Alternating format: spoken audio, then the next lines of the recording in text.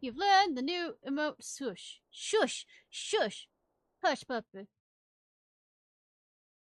Meanwhile, in the Garland capital.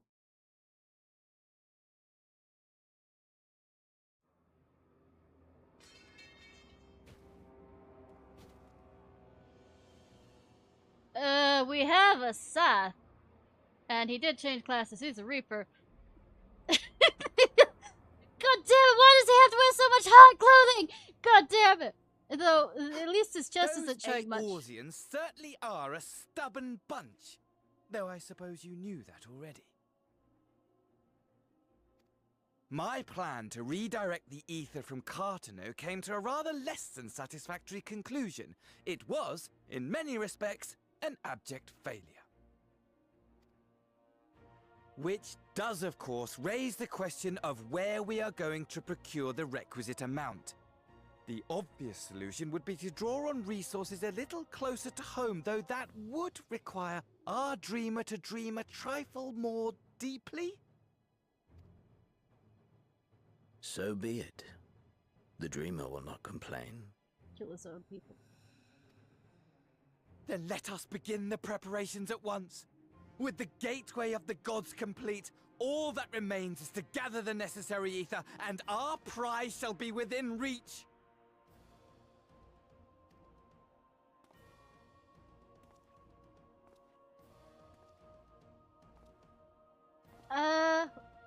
That's a real spike tower. I think that there's not enough spikes, though. The time has come to fulfill your heart's desire. My desire! To relieve those wretched creatures of their meaningless existence!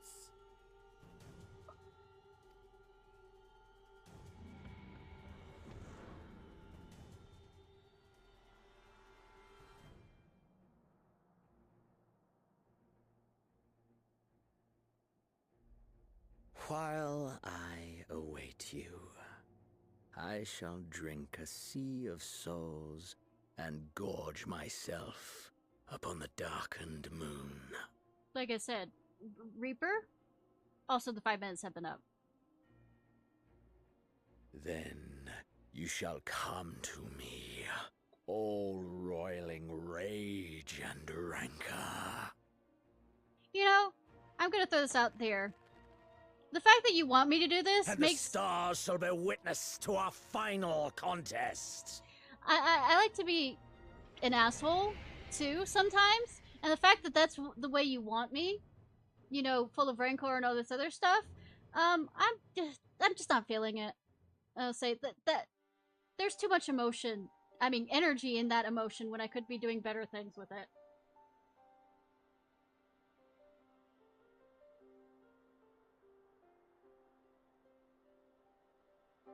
Yeah, very pushy.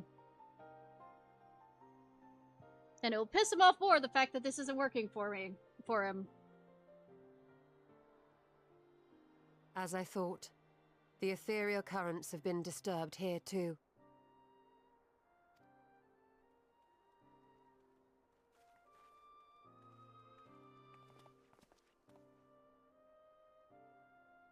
It was the same in Thanalan. Make that every location we surveyed. And the strength of each current has diminished dramatically, far more than could be attributed to a natural occurrence.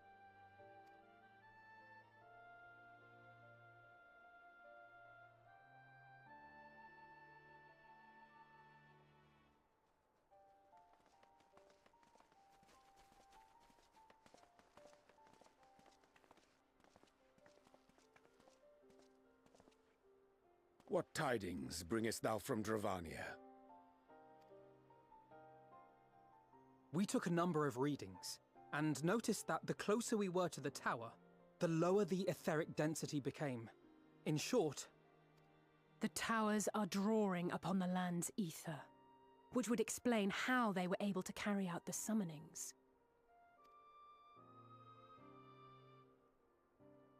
My unimpressed look. Our allies must be informed of this. We should return to the Rising Stones and have Tataru relay our findings to them. I mean, we do have a Pearl Link, so I don't know why we're... Including I have one of those. Hear me. Hear me. Hear me. Hear me.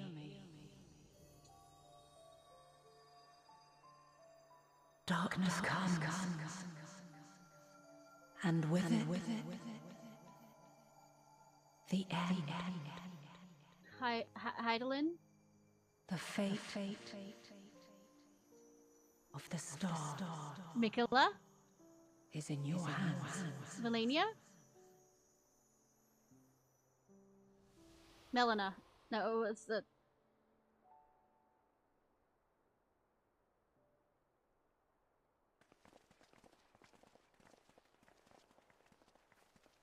Everything all right back there? No! But that's... Oh, that always seems to be the case. Melatonin? Yes.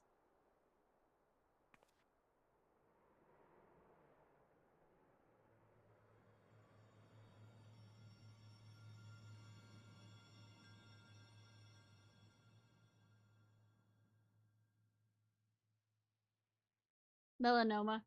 At solemn dawn, grim purposes shine, and gaze is cast towards the moonlit sky. Mesothelioma. Thus does our final chapter. Shadow curtain rises. Your steps to guide. Didn't quite.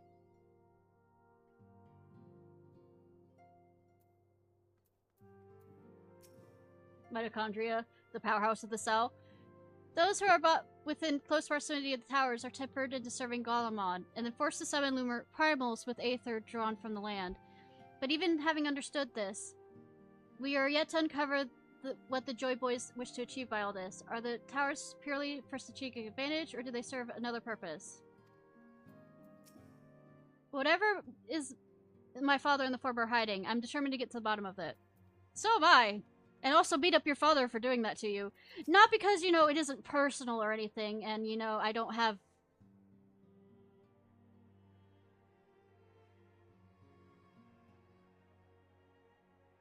Woo! I've conveyed Lord Elmec's wishes to the Continent and the others. For the present, their role will be to facilitate communication between our allies and gather information. Woo! Not only do the members of the Forum intend to adhere to their long-standing policy of non-intervention, they made a point of sending Master Bastard here to explicitly state that fact. Rather than simply refusing to involve themselves in our affairs, it appears they're actively trying to prevent us from meddling in theirs. That does, of course, make Kiri's mission of securing our entry into Sharlayan's nigh impossible, but I'm confident you'll find a way regardless. I mean, I'm good at sneaking in places. Not really. After the end of the Dragonsong War, I spent many a moon roaming. Kagane... Yeah, we did. We met in Kagane. Rad at Haz, even Golemon, but never in Sharlayan. In all honesty, a nation populated entirely by bookish types like Alphino is not a place that appeals to me. Yeah, but I won't be able to beat up his father otherwise. Not that I'm, like, finding catharsis in my own way of doing that. I have a feeling this journey to Sharlayan is going to be quite test your nerves. In more ways than one. You'll miss this place while you're away, I just know it. But for now, the best thing you can do is get plenty of rest while we wait to hear from Kiri. When our involved tried to free the Jaw held in the tower, it triggered some sort of alarm, and the captives were killed instantly. Oh wow, that's what happened? As such, we have no choice but to leave them in the clutches of the Joy Boys until a means of rescuing them has been found. In the meantime, the summonings of the lunar primals will continue. Just as we must rely on the Grand Company of Eorzea to put down such entities and prevent any further abductions, so too do they rely on us to come through with our investigation. Much and more we've discovered of the Joy Boys' machinations since Thancred and I did return from Garlean. Verily, their troops, though, appear to be tempered in as much the same effect as those enraged at the construction. Those engaged in the construction of the tower edifice in the capital. Anybody else I'm missing?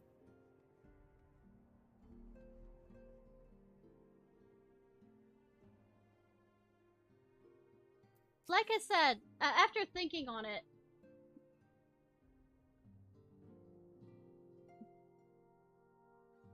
I started to feel like, currently, as much as I said, Heaven's Word might have been my more favorite line, I think Shadowbringers might actually be, currently. Let's see how Inwalker does it. Ishnai, do you have some time to talk? Do I have anything else to do? I would like to gather everyone in Dawn's respite, and together assess the situation in which we find ourselves.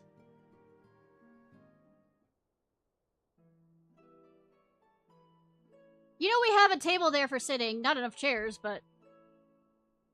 Let us take stock of the fact that, shall we? Facts, shall we? The crisis at hand. With the sudden appearance of the ominous towers and a multitude of locations throughout the world. We have since learned that the said structures were brought into being by an organization known as the Joy Boys. The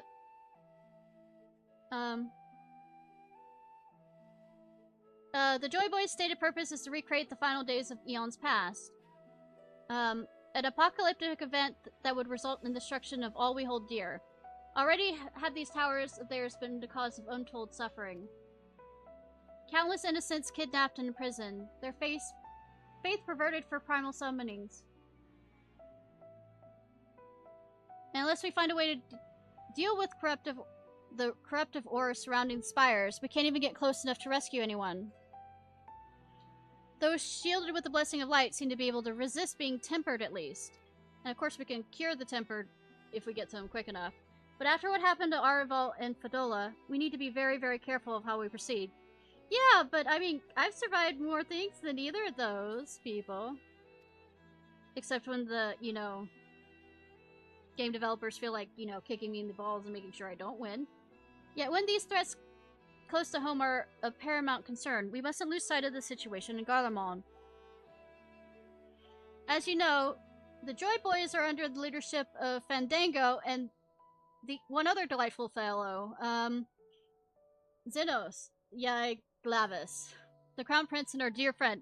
Stop calling him a friend!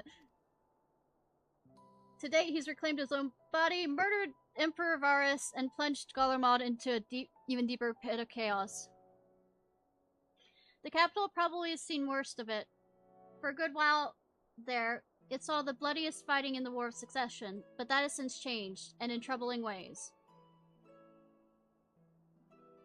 One of us, one of us. Aye, during our reconnaissance, the air was not once rent by the barking of cannons or the cries of discord. It was an eerie fog of silence which blanketed the ruined city. The inhabitants appear to have been tempered, and nary a word spoken did they labor to transform the palace into a soaring edifice born of nightmares. I mean, I've seen worse. If they are indeed made by thralls, it seemed safe to assume that in these events, too, were orchestrated by the Joy Boys. The army of primals is awful enough, but in light of recent developments, I fear it is only the prelude to an even greater catastrophe. Oh, really? We need to devise a means of counter this threat, and quickly, before our allies are overwhelmed.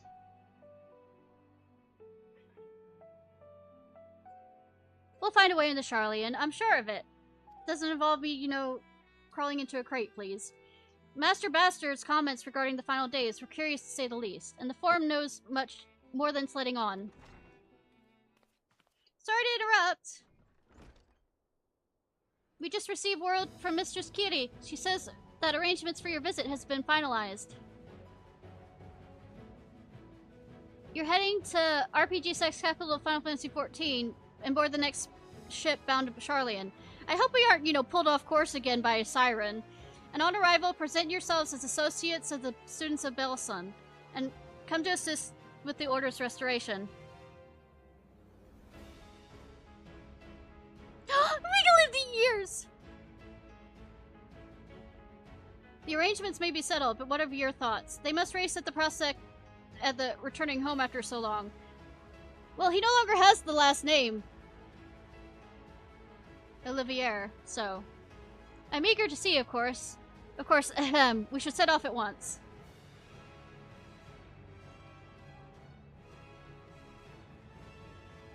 Then I'll accompany you to the docks. You'll need at least one person there to wave and cry and wish you a safe journey. Oh, sweetie!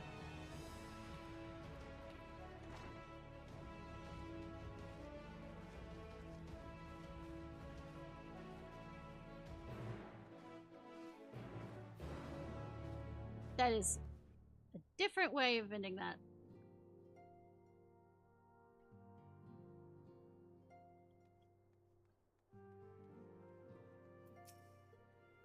Safe journeys, and please do be careful. Never! Nothing ever goes well, and I'm never actually safe. Alright, thank you so much for joining, Monty. I appreciate.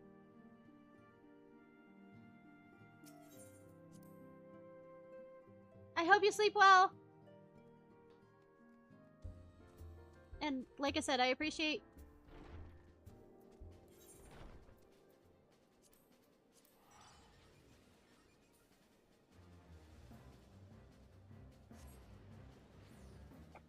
I might continue on in this, or I might, you know, ADHD somewhere else. We'll see.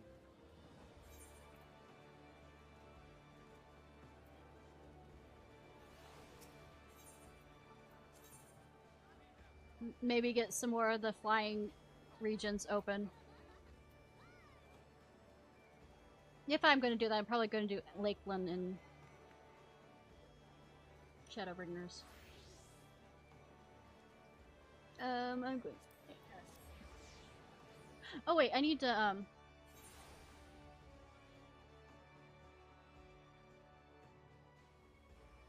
What am I doing?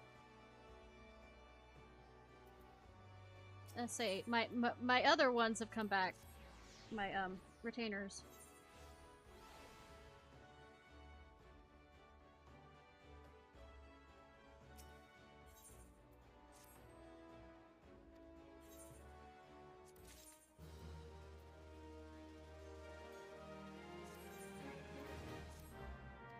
I'm just gonna send them straight out.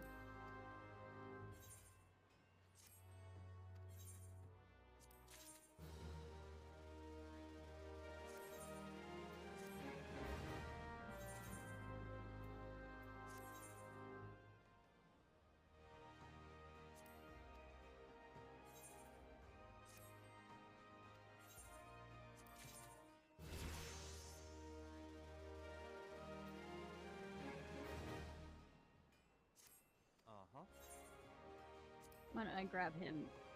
Nero.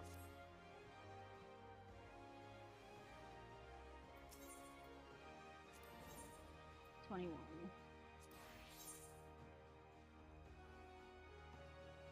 Not yet there for those. Okay.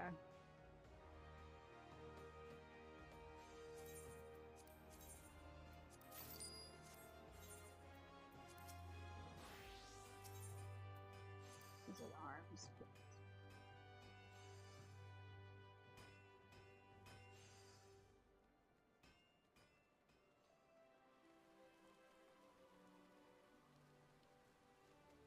Yeah, time is of the essence. Excuse me while I don't. I also need to run by a thing.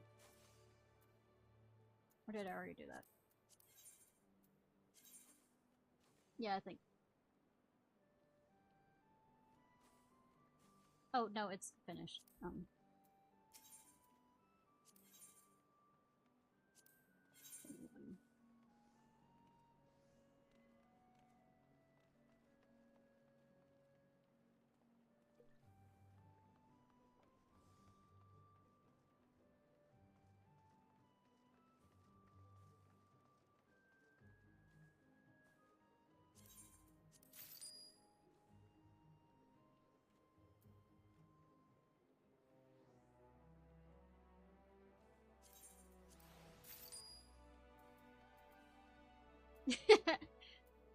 Fun!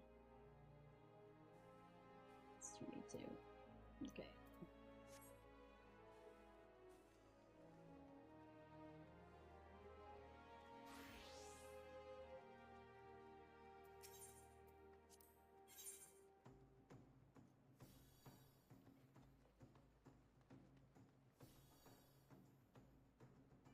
I think I already gave him the breasts.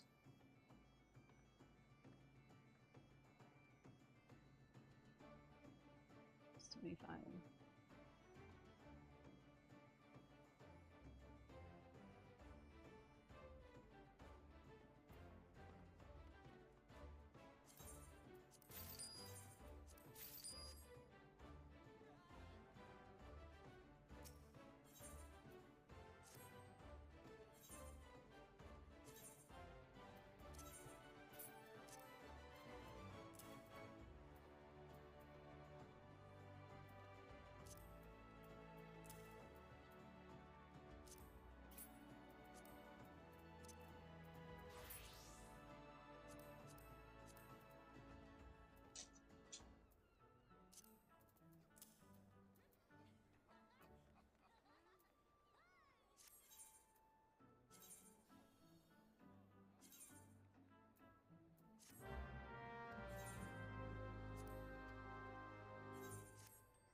Didn't mean that. Might as well.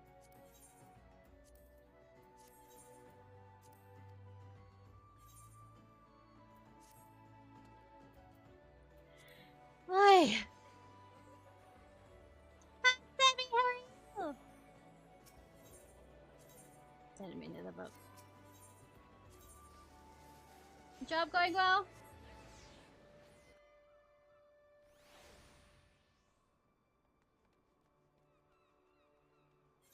I'm gonna switch over to my range.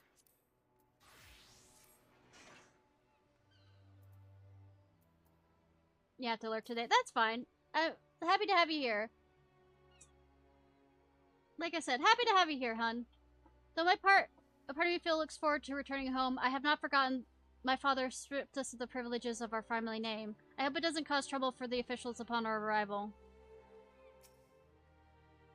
What a grim reason to bring you to Charlian. Not much can be done about it, I suppose, but I would have liked to give you a grand tour under happier circumstances. I might have lived in Master Matoya's cave for a good part of my life, but even for me, the thought of returning to Charlian is quite exciting. I can hardly imagine how it is for the others who've lived most of their lives there. Never thought the day would come when I would be sailing home again. It always seemed so very far away. Sea travel can be tedious, but I don't mind it. This is a rare experience for most Guardians. Yeah, and let us not, end up with a Charlian! Not a Charlian, a Siren. I shudder to think of what manner of truth lies us beyond the Indigo Deep. Still, the more I do dread the prospect of discussions long overdue. Contrary to what you might think, this will be like going home for me as well. I may have learned how to survive in Sex Capital of Final Fantasy XIV, but it was in Charlian where I was taught, quite relentlessly I might add, the skills to properly live. Everyone's here, which is good, because I've already paid for your passage, and the fee is non-refundable. Of course. Oh, I forgot there was a cat making a noise, so I was looking away.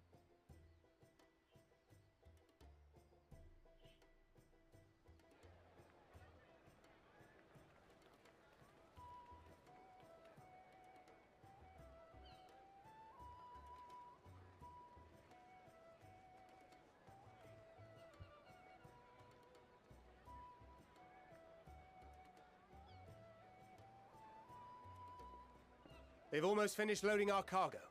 We should be ready to depart right on schedule, or so I'm told. Goddamn British schedule. Learning it in school.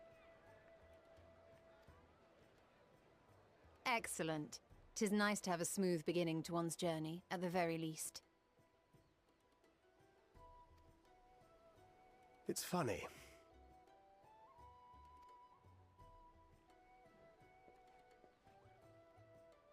Master Louis Soir came here on a ship very much like this one. And now, years later, the street urchin he befriended that day is bound for his mentor's homeland. With his mentor's grandchildren, no less. Aye. 'Tis upon reflection that every twist of time's river and fate's whims are brought into sharp relief. Thou hast matured much in the intervening years. Wert thou not caught attempting to relieve Master Louis Soir of his purse scant moments after he made landfall upon this dock?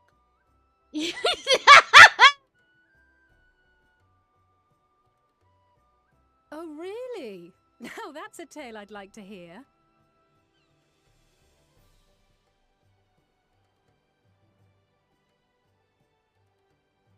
Will this be your first visit to Charlian, Sir Estinian? Of course it should be.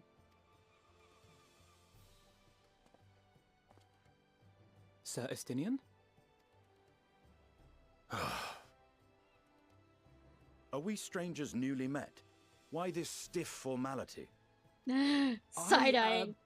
Merely meant it as a professional courtesy, since we are now colleagues in an official sense. I'd rather you dispense with the sirs, especially in private company.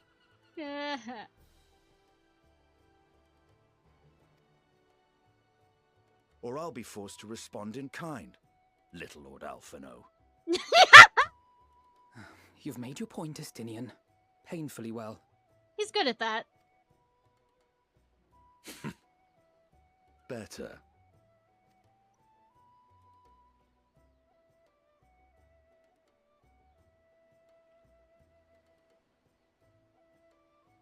Are you all right, Tataru? You seem positively distraught. Distraught? Me? Don't be silly. I think it's lovely that they get to see their homeland. It's not yours? It's just... we're trying to thwart the schemes of an army hellbent on destroying the world. And, once again, I have to stay behind and worry that this is the last time I'll get to see my friends. I'll bring them back safe and sound, I promise. As usual. I'll hold you to that. Ah, good. You're still here. No, we are. Hori! Kultine! What brings you all this way? Well, we gotta bring the body back, hopefully. We're to assist the Maelstrom and the Kobolds with a lunar primal operation, so we thought we'd see you off before heading to the tower. Speaking of the Maelstrom, I forgot to run by there wish to... you all a safe journey, and promise that they'll look after things here until you return. We will too, of course. Aye. We, your fellow Scions of the Seventh Dawn, will do our part to ensure the end of the world won't happen on our watch. I expect nothing less. Also, Tataru, you know the Hori Boulder is also your friend and all the others, so it's not just all your friends. We're set to sail! All aboard for Charlian! Do you need any more, I need to do Copy Factory and a few other things. And Puppet Bunker. And eventually learn the raid enough to get outfits from It's time. the final one. Then we must delay no longer. We will contact you the moment we learn aught of value. Wish us luck. Which would she wish us unluck?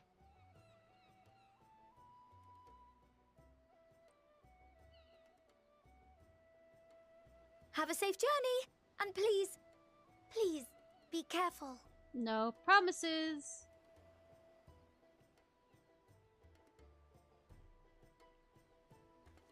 Still haven't done Omega.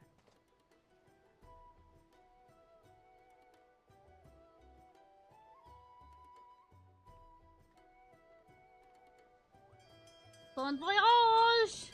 Auf Wiedersehen!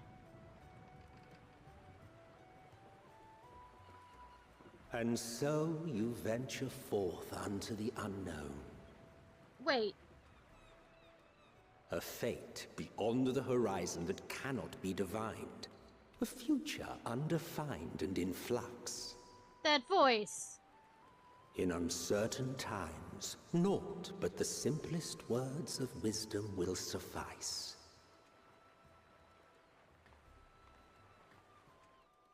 That which lives is destined to die. Love leads to loss.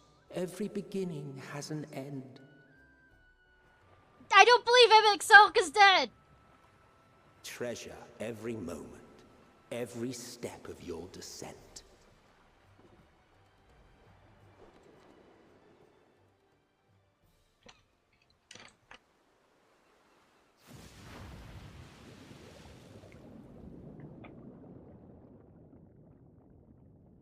And there, in the depths where souls and stars rest, find your truth.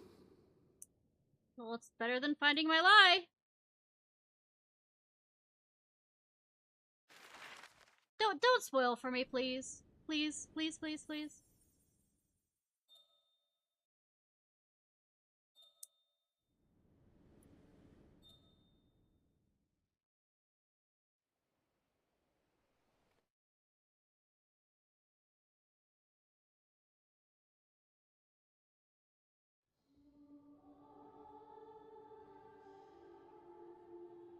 Please, no siren! Stopping me again. Here.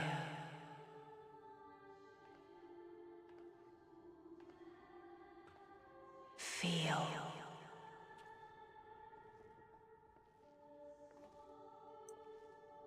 Think.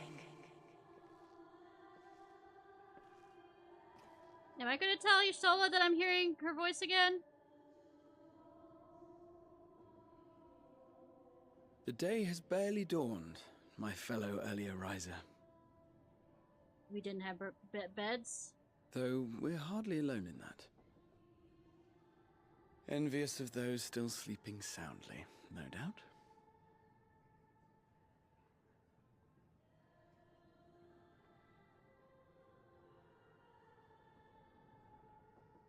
You want to talk about Charlian? Called out to you, you say? I've heard nothing myself.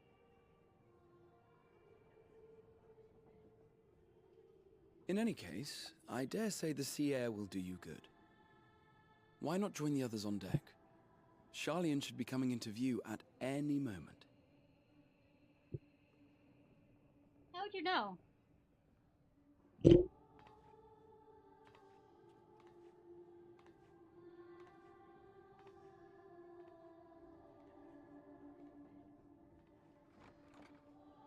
You haven't been up there yet.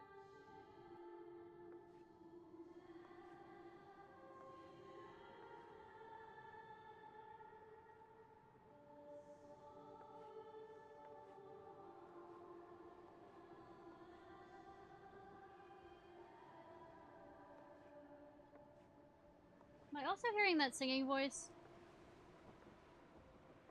Hey, how come she can be barefooted and I can't?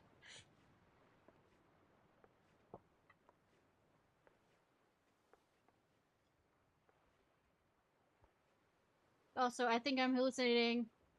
Maybe. Who knows? My voice yet reaches you. I am glad. Hi, Heidelin. Here, Yeah, but barefoot is feel, more comfortable for me. Think. And thus do we meet face to face at last. My warrior of light, guided by the crystal.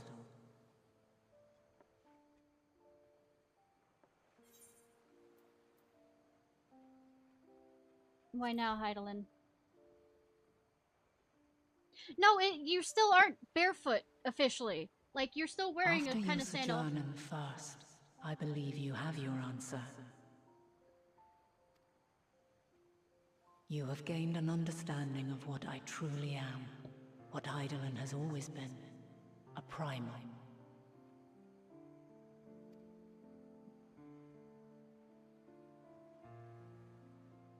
Zodiac was created to forestall the apocalypse, which threatened the ancient world. And I was brought forth to bind him. Yeah, but she has barefoot by the looks of it for a second. Or no. Now that I'm looking at it, no. 7 times now. Those who would orchestrate a return to that bygone era have rejoined a shard to the god I had sundered. The greater his strength grows, the swifter does mine own diminish. The power to draw your mind into the rift betwixt is no longer mine to wield. I like that she has the Asia's mask thing there around her neck. Yet though it taxes me sorely, I dare not leave these words unsaid.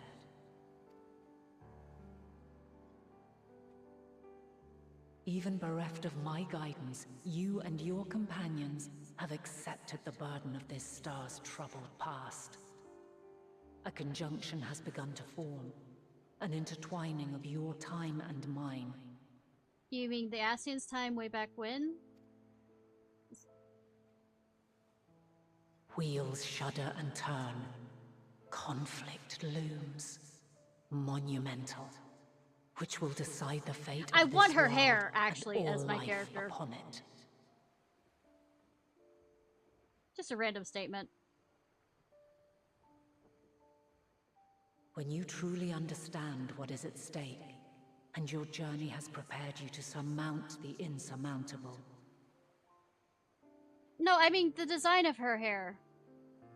Then shall I honor the promise made in another time, another age. Oh, before the servers were wiped, you know, of Realm Reborn? Cast your peepers to the fore, folks. Sharlayan's just over yonder. Also, for the longest I will time, not keep you further. as a smart-ass response to not being able to dye my hair, we shall meet again. You know, And weird soon. colors in high school. I tried to make my hair as white as possible. Because that's still a color. It's a natural color.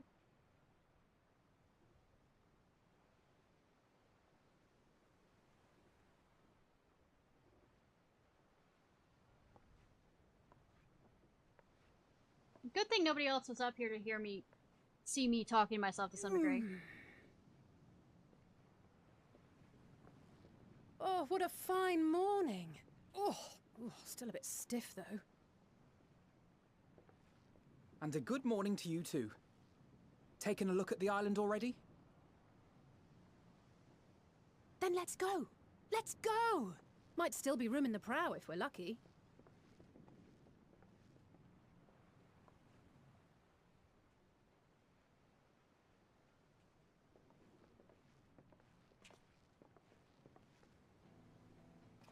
Ah, the sleepers have arisen. You're gonna do a, you know, There she is. performance. Good So- old Sharlayan. Oh, I see it. The other one.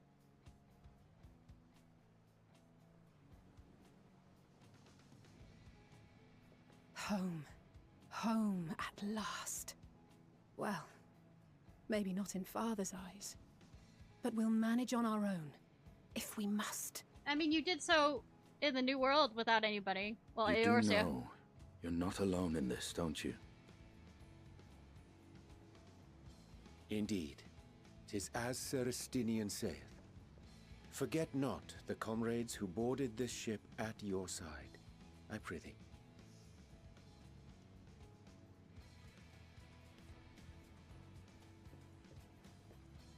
Thank you, my friends.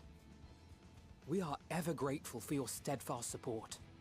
Also, I want to punch your dad first. I want to punch your dad first. Punch your dad first. Upon arrival, we will be disembarking into the heart of Sharlayan proper. Is he paying you enough to, for it to matter whether it's hacky or not, or is it as long as it fucking works? There is no greater concentration of wisdom in all the world. I am confident that somewhere within that center of knowledge and learning, we will find the answers we seek.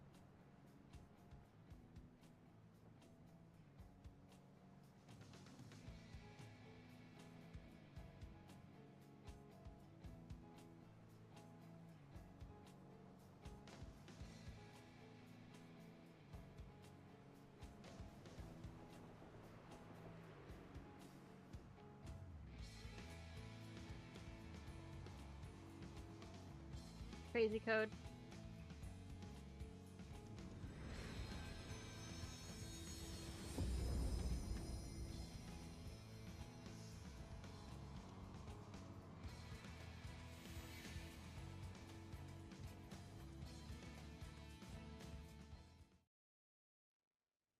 Sharlayan, the solitary island nation of the northern seas. Where under the watchful gaze of Thaliak, patron deity of scholars, academics hoard all manner of knowledge and secrets. Once, they deigned to accept foreign students into a distant colony maintained in the Dravanian hinterlands. How swiftly they abandoned it once the first Garlean boot set hostile foot on Ala Megan's soil. So averse to the prosecution of war, these men of wisdom, your would-be allies. I mean, beat them till the behavior improves. The Northern Empty.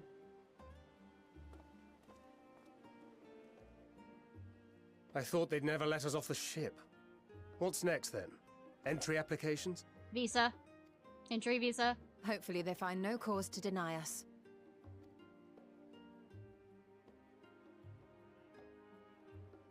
Hasn't Charlian all but severed relations with foreign powers? Those of us without direct ties, myself included, may be refused outright. I mean, this is what happened with this It is card, true too. that, as a nation, Charlian only forms trade agreements with a select few neutral countries.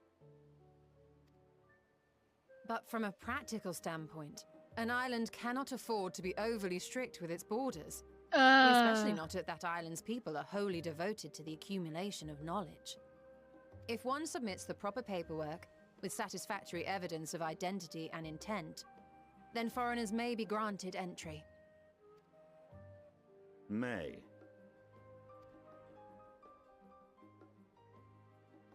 Quite. So let us be absolutely clear on these points before we proceed. Shouldn't we have gone over this The immigration before? officer will ask for your affiliation and your purpose of visit. Considering Charlian's views on intervention, I We're saying strongly we're suggest student of we avoid Balesons. any mention of the Scions. Kral has laid the groundwork for us to act as associates of the students of Baldessian, and our ostensible reason for being here is to aid in their order's restoration.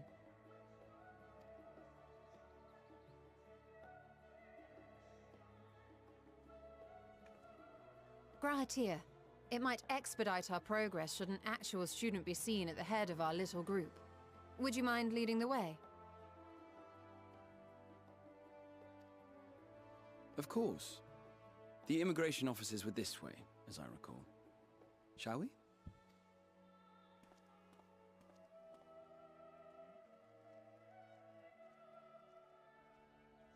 Papers, please. Greetings. We've just arrived and are eager to make our way into the city. Would you be so kind as to process our entry applications? Certainly. I see by your mark you are an Archon. I am. Grahatir of the Students of Baldessian at your service. I was assigned to an Eorzean survey team, but have returned to assist with the reformation of my order. My associates here will provide additional support.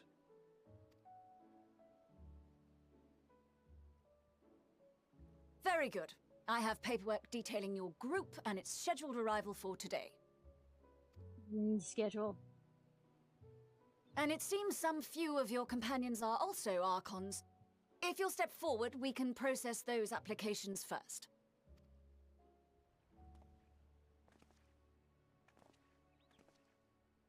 Ishtola rule.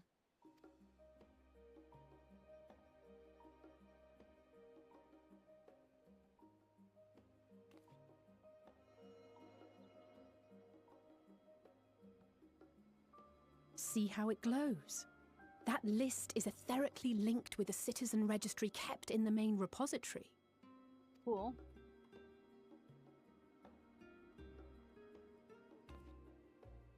I've confirmed your status as Archons and amended your travel records accordingly. Welcome home. Yeah, I know, right? Now, who do we have here? Hell, I mean... Fox.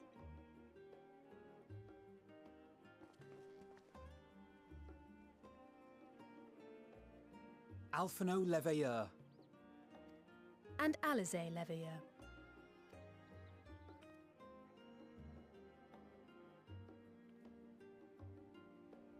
Your applications have also been approved.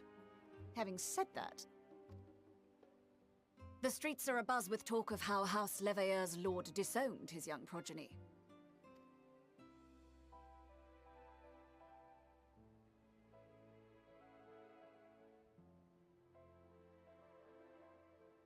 And while such personal circumstances constitute no reason to deny you entry, I urge you to avoid exacerbating your present situation. Times are quite troubled enough already.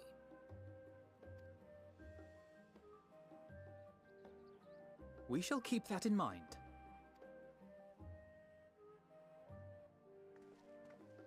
These last two are not Sharlayan natives, but you will find their credentials are in order. An application was made in advance.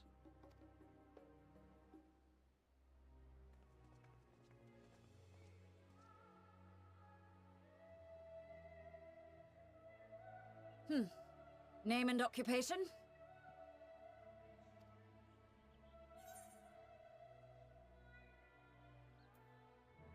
Ishnai Ciarfox, adventurer by trade. Hot streamer. Yeah, I mean, not hot, but I am a streamer. An adventurer. Well, I suppose that is considered a valid calling in your native Eorzea, and it does indeed match the profile provided. You may enter. And you, sir? Estinian Valino, formerly of the Order of the Knights Dragoon in Ishgard. I'm not. My character on here is hot. You have a different last name, Estinian? Formally, at least. And what, pray tell, is your profession now?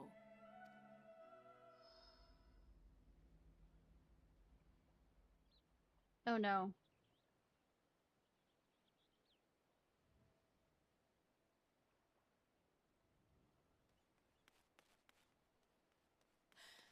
If you'll allow me...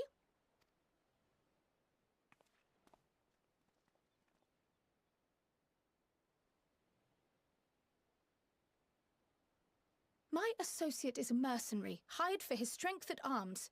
Surely you are aware of the dangers we often face on our forays into the wilderness. Mistress Baldessian, if you insist on sponsoring his entry, then so be it. But while I appreciate that desperate times call for desperate measures, I find your choice of company concerning. Be advised that even a single misstep may have severe repercussions for your organization. You say that, but I'm going to cause a whole bunch of problems. I have every confidence in my chosen company, dear and trusted comrades that they are. But I thank you for your concern.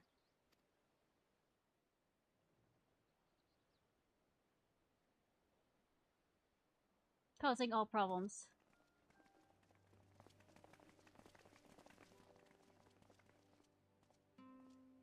Croyle! It is good to see you. Likewise. Long voyage notwithstanding, you will seem none the worse for wear. There is much to discuss, but this is hardly the place. Let's be on our way, shall we?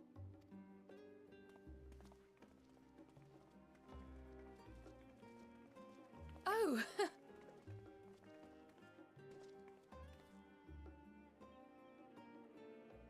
Welcome, friends, to Sharlayan. As your mercenary, I should hope my welcome includes a generous salary. Smart ass. Well, I had to say something, Sir Taciturn. This is my smart ass.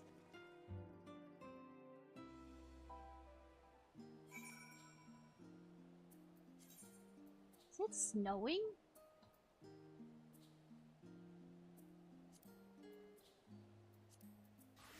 I'm gonna change back into my astrologian because fuck, you know, I know how to... I am unaccustomed to fabricating lies on demand. Why should it matter how I earn my living? Here we are at last, the great city of Sharlayan. You may have noticed some similarities with the Crystallarium, yes. In fact, Oh, but we should really let Kiri have her say first. We can continue the conversation another time. You're doubtless eager to take in the sights. Not to worry, Ishnai. The city is not to vanish before we finish our discussion. Yeah, but do we have to do it in the open so people can hear that we're plotting insurrection? Even allowing that years I've spent in the first pass here in the blink of an eye, the city feels untouched. Allow me to extend my warmest welcomes. It's snowing. My warmest welcome, Ishnai. May the wisdom of my homeland aid us in our endeavors. It's snowing. I'm fine, honestly. Better to be waved through with a stern warning than to be denied entry after all. That was about as awkward as expected. Still, we are here now. That's all that matters. I'm glad I spotted your ship coming to port. Officers are born bureaucrats and sticklers for details. In any case, you may relax and take a moment to get your land legs back. Raining cocaine. Sure.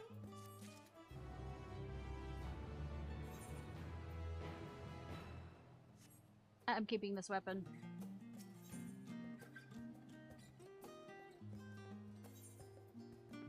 My chest wear is also still. Suits the signs of a speculative look. If he's used to the snow, why did Alphino have such a reaction when we went up to... I had thought to launch directly into an explanation of what I've learned and how I might proceed. But this is Ishnai and Istini's first time in Sharlayan, and for the rest of you, a homecoming was long overdue. You must have places you wish to visit, and people you're dying to see. Therefore, I propose to postpone our agenda so you all may have sufficient time to recover from your journey and get bearings in the city. Other words, touch all the Aetherites, all of them! Once you've settled in, we can reconvene at the Balison Annex. How does that sound? This is a fine suggestion. We may not be welcome at the Leviar estate as such, but I'd like to nose around the neighborhood all the same.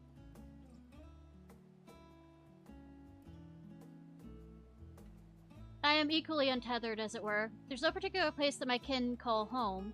Still, I'd not pass up the opportunity to reacquaint myself with the city. Likewise, a quick tour of our old haunts might even yield some useful gossip. The annex was west of the Aetherite Plaza, was it? I shall journey there anon. Yes, we'll see you there.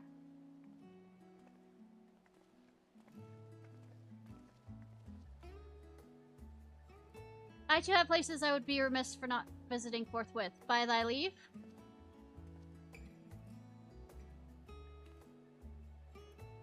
What of you, Estinian? My services as a guide are yours for the asking. It won't be necessary. Until we reconvene, I prefer to wander as the wind takes me. But I could... Oh. Well, Raha, would you like to join us then? You've been gone for quite a long while, and this would be a perfect way to refresh those dusty old memories of yours. Of course, if you will have me. Come, Ishnai, Sharlayan awaits.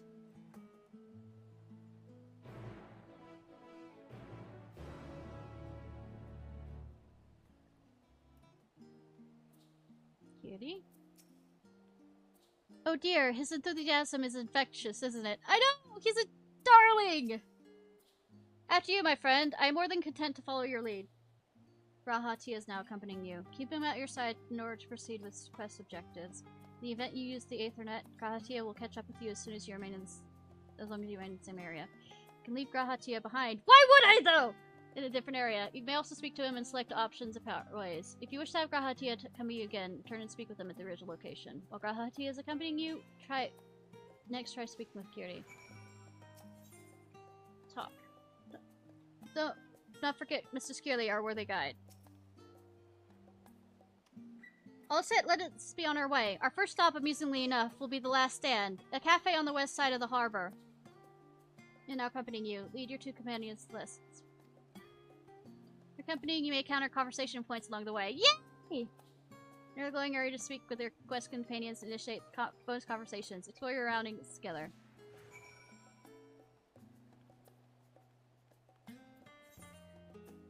Oh, good that it shows it on the map. I like that.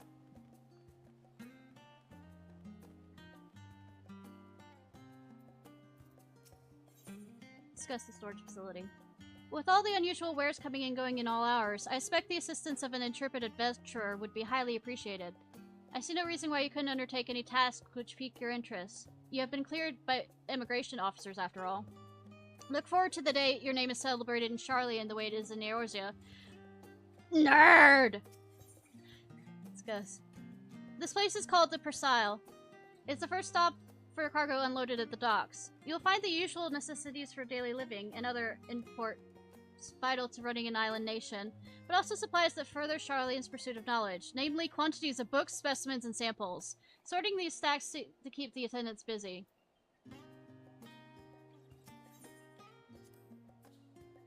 I'm grateful to have Cutie's help in reincarnating myself at this place. It is almost as if I'm seeing it with all new eyes, as are you.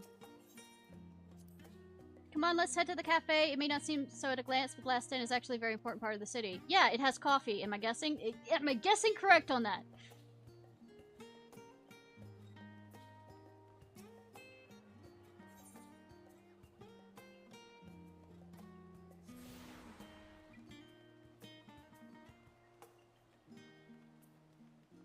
The most important thing for students, coffee.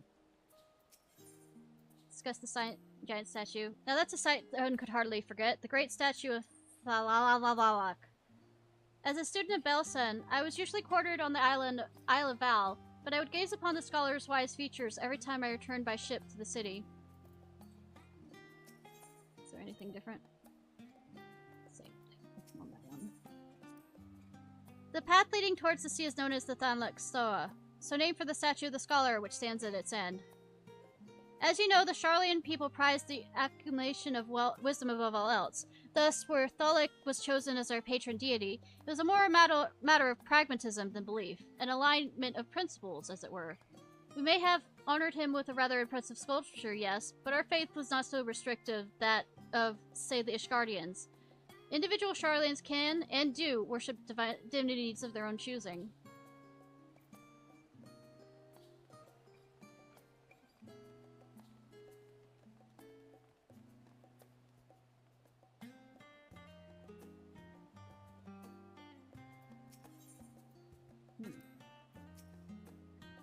Here we are, the Last Stand. I may have mentioned this before, but although our research into nutrition and food preparation is quite extensive, the average Sharlayan tends to regard seasoning and flavor with a certain indifference. Fun. How can I put this? Food is, bland, and it is encapsulated by our infamous Archon loaf. The prevalent sentiment towards cuisine is dietary value first, taste a distant second. There is one pupil at the studium, however, who could stomach the school's insipid meals no longer, so he quit his lessons and poured all his savings into building a proper eatery. So the Last Stand came to be. As its name implies, the sole dedicated outpost to fine dining in Sharlayan, and the one and only bastion of culinary arts in the Isle of otherwise mediocre fare. I seem to recall their burger being hailed as one of the most impressive items on the menu. Not that I've had the pleasure of eating one myself. Because you're a typical Sharlayan when it came to cheap and convenience, Raha. But surely Tataru has since taught you how to appreciate a well-prepared dish. We should all stop in when the time permits and sample the cafe's delights. Shall we press on? The stairs to this side of the cafe will take us up to the Ethereite Plaza.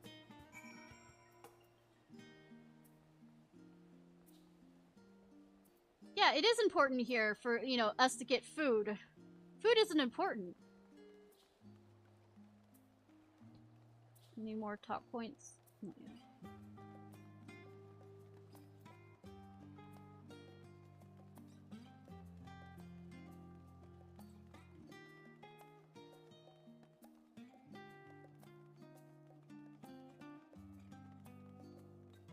I'm running over here to grab this down here before I go up to the other one.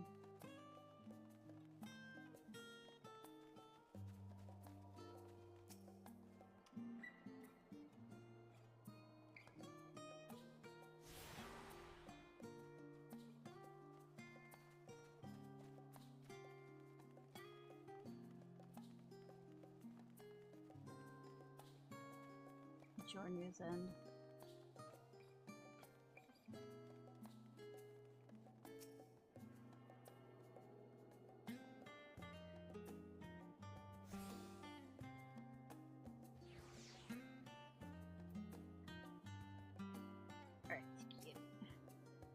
Usual shape, isn't it? I assure you, however, that it's perfectly functionally aetheryte. Remember to attune yourself before we move on. Now, being the diligent tour guide I am, I should make the mention of the Confluence, a research facility located in this very plaza. Its much vaulted discoveries are the reason Sharlayan stands at the forefront of teleportation technology.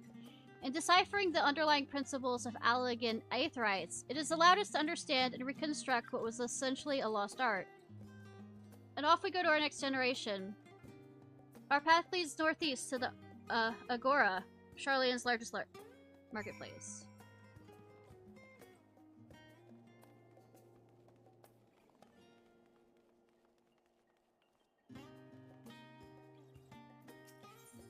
Discuss confluence. Speaking of aetherites, those teleportation fees do add up after a while, which is why I tend to rely on far cheaper ferry services. I'm pleasantly surprised when Tataru informed me that the Scions are reimbursed for transportation as part of our duties, but I find it a hard habit to break. That, and I'd rather not be bothered by filling out the necessary paperwork. Oh, why am I not, reimbursed? That's the entrance to the confluence. And no doubt your expertise will provide useful at some point, so I just remember the way here. Yeah, of course, for quest reasons.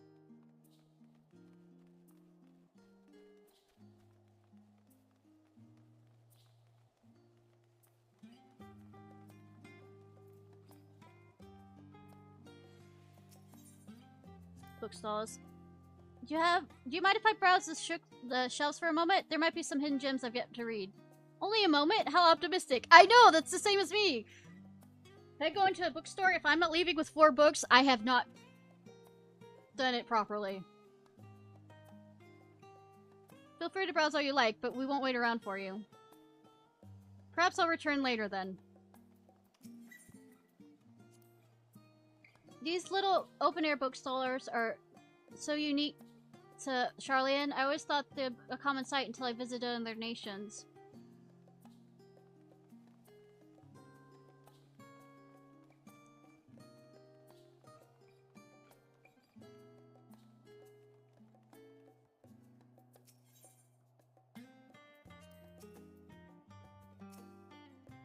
Welcome to Agora, where you can find wares made in Charlian, as well as a wide selection of imported goods.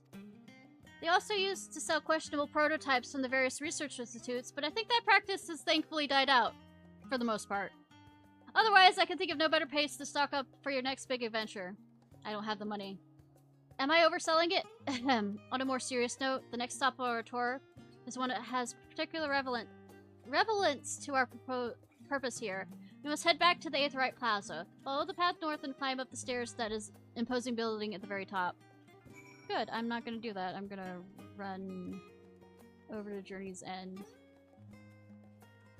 and circle around that way.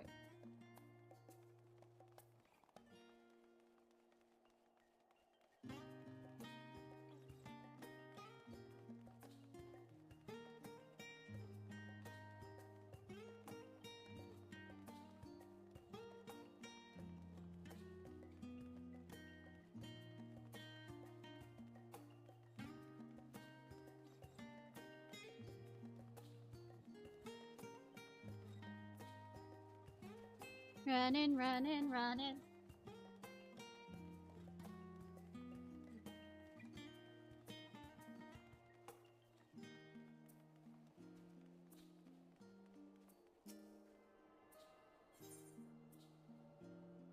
I'm guessing, by the looks of it, and the name of it, Journey's End, this is the residence area. Well, main residence area.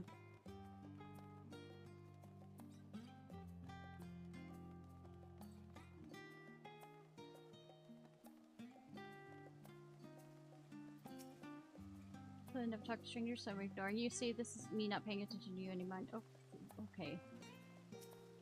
Friends gather here time to time to discuss what's been reading recently. It truly helps us broaden our intellectual horizons.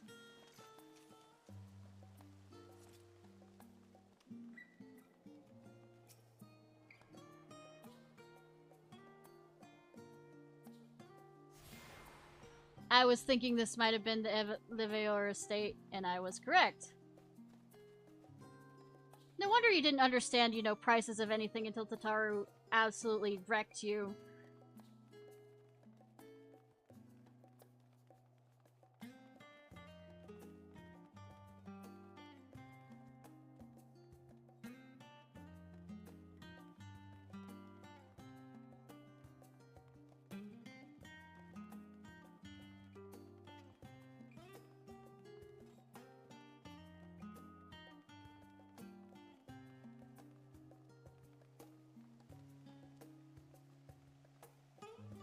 This is kind of pretty. Just the water features. These little decorative features are typical of Charlene architecture. Aside from the research wing, our headquarters on the Isle of Val was rather simple and rustic by comparison. This is the Nymphemia, an area dedicated to the blessing of water. For Charlians, water represents more than a life-sustaining liquid. It is a reminder of a great flood which precipitated the birth of our nation, as well as a symbol of the knowledge which flows from Thalala's divine Yor. It is this reason you see an abundance of fountains throughout the city, and a propensity for utilizing water as a decorative feature in our architecture. Well, I do like that part. Ho there, Ishnai! Surprising I know your name? Well, you shouldn't be. You're practically a living legend. Am I?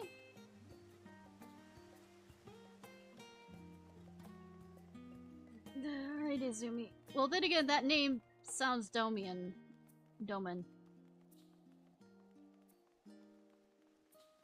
gonna run over here, grab the Aetheryte.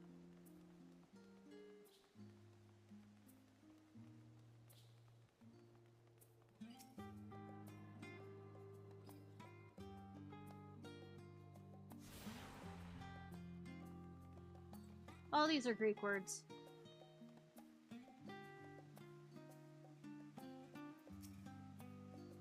Grand structure before you is the Rosta. The name refers to the original public forum erected here, upon which the forum of elected representatives would deliver orations and debate policy. Though the stage has since evolved into council chambers, the nature of the forum and its duty of its members remains largely unchanged. Am I boring you, Raha? You seem awfully distracted.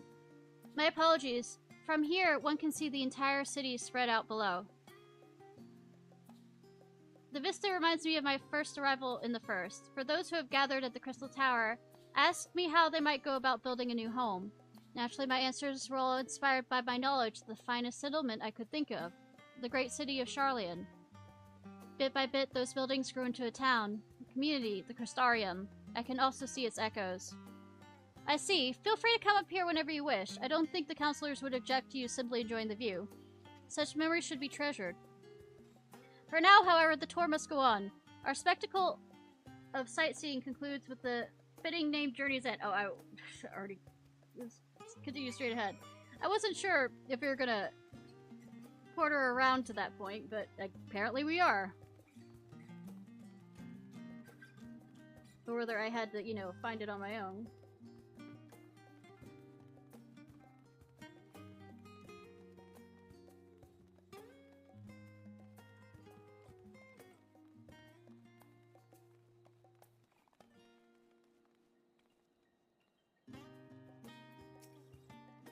We arrived at Journey's End. History tells us that this was where those who put ashore with the Archon Nefafas to build their first home. In the present day, it serves as the residential district for the most important officials and the oldest Charlian families. You see that one mansion clearly larger than its neighbors? That estate belongs to our friends from the House Leviar. All things considered, we should probably keep our distance for the time being. And with that, we bring our little Charlian tour to a close. I hope it has proven to be entertaining and a enlightening experience. Now we shall head to the Belisol Annex. You remember the way, don't you, Raha? Let me think. We head down towards the harbor, cross the bridge to our right, then follow the path below to an Aetheryte plaza. Correct! After you, Ishnai! You know, I was about to just use one of the Aetherites to teleport there, but there's a Talkie Talk, so we're going to go to the Talkie Talk.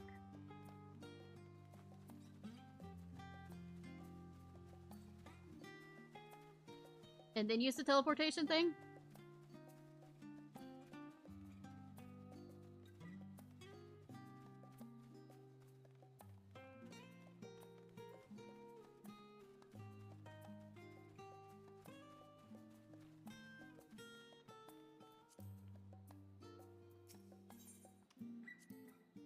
Right, we crossed the bridge here as I recall. Stick to the path and be careful not to end up back in the Aetheryte Plaza. Charlian is full of educational and research institution, but there are still professors who prefer to establish their own private practices. Not that I ever attended these exclusive schools they run in these residences. Perhaps the twins could tell you more about them. Alright, Wolf, I hope you sleep well, hun!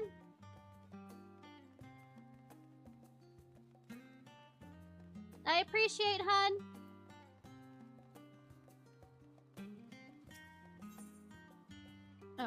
No, we already did.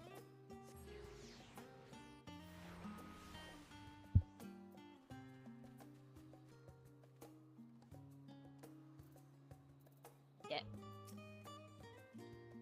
As the joyous look on Raha's face is undoubtedly informing you, this is the Baleson Annex. If you continue up the hill, you'll arrive at this... I love that it's called the Phenom-Num-Num-Num. But I think we'll explore enough for one day. We can take you another time. Inside with you, then.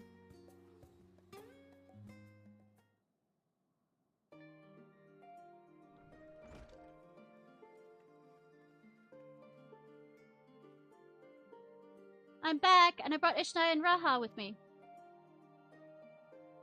Ah, you're right about the ship, then. Hello, Graha. It's nice to see you again. And a pleasure to finally meet you, Ishnai. I've heard many a tale of your exploits. Ojinka? Ojinka to Sujinka, it's been an age. Let me introduce, Administrative Office, Oji! Oji! For the students of Baleson. He oversees the, day-to-day business of the Annex. You may recall meeting his cousin, Bastard.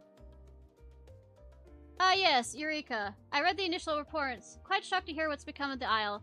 Do take care if you have an opportunity to rejoin the expedition. This place is like a second home for the students. The Isle of Vale served as our main headquarters, of course, but we often had occasion to visit Charlian, whether it was to make the use of the city's research facilities, attend conferences, or to procure supplies from distant shores. But the annex here was built to provide lodgings for our members while engaging in such activities. Ever since our former headquarters, along with the Isle itself, vanished, the annex has served as our base of our operations. And yet, it feels so empty. With so many lost to us, the organization is a shell of its former self. The day will come when we'll see the students rise again. But first, we must ensure that the Joy Boys fall. Through that door to the left is the main hall, where we can discuss our options moving forward. Once everyone arrives, that is, you probably have time to rest before discussions begin in earnest.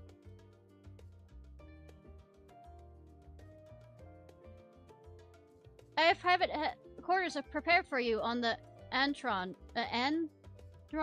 so please feel free to make yourself at home. Ah, the nap rooms, perfect for an afternoon doze. Oh, I didn't mean to give you the wrong impression. The chambers are quite well appointed, far more so than cheap roadside inn, you may be assured.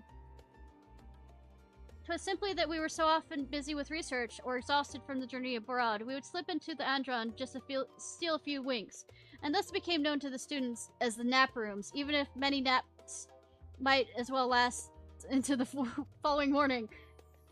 Say the word and I'll be happy to show you to your chamber. Hopefully the others won't be too long in coming. I'll wait for you all in the main hall.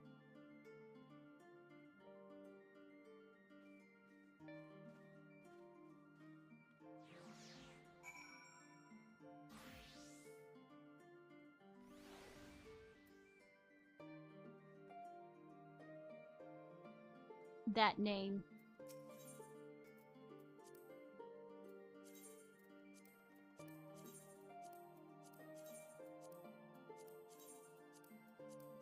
I'm gonna do myself a favor and real quickly run over to the place over there to...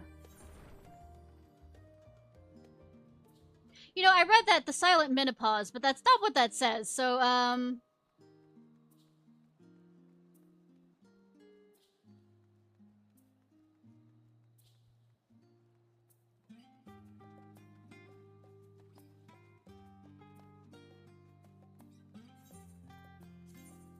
switch back to Red Mage real quick.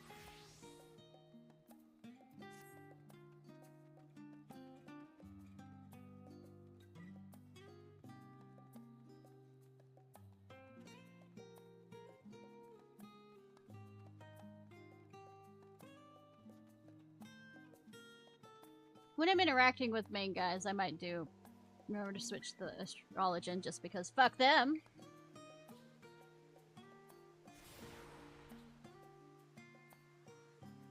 Tune yourself to all of them, Charlene. Cool.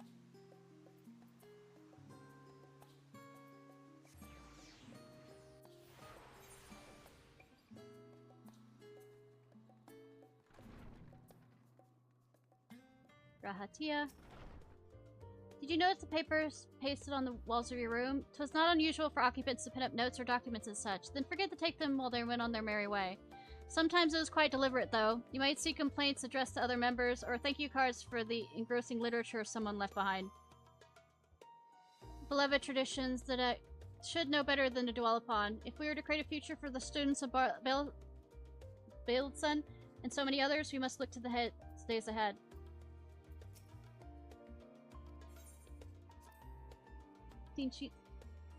I didn't look at it, so I'm just not sure.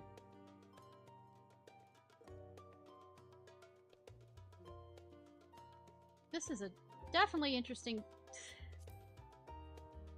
design.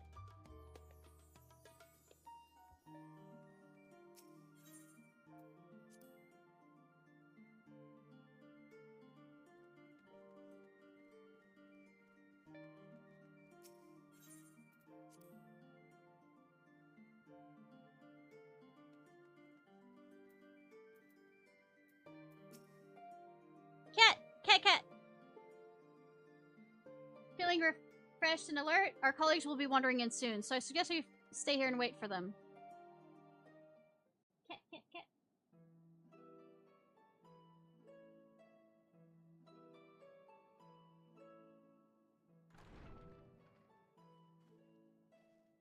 Pray forgive me. I was delayed. It's fine, Urianger. We're all here now. Let's get down to business then, shall we? And defeat the Forum? Come what may, we must prevent the Telophoroi's plans from coming to fruition.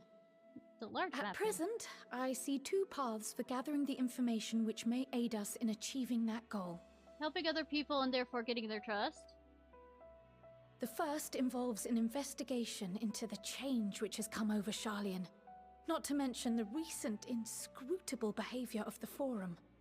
Okay. As most of you know, the 99 members of the Forum are elected from the general populace. This alone guarantees a plethora of opinion with regards to foreign policy. Okay. The bibliotheques, for example, are a group of conservatives which would have Charlian focus on recording history, while remaining entirely uninvolved in the making of it.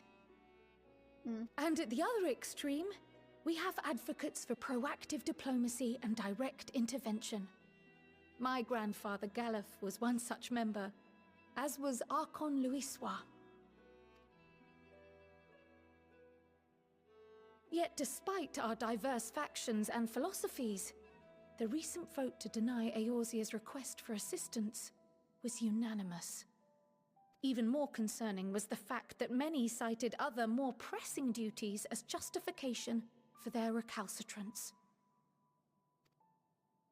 Fortuno's refusal in Gridania had those same undertones. 'Twas as if, having stared unblinking into the face of impending doom, he had simply turned away to pursue something more important. But what could that possibly be? A mystery indeed, and one which I ask for your help to solve. Our future may depend on it. It's a mystery, gang!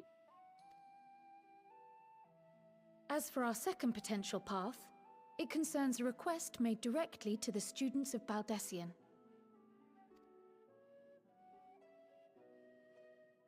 Our organization was founded primarily to study strange and unexplained phenomena the world over. Mysterious relics and ruins, arcane disturbances, and so forth.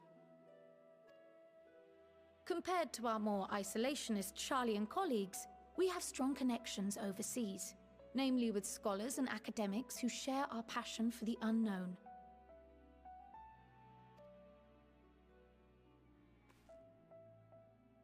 The request in question comes from one such acquaintance, Nidana, an alchemist residing in distant Favnair. Her missive describes the sudden appearance of a tower, and the subsequent summoning of what I can only assume is a lunar primal.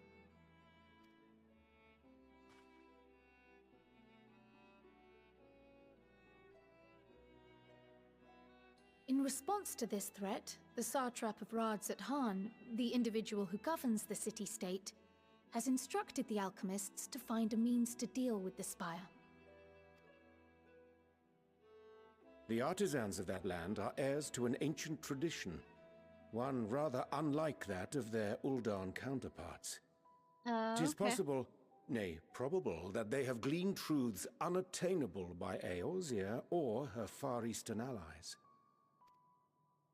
They do, in fact, appear to have a strategy in mind, though it will require further research.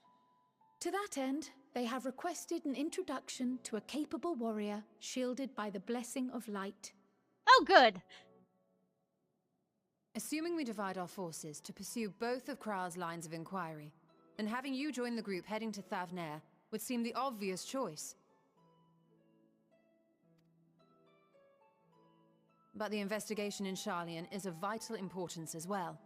Equal, I think, to the Thavnarian one, given that the fate of the world may hinge on the results of both. Look, you can talk with the scholars and nerds all you want, even though I'm a nerd, but I mean, Yes, it is quite the quandary. Though it is a great imposition and an altogether too common one, our efforts would be more likely to succeed were you to lead the charge on both fronts. Woo! Yes, a common occurrence. You are indeed our champion. As to which task to tackle first, we will defer to your decision. Let us next decide how everyone else might best be assigned. I'm not a leader. You do that. As for myself, I shall continue what I've begun in Sharlayan. I should also like to steal the services of an Archon or two. And thereby gain access to a greater range of reading material. I will help with that. Woo! Allow me to offer my assistance. Damn. I have some small amount of experience in the field of research. Too bad I'm losing both Yustola and Grahatia.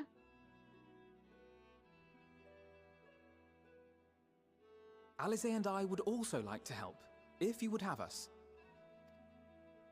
Anything to understand even a fraction of what our father and the Forum might be thinking. I would think Alize would want to go fight. Of course. The more the merrier. Right. The rest of us will make the journey to Thavnair. Thoughts? Objections? I passed through Thavnair on my way to infiltrate the Empire, and though I'm not qualified to give a guided tour, I did gain a sense of where things lie. I'll be happy to have you along then. So for this group, it will be you, me, and Urianger. Cool!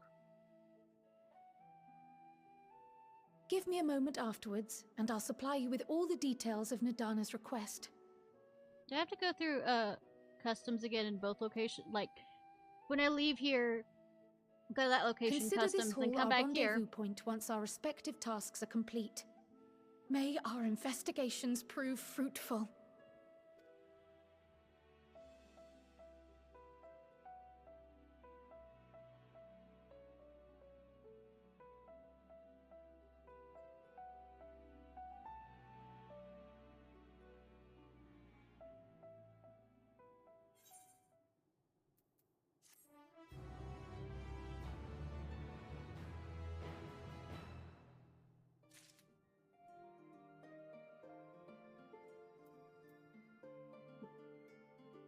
So I pick which one to do, either one. I still don't understand how the vote could be unanimous. What could possibly convince them to all turn their back on Eorzea? Threats? The process in which the 4 members are elected is fair and equitable. Neither wealth nor social standing offers any advantage to the prospective candidate. But fairly elected or not, Master Matoya still found them all to be insufferable. If the Forum is intent on concealing its intentions, then a cursory investigation will avail us little, I suspect. We'll need to dig deeper with the greatest of care. Our tour of the city was a pleasant distraction. I feel more than ready now to tackle the challenges of the day.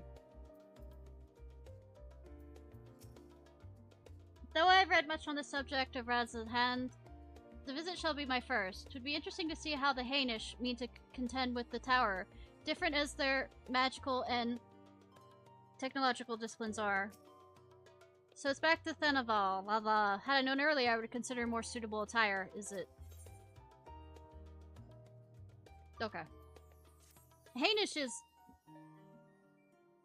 an actual group of people in the past on Earth. I have Kiri's instructions in hand. If you're ready to set out, then so are we. Having been to Thanavar before, I can't travel by Aetheryte, but what of the rest of you? Another sea voyage would waste time we do not have. Kiri of the same mind, and has already secured the aid of the good folks of the Confluence. We'll take ourselves there. The Confluence, thou wouldst say? I'm afraid so, my friend. Moonbrea something? Thou wilt recall the hunt for Iceheart, onto whose sanctuary we delivered thee owing the knowledge of our comrade Moonbrea. Yeah. Moonbrea was authority on aetherology, a field of study she did embark upon in pursuing of her parents' example. We have to confront her parents. Both are authorities in their own right, and both are researchers of the Confluence. Do they know of her death? You haven't gone to see them yet? I attempted to do so earlier, but in my shame, my courage failed me at the last. I didn't mean to hit that again. Neither time nor introspection have revealed unto me the words I should speak, and thus I have kept my silence. It's funny how, like, you managed to, you know, lie to me for how long, and the rest of us been able to keep courage on that, but this you can't. Each his own failings. Whether you come with us or not, no is your choice and yours alone. If it's too difficult, we'll manage. Thou art kind to say so, but I have no intention of forsaking our cause. I shall go to the Confluence, and I shall face which that has long been overdue. Then it's settled. Then let us be off. When we arrive, we'll look for a researcher named Kaitel.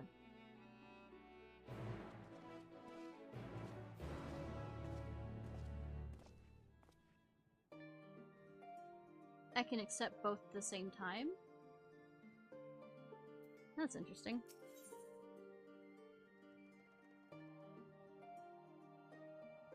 Hitting the books. I wonder if going this way will let me meet, Alphino and Alizé's mother quicker. An unsettling change has come over Charlian, but together we will divine the underlying cause for the form's callousness. As I mentioned before, however, questioning the counselors directly is a fruitless endeavor. They seem to have already come to a consensus as to what and how little they are willing to divulge, which is why I began scouring the Charlian's archive of historical records for any hint of a connection to the final days. Suffice to say, the progress has been slow. There are only so many dusty pages one can skim in a day. But now that I have this band of willing reinforcements, the search shall proceed all the swifter. Now, reconvene outside the Numenon. Exit the annex to the right. You'll find the archives on the western edge of the woods.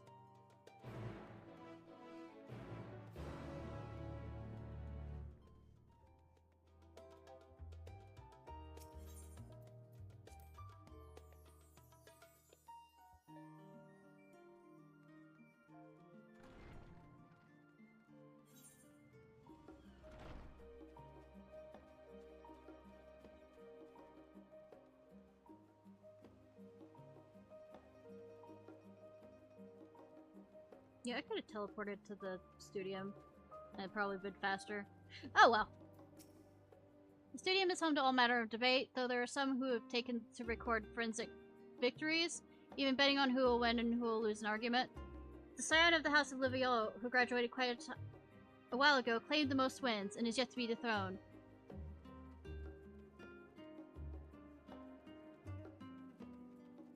You mean Alphino's father, or the Alphino?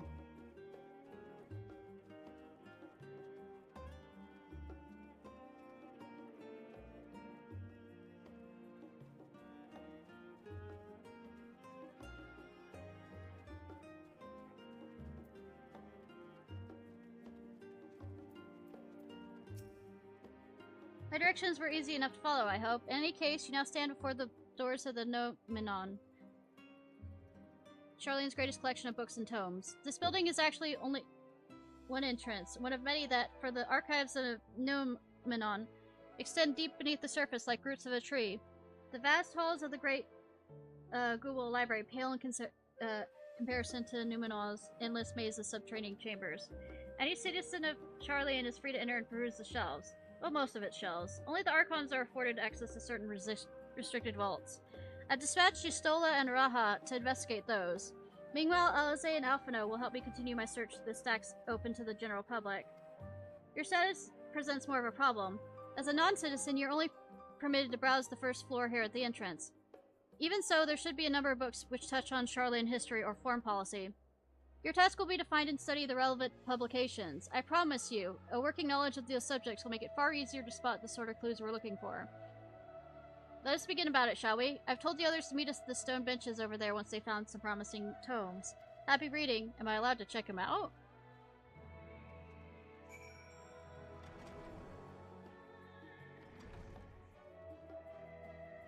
Is that your actual name, reference page? Oh, it is. I was gonna say you are a mammoth. Apologize for inconvenience, but the reference desk is currently experiencing unusual high volumes of requests. Please stand by until the issue is resolved.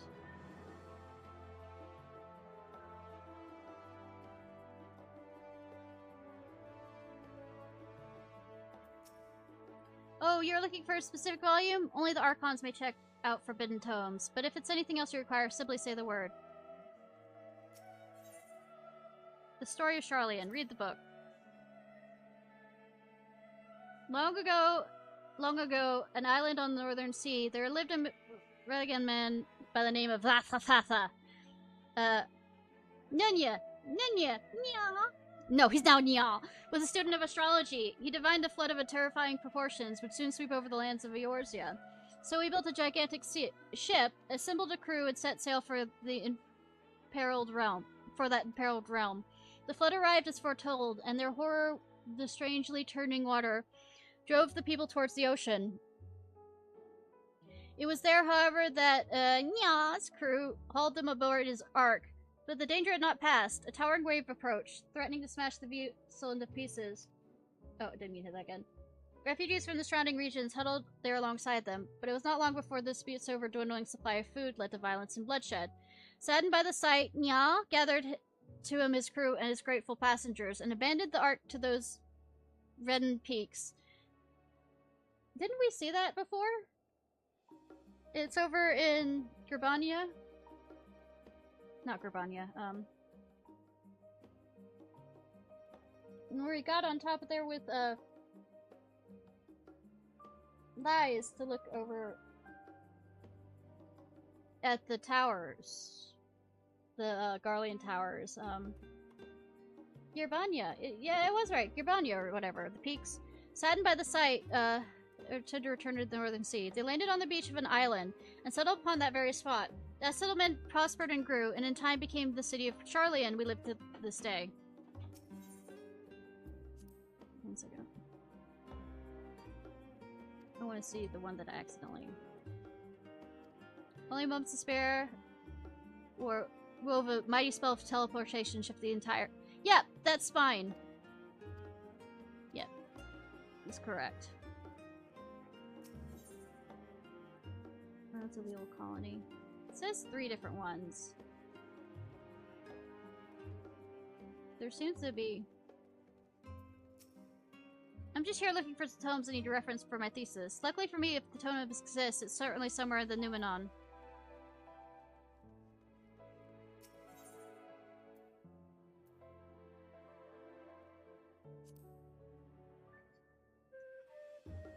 During the chaos of the Sixth Umbral Era, Archon Nya, founder of Charleon, bore witness to the madness and savagery of men brought to the brink of despair. Upon raising a settlement on an island in the northern empty, he instructed his people thus: renounce the ways of war and pursue enlightenment through knowledge and reason. The Charleans took the wisdom of heart of their savior and henceforth served the stewards of wisdom. Hi, Haru! Upon a foundation of accumulated learning, they built a homeland unlike any other, a nation born from the strength of the minds rather than strength of arms. Lurking while I go to sleep? That's fine. With knowledge of economics came the shrewd trading. With knowledge of agriculture came bountiful crops. Engineer brought wells and sewers, ending squabbles over water. Wealth of expertise could be bartered for wealth in coin. And the more wisdom spread throughout the world, the more mankind as a whole would thrive. And so it was no matter the trials and tribulation of the age, the citizen Starlians would live by their founders' teachings. For the sake of a better tomorrow, for the sake of a brighter star, they would eschew the tools of war and with the knowledge to live the world. But they keep the knowledge hidden.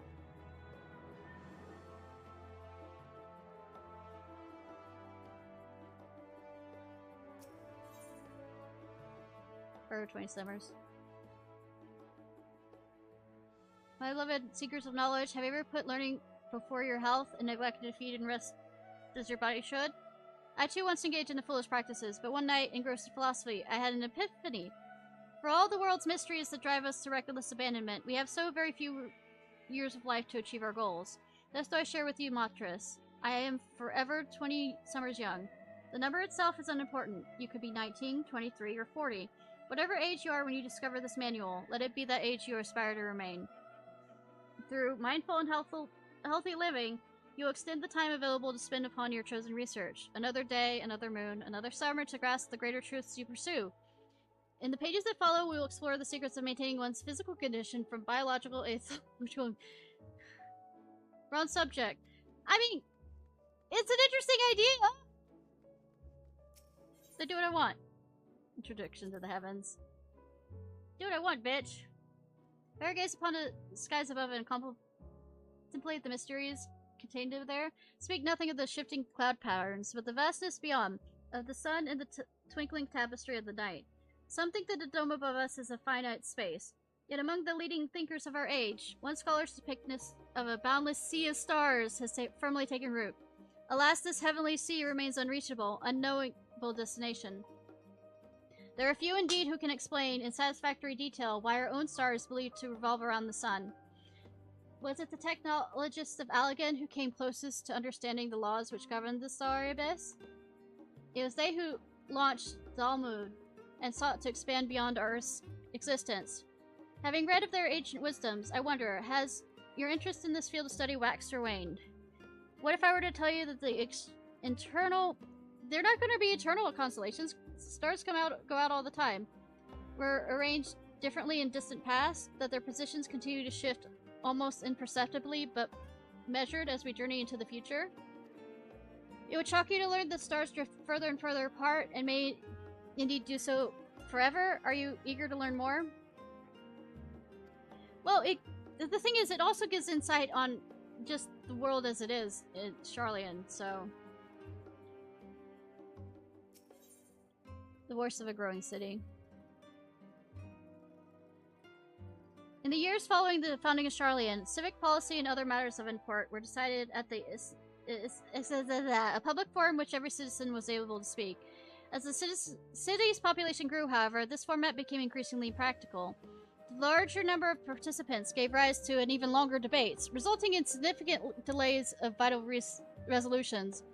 Various measures were introduced in an attempt to curtail protracted discussions, but in the year of 201 of the Sixth Umbral Era, it was ultimately decreed that Sharlayan would transition to a new form of government. The nation would now be led by a body of 99 members, citizens chosen from amongst their peers by means of a nationwide vote. Thus, the form we know today is conceived and created. Please let me still read some of these. The reason why I skipped some of them was because I was afraid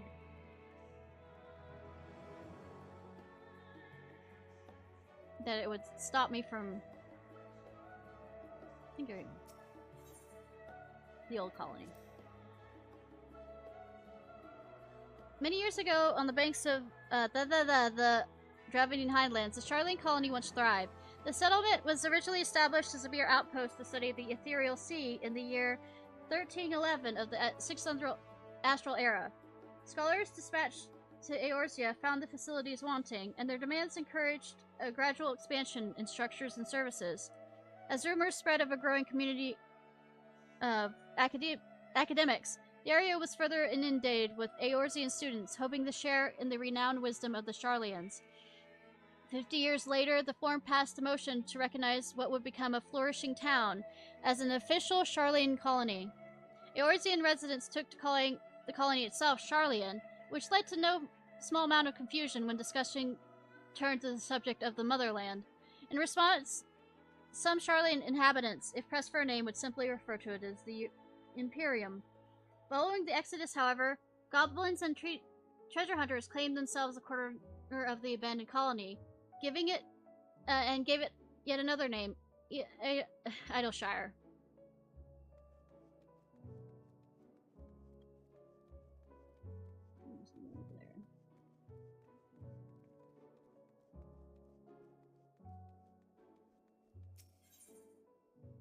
No, I already read that.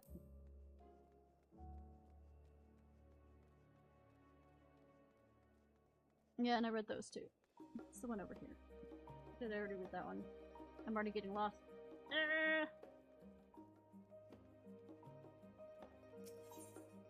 Voice of a growing city. Yep.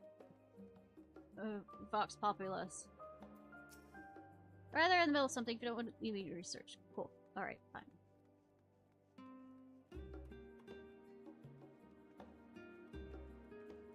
Jabba ba ba ba. I'm assisting my colleague in his hunt for research materials, specifically a thesis by Moon Breda, but it's difficult to find any one tome in a library this size. Oh, really? Moon Breda? Maybe you should ask Iriange. It's still snowing.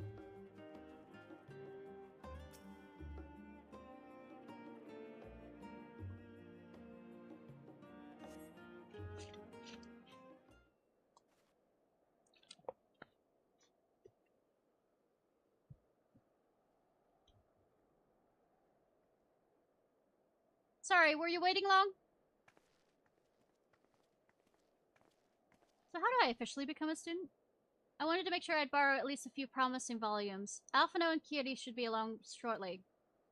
I was delayed in a similar fashion.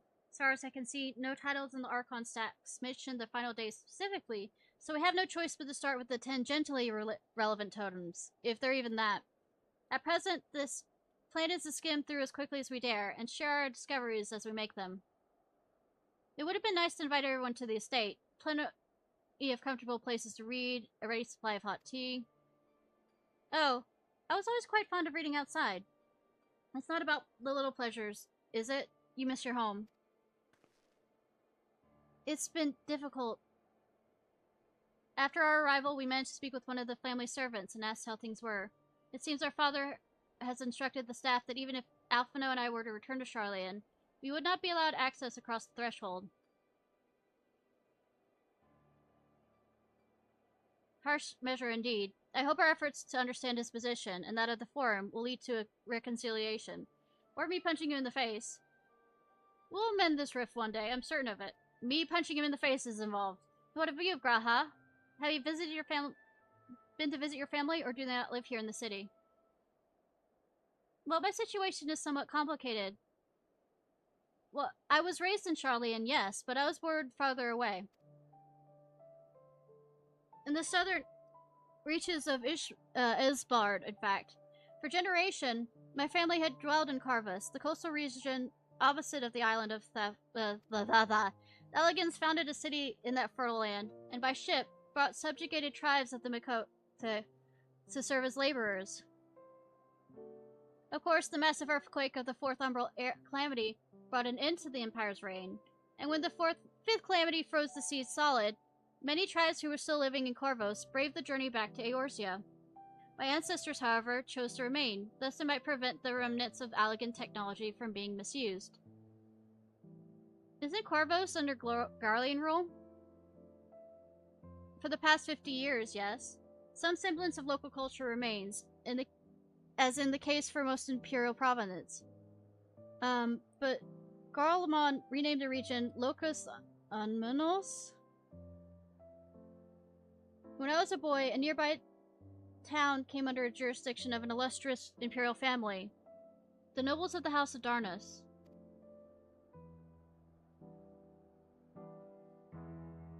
The House Darnus demonstrated a singular interest in Allegan civilization, so my tribe was forced to consider a plan of action. For some time already, voices have been raised in favor of abandoning our ancient customs. After all, the Allegan Eye no longer passed to our eldest children as reliably as it once had. For fear of discovery eventually tipped the scales, and the decision was made to bury our ties to the knowledge and traditions of the Alleg. As the last child born with the Allegan Eye, I was given over to the custody of the friends in the Students of Belasun, who had me registered as a Sharlayan citizen. I never considered, forgive me, it was an unkind question. Even Thancred was taken in by Archon Louisoix, was he not? Stories of adopted waifs and rescued orphans are more common among Sharlayans than you think. Yet in regards to our origins, we all provide an equal opportunity to learn. And with sufficient persisting, we outsiders can even earn the vaulted title of Archon. This is exactly why I have such love for this country, and why I wish to remain a nation of which its citizens can be proud. Look at that ear twitch. Hear, hear! Another good reason to get to the bottom of the form's stubbornness, aside from the trifling matter of our impending doom. Excuse us while we try and make some headway in these books, Ishnai. More company should be arriving any moment now. What, you think I can't read?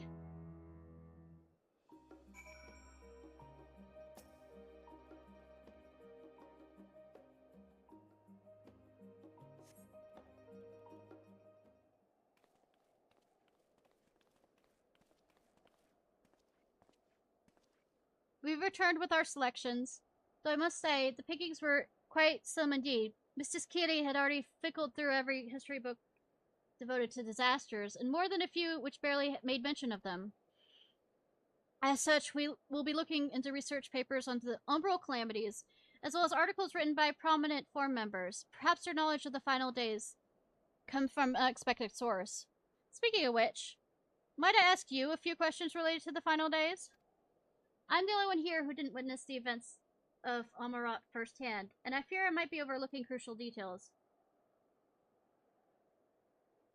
My thanks. Now where to begin? At the beginning? First things first, what kind of phenomenon did the ancients encounter as the final days drew nigh? An complete destabilization of creation magics.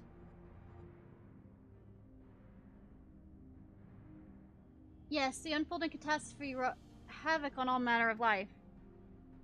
The chaos extended into the ancients themselves, causing their powers of creation to spiral out of control.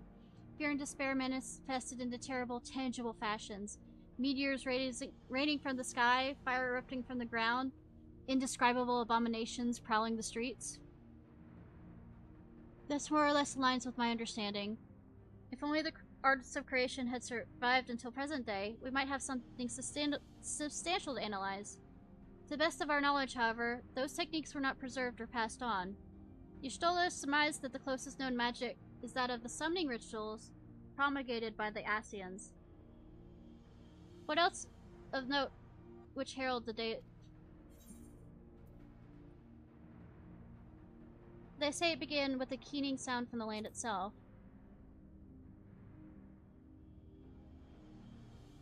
Ah yes, the Amorites spoke of it, didn't they? We never did hear the sound ourselves, of course, thrust as we were into the midst of madness. But it seems that each and every one of the catastrophes was preceded by an ominous noise. Eventually it resounded all across the star, and not even the Amarat was spared. So the ground was crying out, you say? To be considered the harbinger of doom, it must have been quite distinctive, and probably quite loud. A cacophony, in fact. I'll have to speak with one of the Numenon's mammoths, and ask after any books which mention such a sound. And last but not least, what would you describe how the ancients sought to quell this unprecedented calamity? What definitive action did they take? They summoned Zodiark. I mean, that's an obvious answer. Yes, it was Elidibus serving as his heart, So many gave themselves in sacrifice to bring him into being. We do not know how exactly Zodiark was brought salvation to the star, but only by his godlike will were the laws of nature set right. Then, once the balance was redressed, the ancients offered up a further sacrifice to heal the ravages of the final days.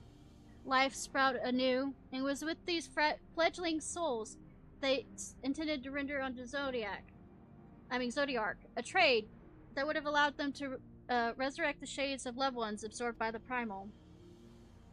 Or it might have been, had Venat and her followers not manifested their opposition in the form of Hydaelyn. Thank you, both of you, for the detailed review. I feel so much more confident now that in my understanding of events. With all that freshly in mind, it does make you wonder what the Joy Boys truly mean when they speak of bringing back the final days. We've seen what they've been doing with those towers of the words, forcing people to summon primals, a kind of catalyst. Are they attempting to mirror the condition caused by the unstable creation magics?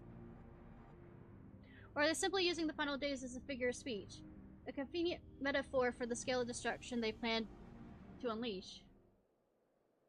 But it's all just pointless conjecture at this stage. Let's return to our attention to the forums, shall we? We should keep an eye out for Y'shtola, but it's time we begin studying these research papers.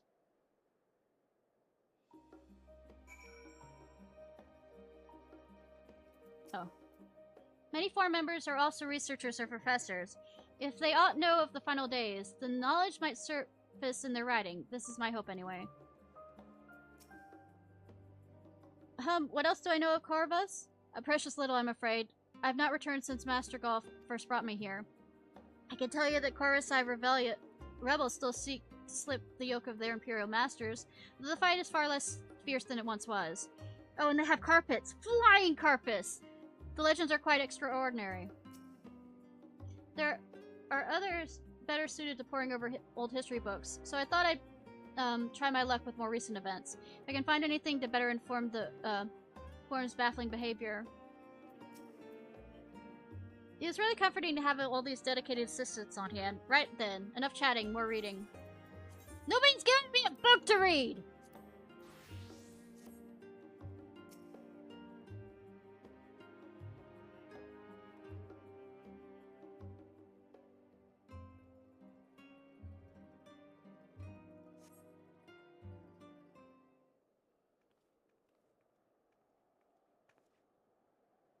I'm the last, am I? Well, my extended search of the Archon stacks produced one or two possibly useful books, but I won't get your hopes up. As you recall, Urianger learned of the source's reflections from the Grievon oracles. For its potential to cause panic and confusion, that tome was deemed Apocrypha and sealed away within the Great Global Library. Well, why don't we send people there? 'Twas even less likely that the knowledge of the unsundered world, not to mention the horrors of the final days, would be left sitting on a shelf for any curious scholar to find. That stands to reason that my colleagues, be they Archons or consulars, would perforce to be largely ignorant of the subject. Yet, when you confronted Master Bastard with knowledge of the Joy Boys and their machinations, he scoffed at the suggestion that he posed a threat. He seemed adamant that the Forum would know if the end of days were truly upon us. Which only supports the conclusion that whatever privileged wisdom is guiding the Forum's behavior is being kept secret from the rest of the nation.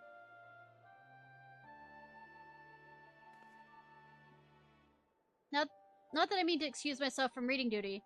Whether they contain the mention of the final days or no, these books could yet hold something of value.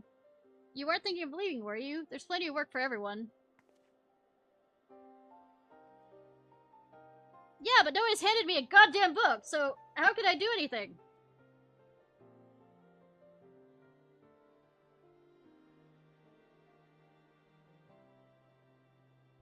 If they were for what feels like an age as Y'shtola's research assistant, I will labor however long Y'shtola needs for me. You're like... ... Your effort to gain Grahatia's attention goes unnoticed. He seems to be lost in his reading. Nerd. I found nary of interest so far. I think Y'shtola might be right about not getting our hopes up.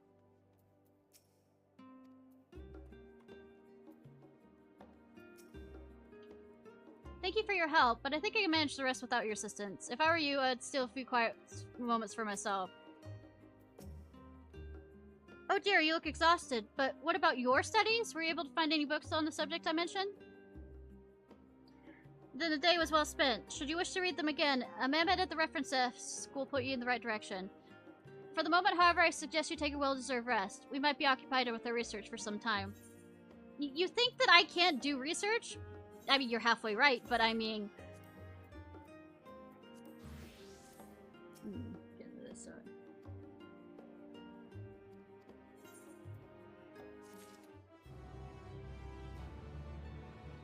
I'm mostly... The reason why I keep going back to being an astrologian is just to see if there's any... I'm not supposed to have learned astrologian because I'm not a Charlian. So I just want to see what they were going to say. A seat at the last stand. I'll say. Ready for a tea break, Ishnai? I know I am. Honestly, my neck and shoulders are going to calcify if I don't stretch my legs and walk around for a bit. Except we're going to go sit down. You know the last stand down at the harbor, don't you? Come and meet me outside, near the outside tables. I'll treat you to their coffee. It's quite good. Of course it has to be for students.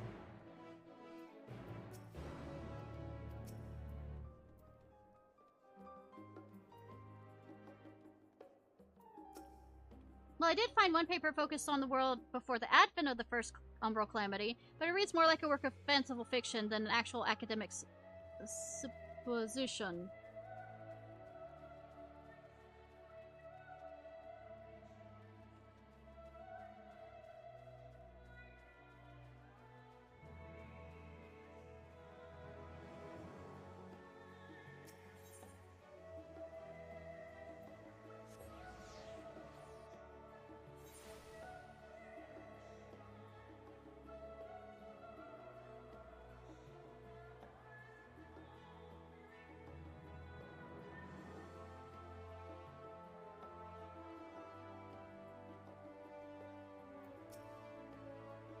As busy as ever, I see. How very Charlian that no other gourmet cafe has sprung up to compete for customers. Actually, this crowd gives me an idea. Before we place an order, why don't we ask a few questions and gauge the mood of the city? I'm interested to hear what the average citizen has to say about the Joy Boys. We might even learn something new. Worth a try, don't you think? I can't be subtle with this kind of things and accompany you. Okay, yeah.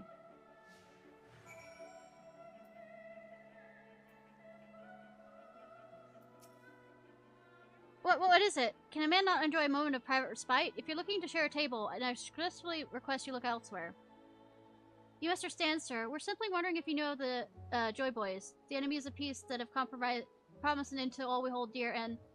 Wait, you're that House of Liviero girl, aren't you? And this woman with you is obviously a foreigner. Hump, I've heard you were disowned for helping outsiders indulge in their barbaric whims, and here you are giving truth to the rumor. I think you'll leave me be. I have not to say the likes of you. Well, I must apologize. So it's foolish of me to expect 1 ounce of civility from one so enlightened. Come on, Ishnai. Maki in the black. Evening already? How long have we been sitting here? Step right in, place your order, find a seat. We'll be along shortly. Baked lobster is one of the last stand's most famous dishes. The flavor is said to be phenomenal. Unfortunately, so is the price. The Gazette featured in the piece of so-called champion of Eorzea. They say this barbaric hero prevailed in a multitude of battles, like some avatar of perfected violence. It's almost uncanny how closely you match the given description. What an odd coincidence. Bitch! Should let you fucking die. Screw this world. Yes, I don't believe we had the pleasure. Please excuse the interruption, but we were hoping to share your thoughts on the Joy Boys and their unconscionable plans. My goodness, if it isn't the young Miss Livier, my apologies, but I work in the offices of the Forum. If word reached Master Bastard that I was helping you. I see. Sorry to have bothered you.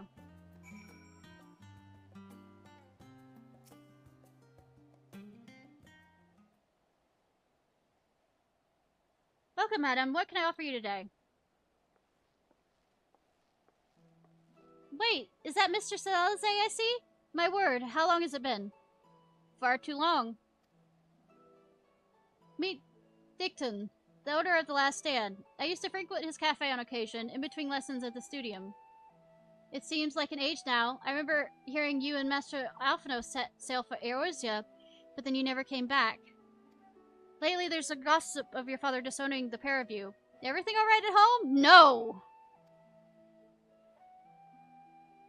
It's complicated, and I hadn't expected complete strangers to be so familiar with our situation quite so quickly. Everyone has an opinion, it seems. Well, it is the House of Levior. No matter how discreet Master Bastard may have been, the news of your family's doings never stay secret for long. That being as they are, what brings you back to the city now of all times? We have questions and only Charlian has the answers. Tell me, Master Dickon, have you heard of anything about apocalypse called the Final Days? What, like the end of the world? Nothing like that, I'm afraid. And what's you're here to find? Information on this apocalypse? Yes, what we can learn. Unfortunately, your patrons appear to be unwilling to speak with me. I wish there was more I could do to help.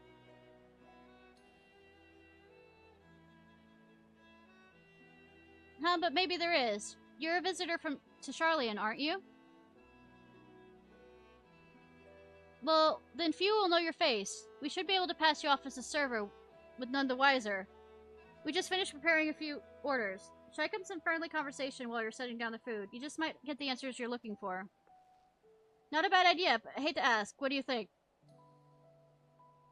I'm good, Koopa! That's the spirit. Pay attention now. I'll explain where each of the dishes need to go. Oh god. There's a reason why I can't be a server. I will take pictures of the answer. The tea set is for the chatty group sitting by water's edge. The omelet is for one of our regulars. A Highlander by the name of Gilsa. She's sitting in the outside table with a friend of hers. And behind them you'll see the Makote gentleman. He ordered I remember that. Got all that? Not sure. Ask, I'll explain again.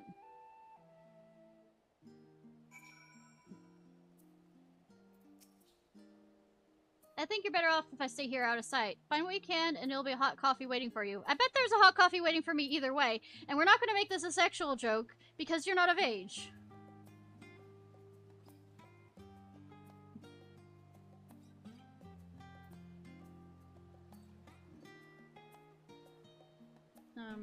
The tea is for... yeah. Tea set. Oh, my tea set! Lovely, thank you. Telefu? I'm sorry, I've never heard of them, or their final days. My friends are somewhat uninformed when it comes to current events. Now, if you want to hear about the ritual arcane practices of the Sixth Umbral Era, comic or esoteric, I'll be happy to talk your ear off.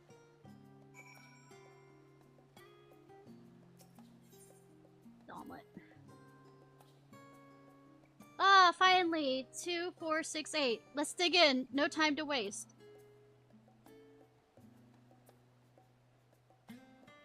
What? The Joy Boys? Ah, yes, I remember seeing the name in the latest Gazette. That and some grand claim of the end of days. Same old senseless warmongering. When will these fools grow tired of spilling each other's blood? It's best to stay out of it, I say. The Forum has made the right choice, and I fully support our decision to remain neutral. Gods and melts... Don't make me hungry.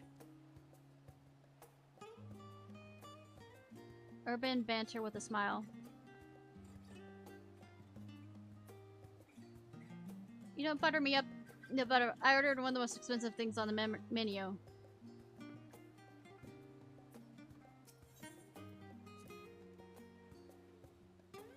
Alas, the oven-baked lobster is mine. You have no idea how long the script has saved and suffered to afford this heavenly dish.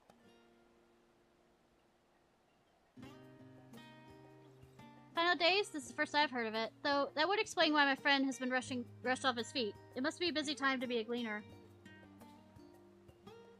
Oh, you don't know what a gleaner is? They're a collector of sorts.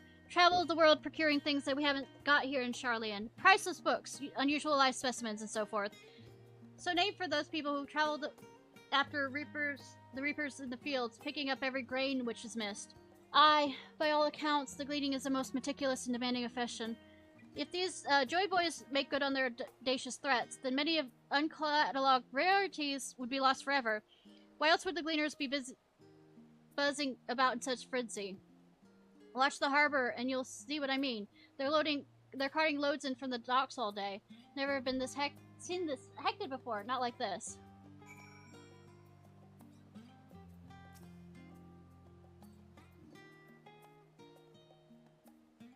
Makeup.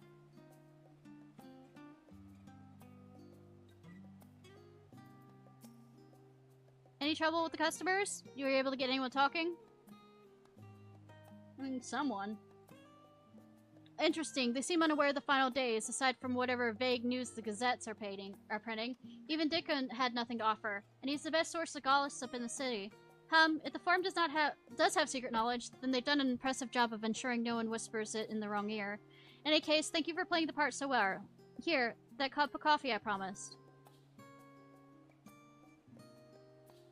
But let's enjoy our drinks somewhere else, shall we? Maybe behind the peristyle, away from the gossips and their waggling tongues.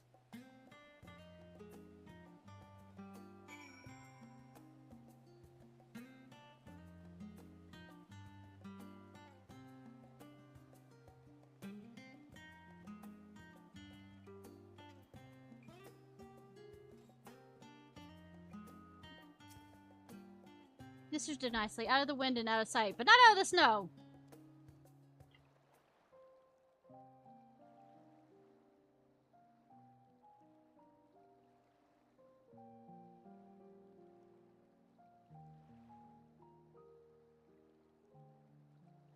When our father disowned us, I couldn't believe what I was hearing. It wasn't until much later that his words began to sink in, that I began to feel the weight of what it meant. Do you remember when the decision was made to come to Sharlayan? Graham said that the Forum was determined to keep us in the dark, and that Father's venomous performance was part of that strategy, to keep us at arm's length. Maybe safe? Perhaps it was. Father argued with Grandfather on many occasions. Tell us to get lost. Such don't return. Dismissive contempt. And when he demanded what justifies the sacrifices we make in war, I honestly didn't know what to say. Those that survive! Neither did Alpha know, I know, but never for one moment did I believe we had made the wrong choice. So all I could do was fume silently.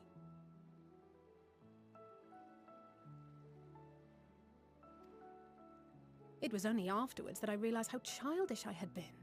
How being stubborn and self-righteous must run in the family.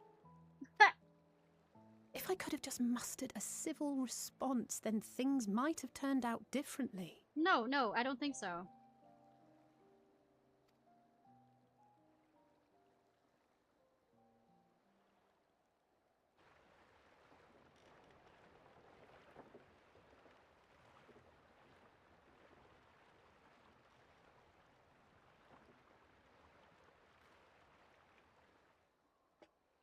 They must be ferrying goods to Labyrinthos. Are we about to sneak where we shouldn't be sneaking? A vast complex beneath the island. Sharlayan is famous for archiving knowledge from around the world. Well, that knowledge is not preserved exclusively in dusty tomes and desiccated samples. Our living library, comprised of all manner of flora and fauna, is housed and studied within that underground facility. Still, that did seem to be an unusually large shipment. When I lived here, it was rare to even see such cargo transported by boat. They're trying to save everything they can. They're making an art. Wait! Didn't you hear something in the last stand about the Gleaners coming and going more than usual? Well, I think they're the ones we saw manning those boats. And Gleaners answer to the Forum. If the appearance of the Telophoroi prompted this sudden burst of activity, then Labyrinthos may hold a clue as to what the Forum is planning. Are we going to be sneaking? I feel like sneaking is about to be in order.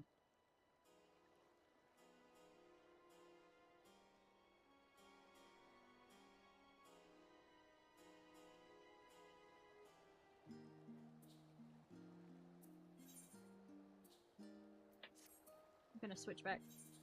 Like I said, I want to get my red mage up. I don't need to get my astrologian up.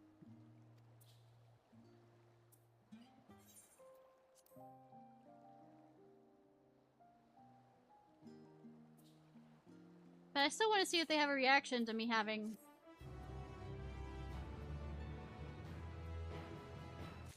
a class.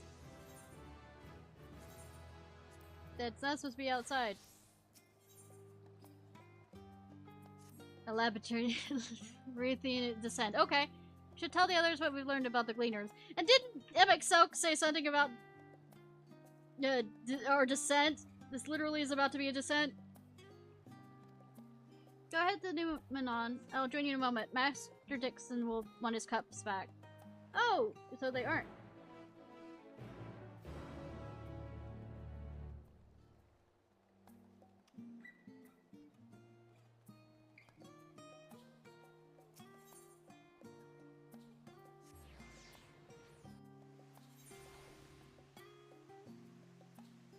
Wrong way.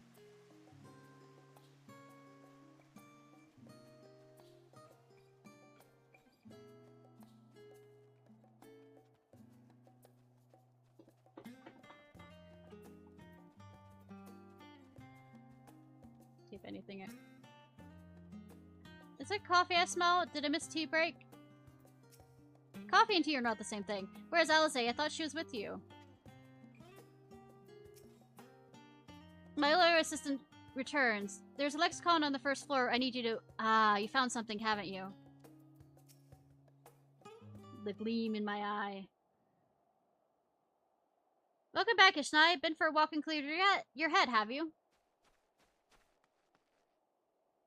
Not exactly. We did some impromptu investigating and turned out information on the Gleaners.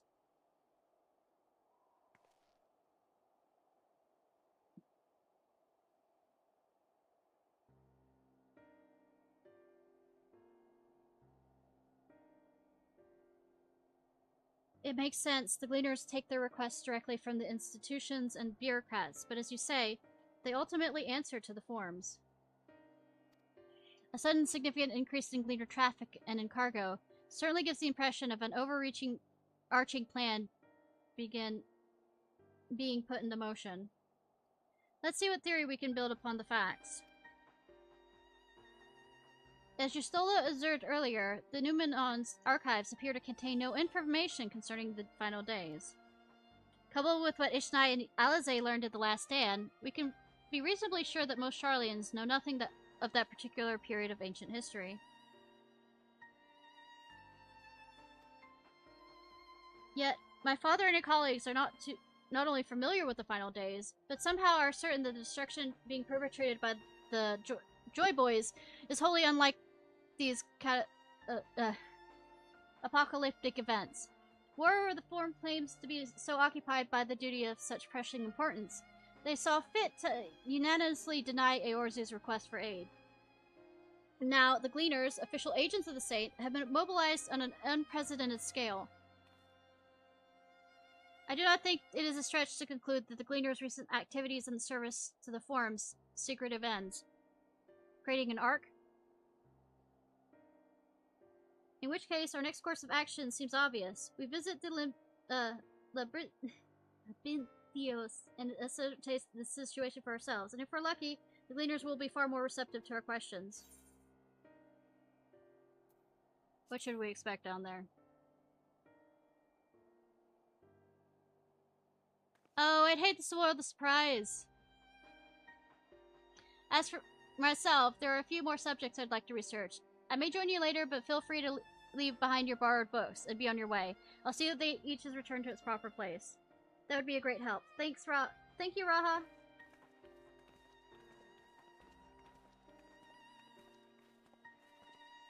Let's head down the stairs over there. I'll show you where the entrance is.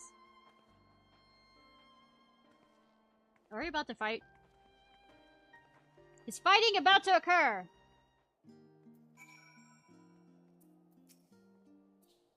Watch your step in Labyrinthos. It's rather more perilous than a simple storehouse, although it'll likely make the experience all more attractive to an adventurer like you.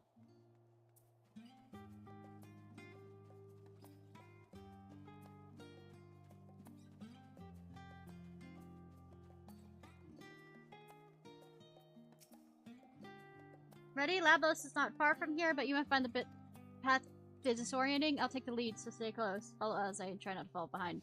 Oh, for once? Off we go then. Brisk pace. This is your fucking brisk pace?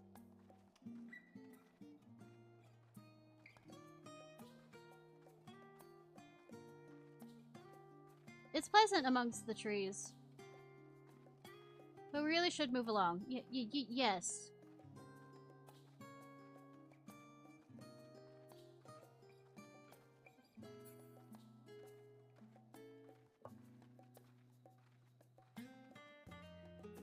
Now we run. Try and keep up. Thank you!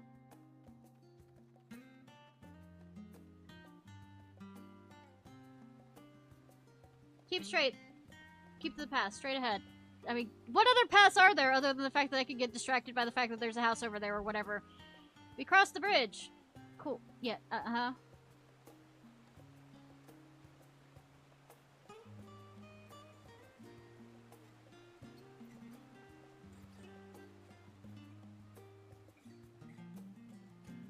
Up here.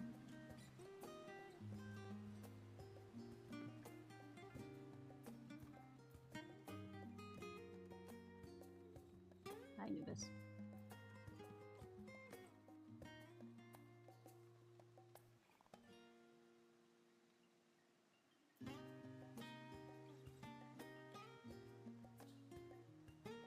You know, you could have just said on the other side of the Rosta.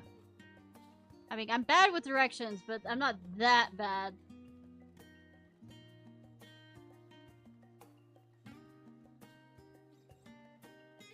Here we are, through that store and down the stairs. You did remember to attune your shard back there, didn't you? It'll make life much easier if you need to come back in a hurry. Otherwise, we should keep moving.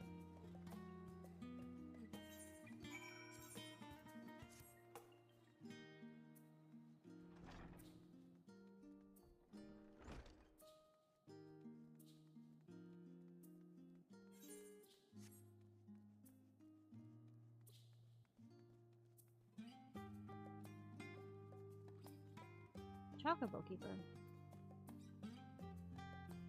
Why though? Met travel.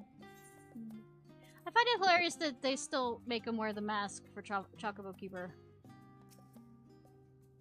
You didn't take a wrong turn to the did you?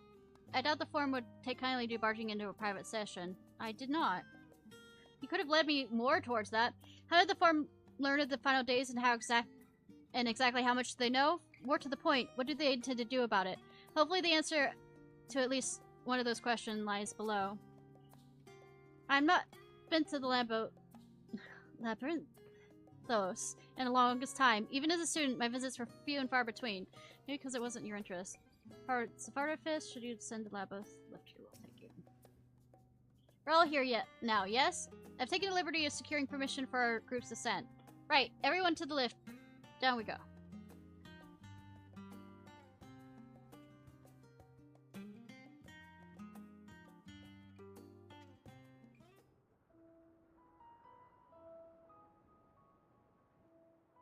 Deep beneath the scholar's city shines a false sun within a fabricated sky. Damn. In any age exist those who consider the floor an extension of their bookshelves. And this vault's architects surely belonged to that special breed. If the stack grows too high, start a new one. If no room remains, then make more rooms. A simple solution at first, and then bit by bit, a profound transformation. Knowledge buried beneath knowledge, a growing, creeping labyrinth from which there is no escape.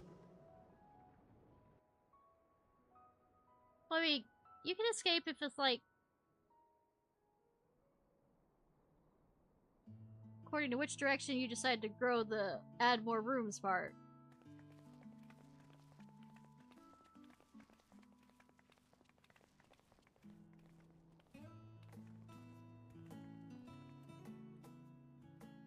Not what you expected.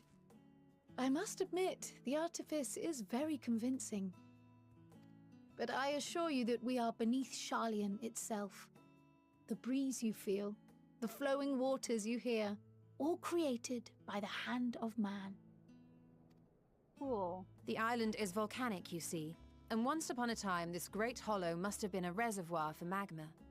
We're gonna make this an ark. They're making this an ark. It was discovered some 400 years ago, at which point it was repurposed as a storage facility for scrolls and samples and such. Renovations have continued, with nigh on no interruption to this day, with the lower levels still undergoing expansion. They could just wall themselves off, literally, from the rest of the world. Well, aren't those people gleaners?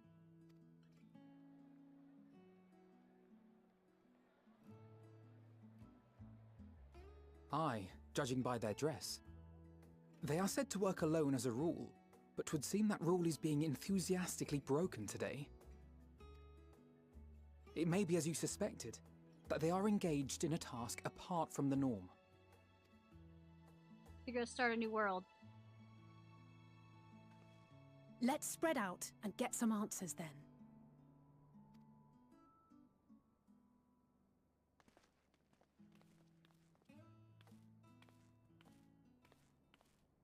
Ugh.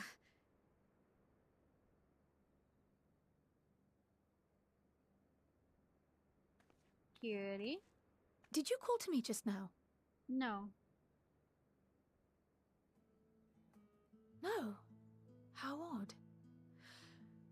I must be a bit dizzy from the descent. I'll be fine, I'm sure. Let's get to work, shall we? Is Heidelin trying to get your attention?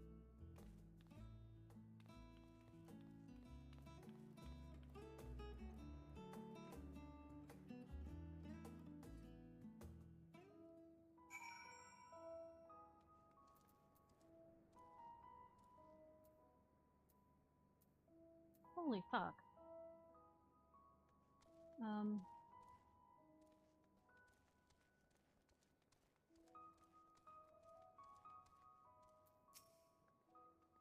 Oh, fresh face, tourist site. How may I help you, newcomer? What do you do here? Simply put, my job here is to record and classify the Gleaner's acquisitions, but the work's anything but simple.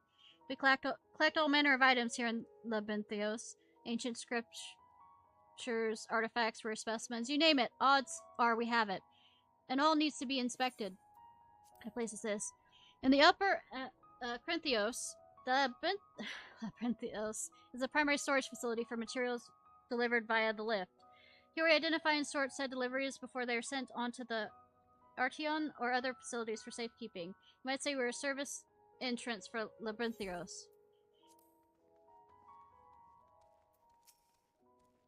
Not looking forward to transporting all of this, but I'm looking forward to a nice drink afterwards.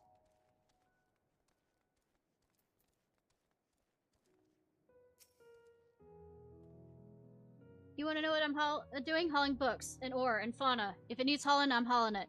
Every decade or so, they take stock in Labinthios. You know, sort and tidy up the inventory. Never seen an operation like this before, though. They just did one a few summers ago, even. Then, no warning at all, this mess gets dropped on our laps. Orders from on high. Damned if I know the reason. Could they be changing the layout, eh? Preparing for the next big expansion?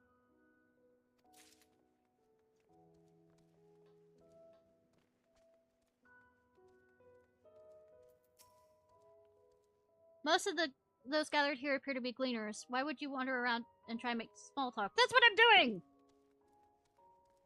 Also, where's everybody else? There's Afano. There's Alize.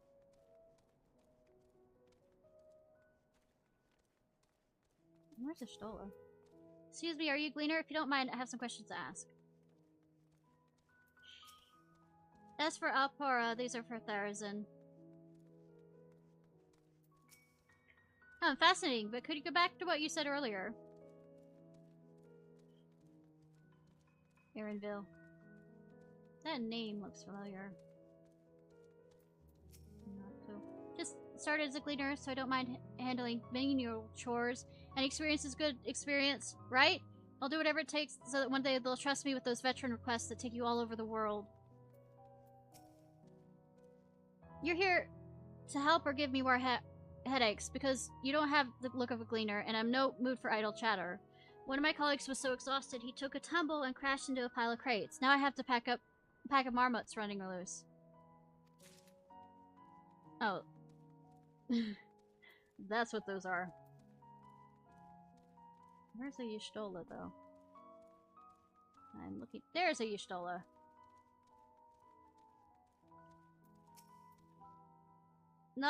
I'm not shirking my duties. I've not been down here in an age, and I wish to get my bearings before I went bumbling about. From what I can see, however, there's not obviously out of place. It seems we have to resort to discreet inquiries as usual. Yeah, I'm being very fucking discreet. Let me think. Rhea seeds should be item 1058. Cumin seed should be 1059. Shroonberry should be 1060. Or were they 1061? Ugh, my head feels like it's stuffed with moko grass. Why more loads to take out than carry in? Why does all this at once and risk mixing it up? If one mistakes the Koan carrots for Govanian carrots, what then?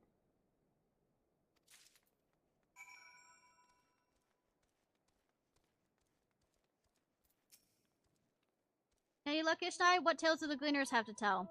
Also, Y'shtola can see again for right now until she can't. It's a game miracle. So this grand operation began without warning, and for every item they bring in, they're sending more inventory elsewhere? That would explain the haggard faces I've seen. We are right, the form is definitely up to something, and they're turning the lab upside down in the process.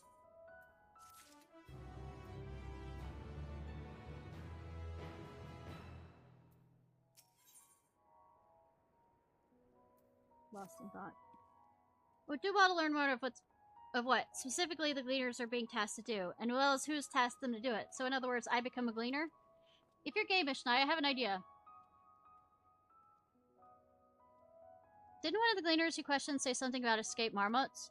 Perhaps you were able to help them catch said creatures. You might be inclined towards a more friendly and enlightening conversation. Of course. In the meantime, I'll turn my charms up with this gleaner here. We can compare notes afterwards. Happy hunting! Murdering the marmots. Cool.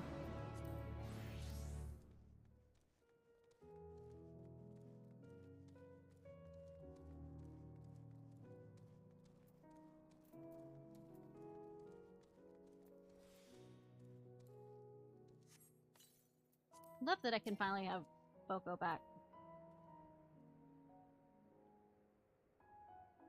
You wish to help me find the marmots? Nothing suitable will pay you for your services, but if you're offering out of the goodness of your heart, I'll welcome the assistance. My name's Erinville, friend, specialist in the collection of live specimens. That said, capturing of these Nixman marmots is a trial I have no desire to repeat. Grizzled mice, they called them. For a mercy, there's no other marmot species on this tier at present, so there should be no mistaking our little fugitives. If you happen to catch any, stuff them in the sack. Gently, of course. Where to begin? You wonder? I've not seen any scampering around here, so you'll need to widen our search to the surrounding forest. Be on your guard. There are beasts out there that won't hesitate to prey on a marmot or you. I'll search the trees to the west. The eastern part of the forest is all yours. Good luck.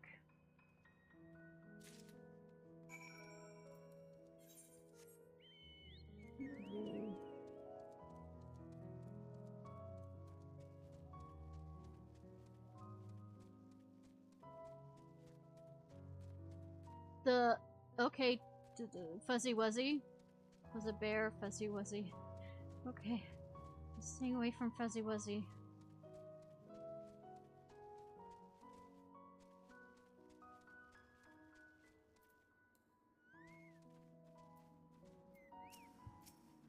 Lincoln Coyote.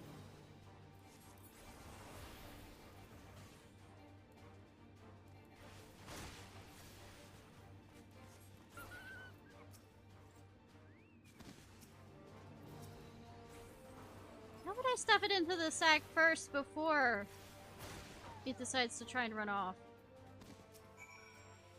Squeak, chirp, squeak, squeak. See? Dude, staying is still long the fuck enough.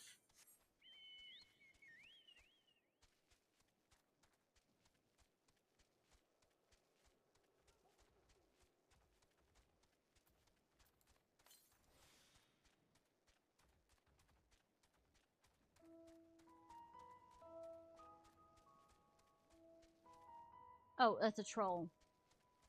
That's a fucking troll. Okay.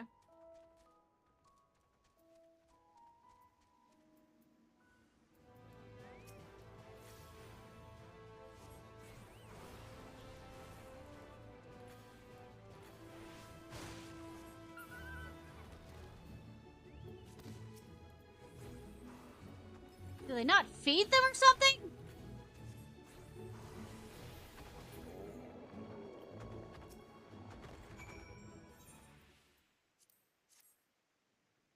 Rat sack.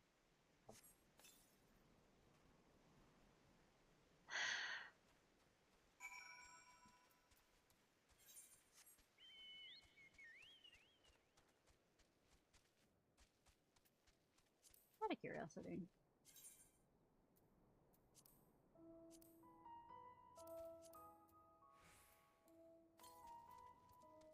Oh, I can! That's interesting.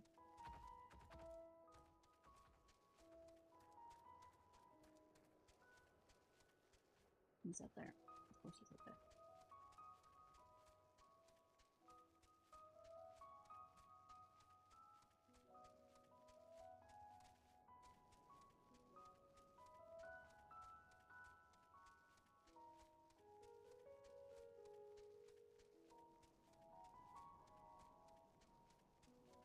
Of course it's...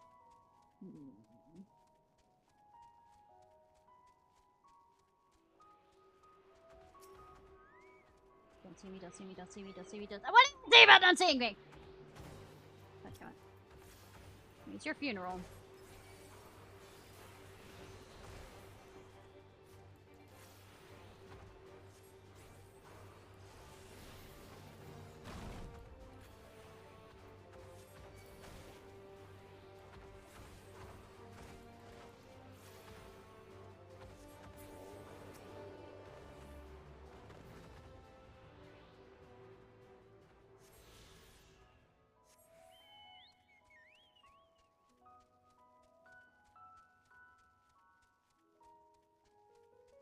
I have you cornered, except when I'm not gonna. Sure.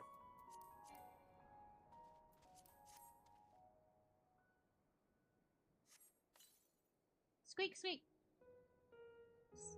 Prepared for speed this time, including sack over the list of quarry. Glorified rat catcher. Yeah, that fits.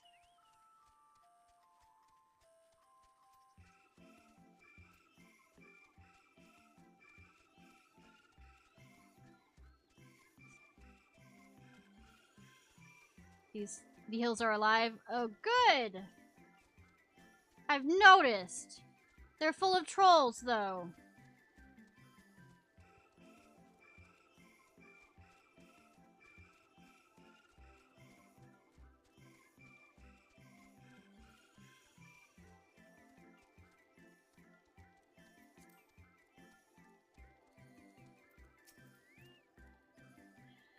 How did you fare? I tracked down 3 of the pack, which leaves one unaccounted for.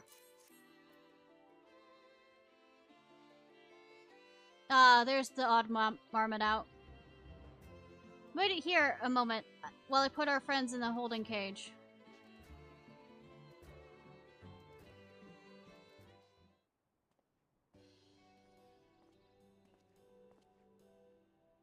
Thankfully, the marmots seem to be unharmed. They held up well in the isolation, but it's much too soon to release them into the habitat. It's a good thing we were able to recapture them so swiftly. You have my thanks. Who tasked you to capture them in the first place? Why, the authority in charge of the Labyrinthios, now in perpetuity. The same officials who've had us working day and night of late. The honorable members of the Forum. Who else? Suitable for consumption and easy to breed. Those were the two conditions I was given for the stock that I was instructed to procure. I don't know what the form is planned for these creatures. Food! But at the very least, doubt they'll be served for dinner today or tomorrow. There you are, Ishnai. Is this the leader you mentioned? The one who was looking for lost marmot? Interesting company you keep, friend. Who are you folks anyway? I am Kiri of the students of Balesun, and these are my associates. Truth be told, the form's decision of late have not sat entirely well with us. That is why we made this ascent to the Labyrinthios. We're hoping to see that by seeing those decisions put into action, we'll more fully understand their reasoning. Wise and practical. Never hurts to try and gain a broader perspective, does it? Anyways, duty calls, other animals to capture, and enclosures to empty. Once again, I'm sorry I can't offer you more for your services.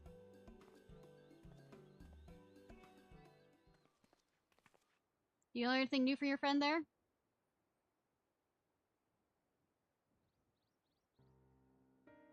So you confirmed that the order for this ambitious operation did indeed come directly from the Forum. However, the Gleamers have not been informed of its purpose. I say that fits with everything we've heard this far. We also discovered when the operation began. The Forum contacted the Gleaners Guild ship and put their people to great work some 4 days after the Joy Boys made their chilling declaration.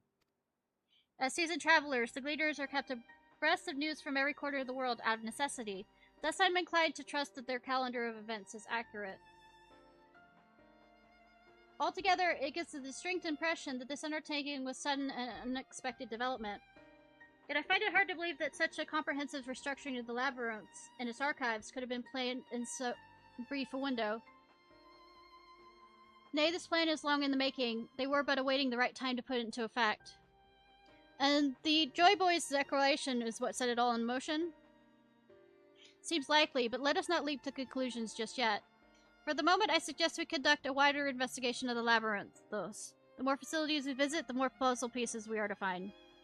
In that case, how about we head to Archeon? From there, we can reach the lower...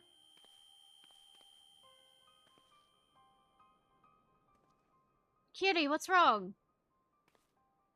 Is the world crying out? Is the land crying out?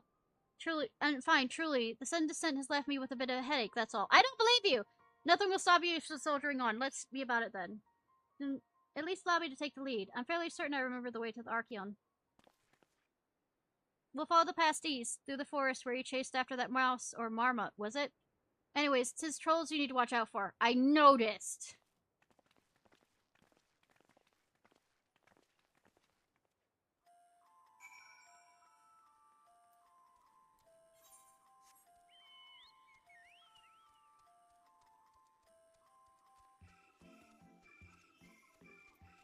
I think I love the music for this forest area.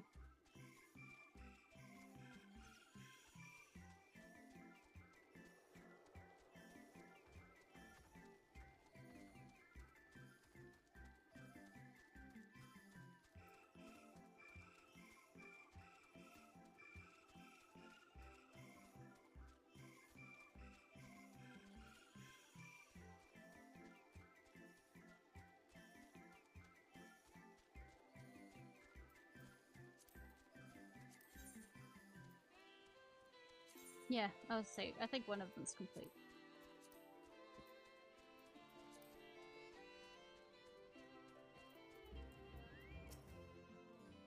Don't worry about me, I'm hale and healthy. In fact, I'm beginning to suspect that. Nay, let's discuss this later. The investigation demands our undivided attention.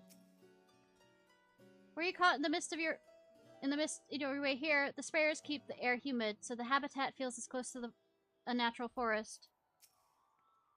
It is the foremost material archive in Charlian. I should love to explore its treasure shelf by shelf, but we have little time for such indulgences. Behold, the Archeon. As Numeron serves as the Charlian's literary archive, so does this structure house the city's wealth of material data. The architecture, too, is similar. This building you see is merely the upper entrance, an access point to the vaults carved into the cliffside itself. Within those vast rooms store countless samples and specimens, as well as detailed records of which describe them. In a matter of speaking, the Archeon contains physical history of Sharlayans and unwavering dedication to the accumulation of knowledge.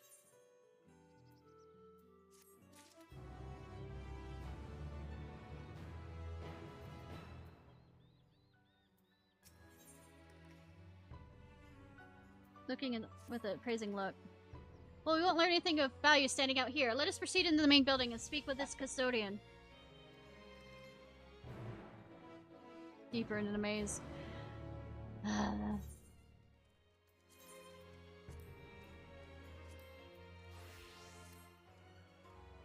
Actually, before I forget...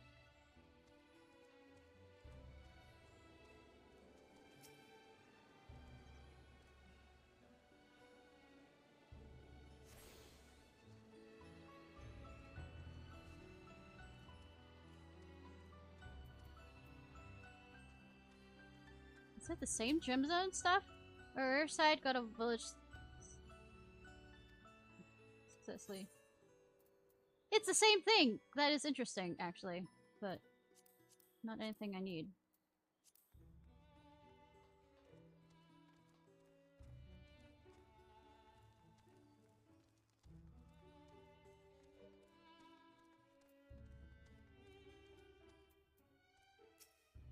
I'm switching out materials that have been reclassified, but it seems some have been imbued with protective charms to prevent theft. I'll have to be careful.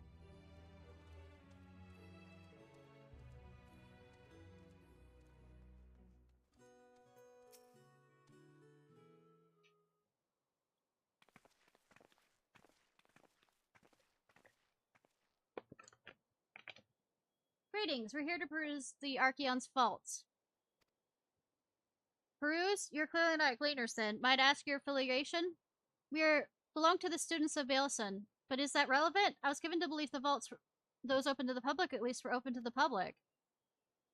Ordinarily, yes, that would be the case. At present, however, access is restricted. Only persons directly involved in the reorganization efforts are permitted to enter. Not us then. I suppose we better move along to another facility. This building has a lift that connects to the middle tier, yes? Might we at least be able to make use of that? The services have also been suspended, I'm afraid. For the time being, priority has been given over to the conveyance of inventory. What? So this is as far as we can go? I apologize for the inconvenience. Please come again after our restructuring operation is concluded. By that time it will be too late, and we're so close to getting answers. We really need to think our approach. Let's step outside for a moment, shall we? I could become a gleaner! Hello! Hello! I bet they're looking for more gleaners since they've been running ragged. Students of Baleson. Home.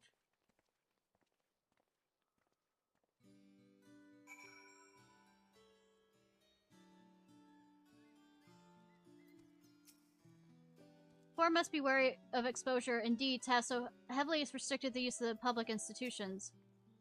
If they're going to close off facilities, they ought to announce it. Students must be furious. The Labyrinth is constructed in the shape of a mortar. The upper layer is called the outer circuit, the medial circuit, and one tier below us. We're at an impasse. As we have no other leads, I'd like to pursue this one further. But I doubt our stone-faced custodian will be swayed by heartfelt pleas. You must seek another means to access the lower levels. It is likely that people in this area are involved in the restructuring one way or another. If we were to integrate ourselves, they might allow us to accompany them on the lift. Let us ask around. Surely someone needs a few strong backs to lighten the load.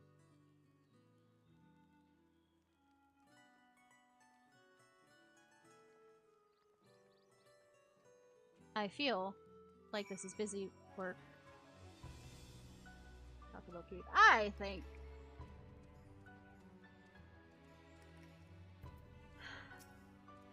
Well, maybe you should tell me first off. Yeah.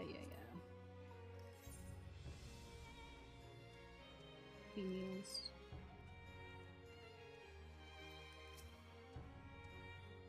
Taking the list? Oh no, we're just students. They won't let us into the Archeon, even if we found. Actually, we have no idea what we'd find. There's no such record of any creatures anywhere, but it's wandering around Tranquility, so we thought it donated to the vaults. Squeak, squeak. Oh, just a little squeak, don't you think? Anyways, I suppose we'll have to take care of it until the Archeon's open again.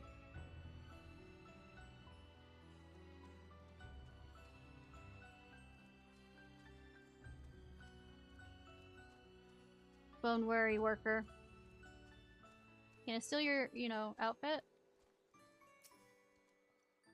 What's that? Take you down on the lift with me? Sorry, but not a chance. I've been up and down all day, and now I've only found a spare moment to rest. I did see a gleaner fellow headed to the gate there, shouldering your large pack, engaging some matter of task. Maybe he'll be heading down below after he's done with whatever he's doing.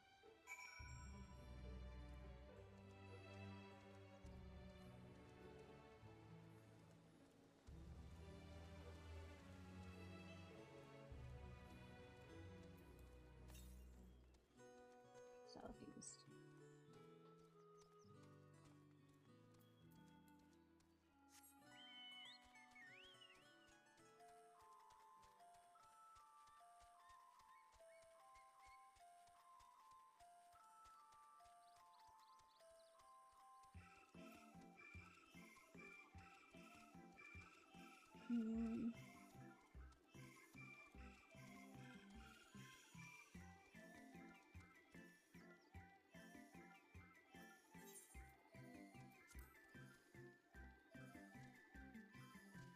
So on the outside of...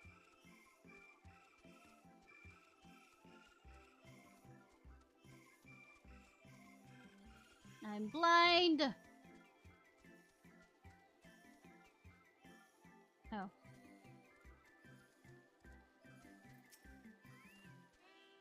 Quiet, you'll frighten it away.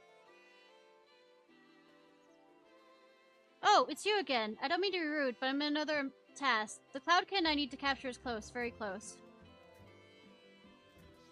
You wish to help me with this too? You spend your time in your usual ways, my friend. Still, 2 hunters are generally better than 1. Very well. The canal here is a common gathering spot for birds of all kinds, but the one I'm after today is the hornbill! I know what a hornbill is! It seems to be following me here too! Single it out and shoot it with the sleeping dart. Vic's are short-lived, so a long wait by the riverbank to claim our quarry. Be sure to hit the right one. So not you. Is this MXO? MXO is now in the form of a...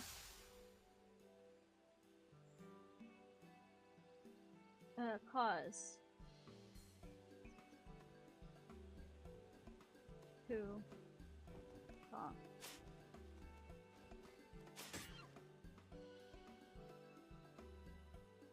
That's not the hornbill I'm thinking of, or flatbill, or whatever.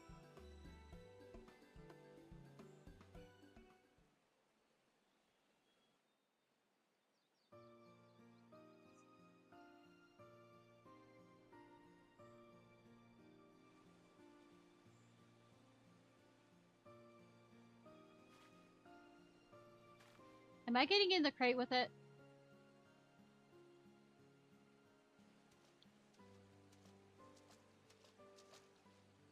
A fair shot. Nicely done. Let me truss this one up and I'll make my way over to you.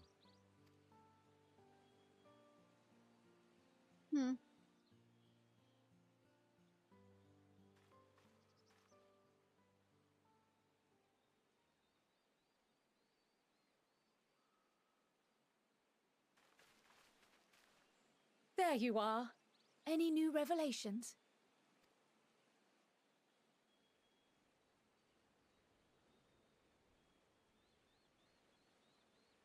So you met with that gleaner again, this time to capture a hornbill. I understand catching and bringing in creatures from the outside, but what's the point of chasing after ones already here? Oh, it's a simple thing, really. Occasionally, we remove specimens no longer needed for study, or those we've had difficulty raising. But we can't simply turn them loose. Safely returning such creatures to their native habitats is another facet of a gleaner's duties. But not in this case, I'm afraid. I've been asked to bring the bird below.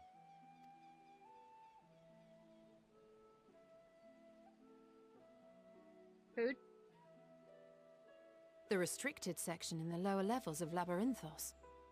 Open only to a select few researchers handpicked by the Forum. The projects down there are the subject of rumor and hearsay. Forbidden magics. Advanced technologies that can never be allowed to fall into outside hands. Even Archons are not privy to the truth. Those who are, the researchers involved in this secretive work, are not permitted to walk freely in the city, and are instead required to live in isolated quarters. That fucking sucks, unless they're really nerdy, so it doesn't matter. What could a facility subject to such strict security protocols possibly need with a hornbill?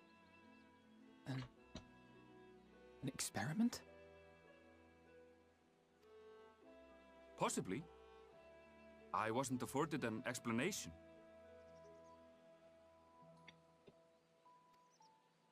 But judging by the requisition list given to me and my colleagues, I doubt it's for any kind of advanced research. I'd be more inclined to believe we were making preparations to migrate to the south. Mericidia or thereabouts. What? Why would you say that?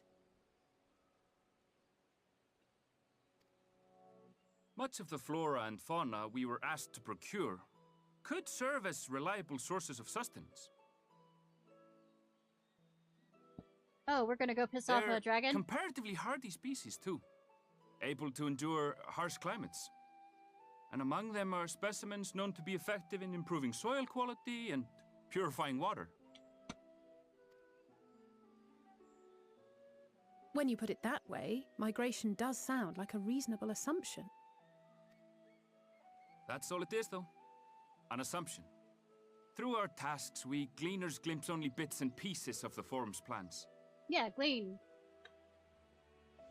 Our prime concern is that our requisitions, be they living or otherwise, are properly preserved for the knowledge of future generations.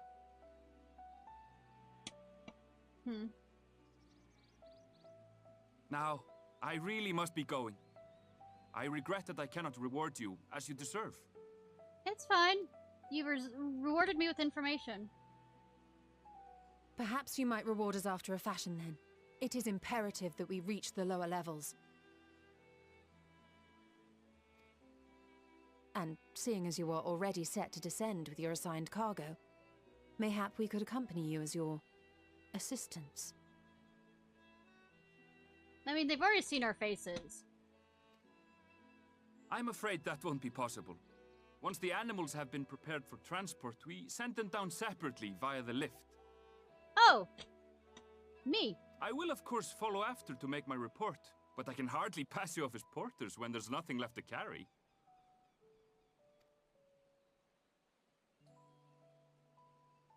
Indeed. Pray forget I said anything.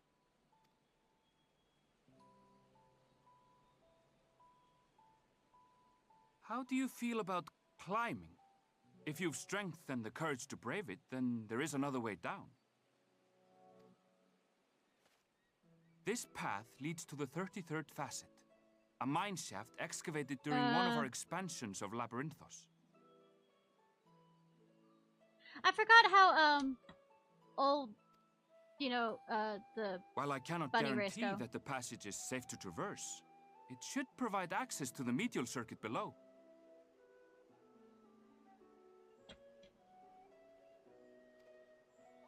I never even knew such a place existed. Thank you. This is the perfect solution. You're quite welcome. But consider yourselves warned. If the going proves too treacherous, you'd do well to turn back. I bid you good day.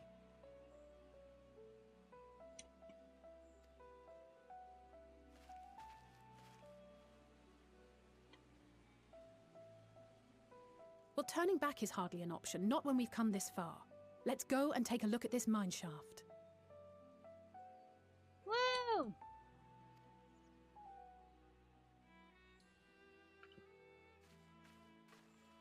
Is it going to be an instance?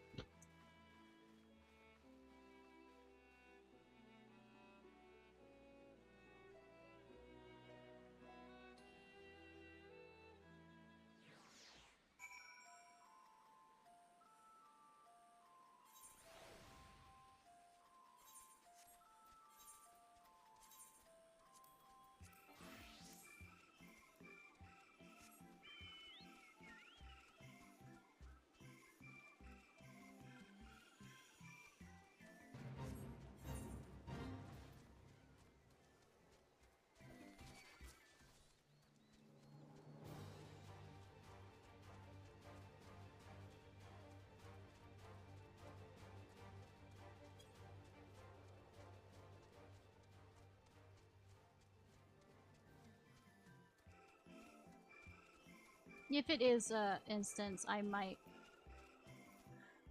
end the stream for tonight. I've never noticed this cavern on cave my own. Think the scholar that Ervinvale know of it. That you were able to persuade him to share. I took a quick peek inside. It's awfully dark in there. The medial circuit is where Intervin mentioned is a tier directly below us. Unlike the lowest level of the Librios with its rigid security, one can usually roam the middle layer quite freely. Let's see what we might find. This would be it, the entrance to the mine shaft. 'Tis faint, but I hear something moving within. Creatures homed there by researchers, you think? Well, slavering beasts aside, we need to watch our footing. We should tighten our straps and such before we continue.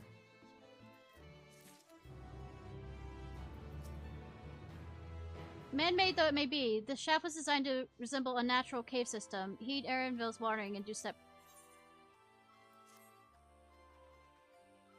Assuming everyone's tightened their straps and checked their gear, I say we head on. Given the terrain ahead, though, it might be wiser to leave some distance between us. We don't want to stumble over each other if it comes to a fight. Take it slow and don't forget to check your surroundings from time to time. We can meet up again at the other end of the tunnel.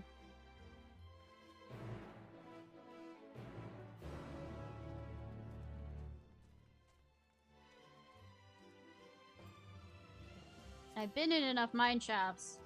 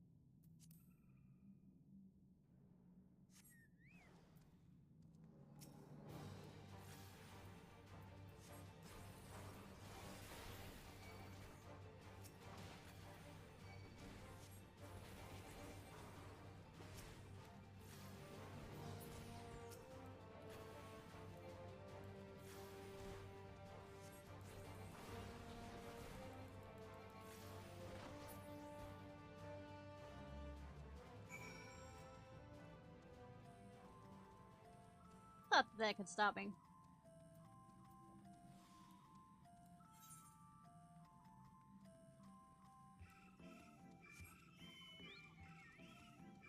This isn't particularly dangerous, but I'm guessing I'm gonna regret saying that somewhere along the way.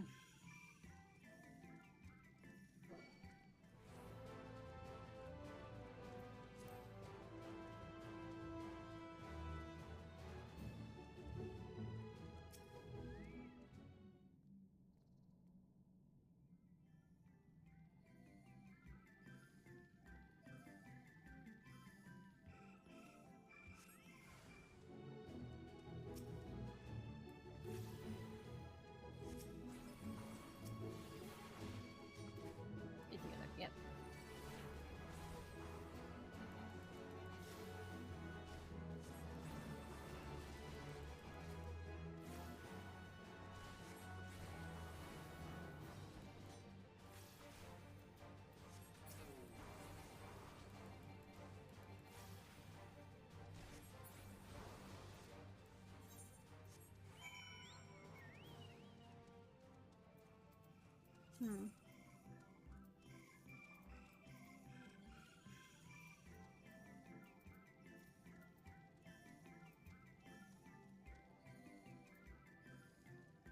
If I get pants, I'll go ahead and put it on.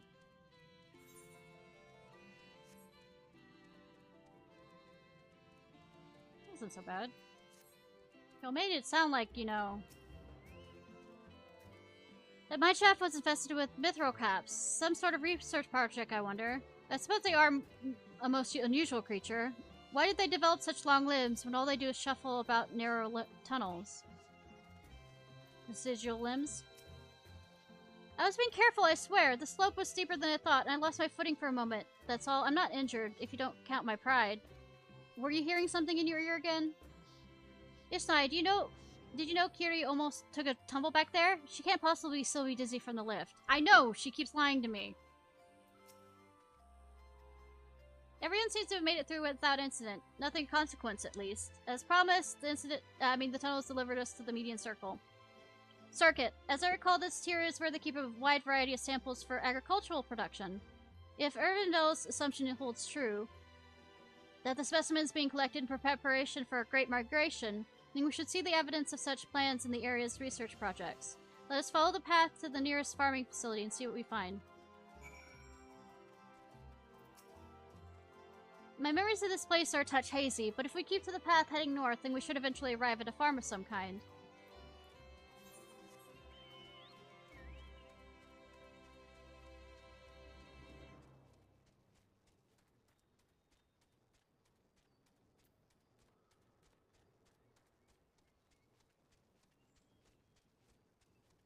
Just going through the rings of hell. Cool.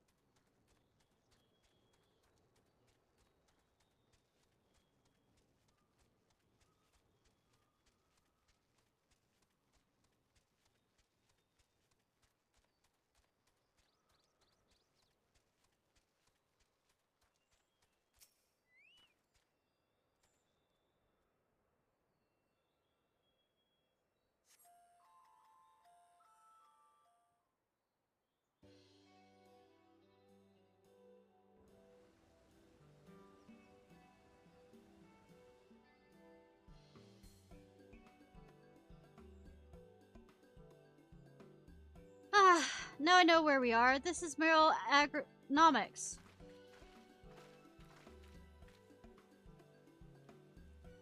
Labyrinthos is a host of a variety of vegetation which allows us to conduct studies on cultivation methods utilized in foreign lands. And this is the facility where coordinates and oversees those efforts. The fruits of their research go to feed their Labyrinthos colleagues, or so I hear. Most notable successes might make it onto the Agora. Food so exotic you'll be hard-pressed to guess their origin, let alone how they might taste. Indeed, mystery vegetables without a name, only a list of nutritional benefits scribbled on a card. I see no gleaners hereabout, yet these workers seem to share that same sense of urgency. It's possible they know of something of the form's plans and their underlying motivations. Worth looking into, wouldn't you say? See what you can coax from the workers. The rest of us will do the same, or cast about for useful clues.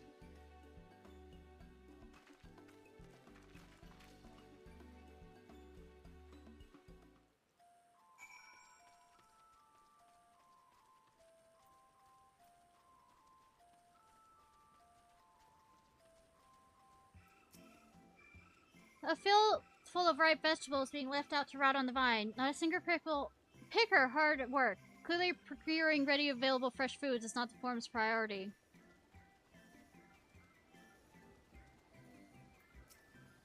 No two corners of the world cultivate the land the same way. My research involves poring over the many texts gathered by the gleaners to produce something altogether greater than the sum of its parts.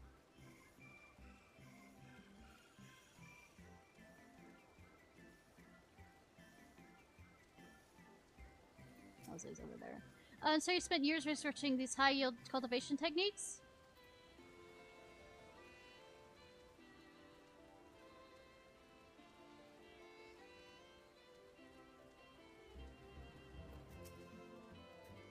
I'm told this cart holds the harvest meant for the lauders here. Nothing out of the ordinary.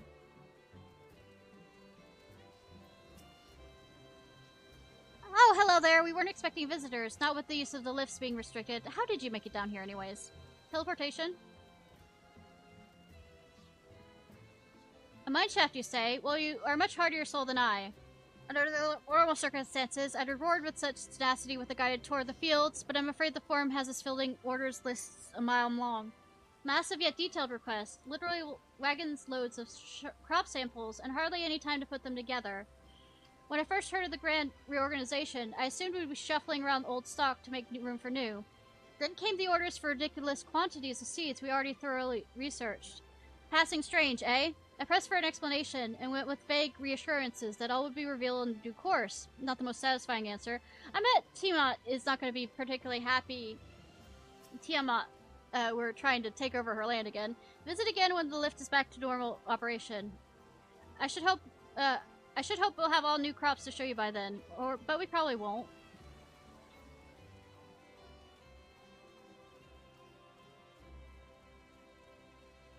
By the way, where is Y'shtola?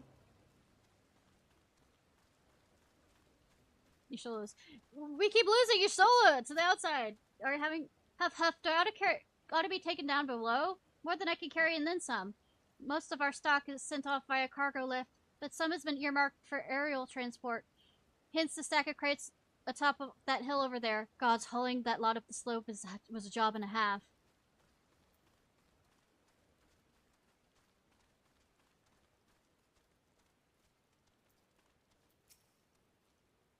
I took a moment to survey the surrounding area. There are several other facilities nearby we can investigate if we fail to learn aught of value here.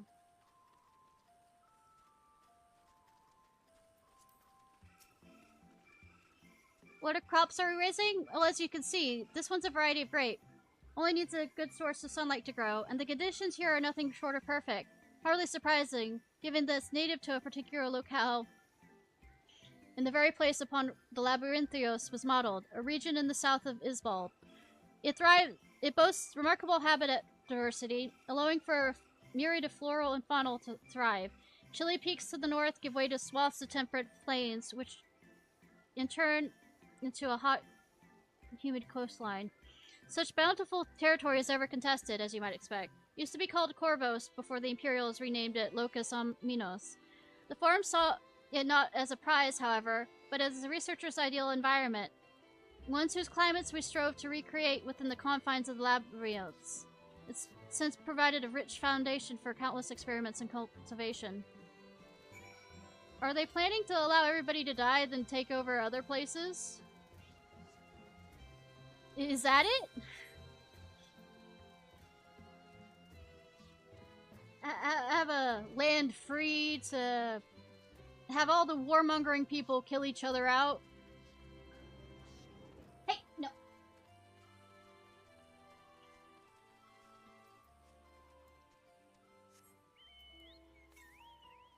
Yeah, I'm not doing that right now.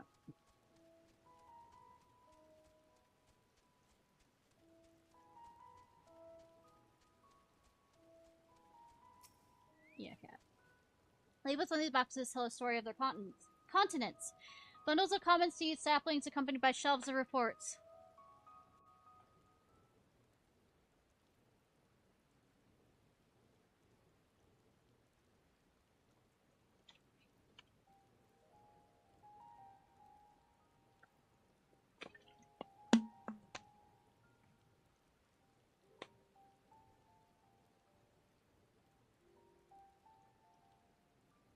Hard to look away, isn't it?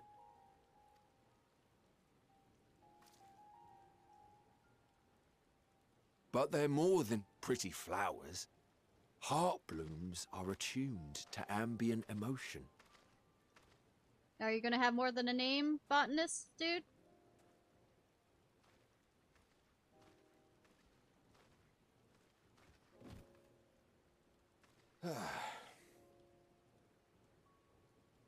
You don't seem convinced, but believe me, it's true. This ashen grey, for instance, it mirrors the anxiety and urgency of those working nearby as they rush to fulfill sudden orders. Intense feelings like those spur the petals to change colour. Bright glowing hues in the presence of joy, dark subdued shades for frustration or despair. Yet even with the collected wisdom of Charlian at our disposal, we've yet to identify the underlying principle of this empathic effect. And there are other mysteries besides. Although the flower is extraordinarily long-lived, its low reproductive rate has made it difficult to find younger populations growing in the wild. With too few sightings to map its distribution, and no closely related species to track, we've been unable to pinpoint its land of origin. Amarat? To further complicate matters, Every culture, even dimly aware of its existence, has given it a different name and mythos. Our attempts to study it via the historical record have been an exercise in frustration. As an avid botanist myself, I should one day like to unravel the Heartbloom's secrets. But I'm afraid other duties must take precedence. I will leave you to your thoughts. Will I actually get a name from you, or is it just gonna be...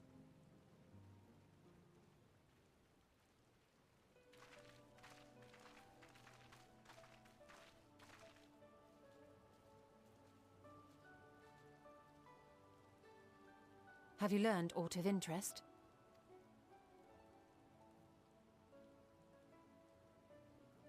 Cat. A flower that reacts to one's feelings? Strange. I must say, I have never heard of such a thing.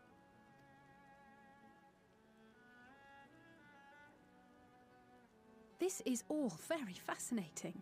But as it stands, we fail to gain any significant insight into the Forum's undertaking. Indeed. While there is certainly enough activity to support Erenville's supposition that a priority has been placed on improving food production, unfortunately for our investigation, these workers were never informed as to how their duties serve the master plan. If only we could interrogate the Forum members directly.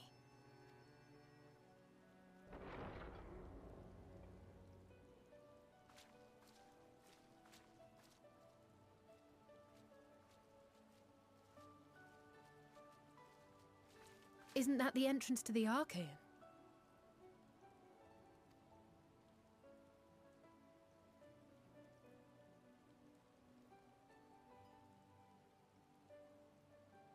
Look, there. I think that's Erenville. A little difficult to tell from here, but I think you're right. He did say he was coming down to make his report. Okay.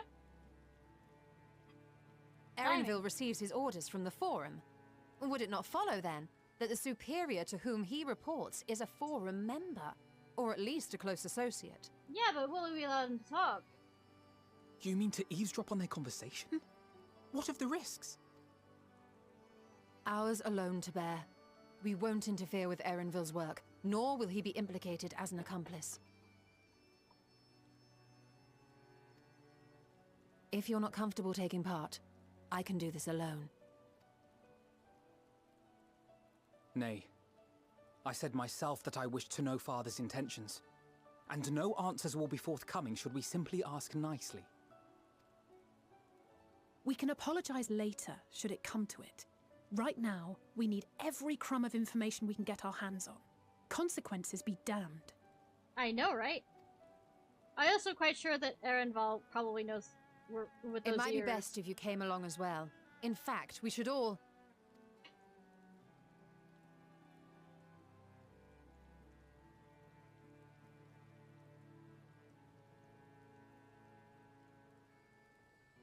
Cryle?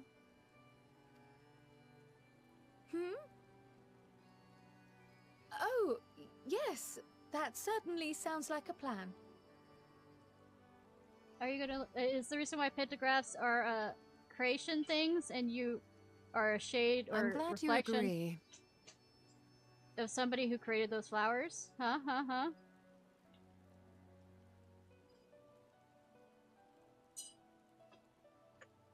Quickly! Erenville is on the move. We need to get closer before we lose him.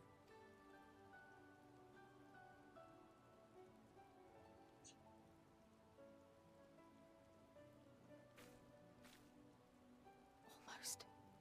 I can almost reach you.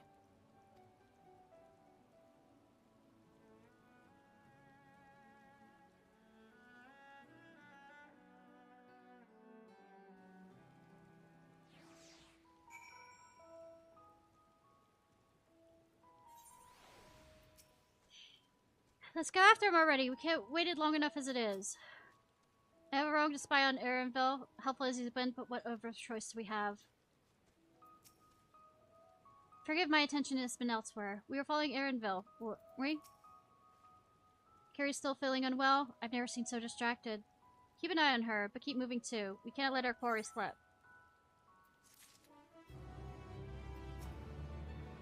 You see which way Erenville went? Not about to let Erenville out of her sight.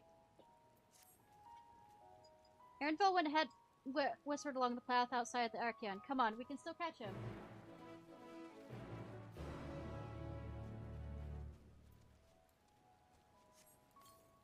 Did not mean to hit that again, but...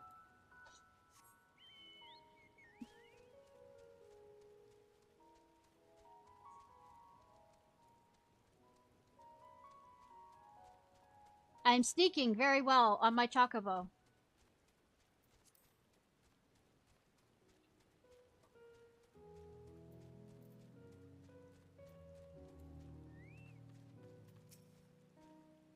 Team Yshlo wishes to have a word with us. Are you going to put a spell on us to make us invisible? Fallen too far behind, and the damn mist won't help matters. I can still hear it. The only reason why I'm making the idea is with Kiri becoming a Pictomancer.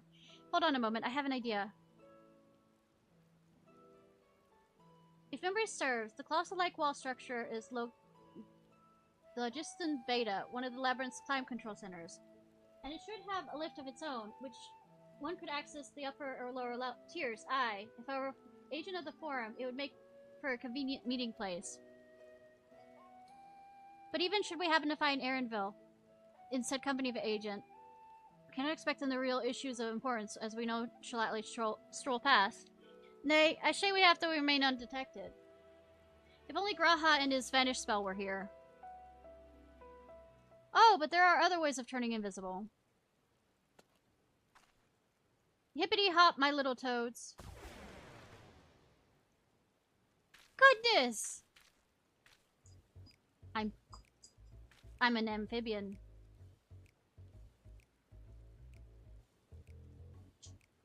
Unaccustomed to transfiguration. Worry not, it'll wear off with the passage of time. I suggest you and your green companions hop and catch up with Erenville. Should you feel the magic's fading, return to me and I'll refresh the enchantment. And what am I to do in the meantime? Rest. Wait here with me. In your current state of mind, you'll likely leap into the jaws of a predator as you will learn of anything of note. Which reminds me, where are the creatures here about? In that form, you're essentially defenseless. Yay. Change it to a toad. Far away. Can I, as a toad, talk, though? I would have enjoyed being a toad for a little while, if only for the change of pace. But Yshlo is right. I'm too preoccupied with other matters. Ribbit, ribbit. Seriously? Ribbit, ribbit, ribbit. Alpha Toad and Ollie Toad are no company. Keep this.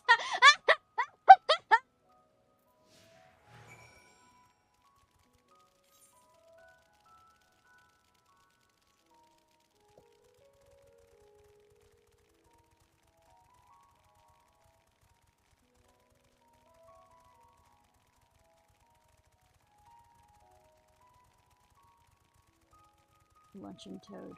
Wonder what they eat. Toads? Smaller toads? Wishful thinking?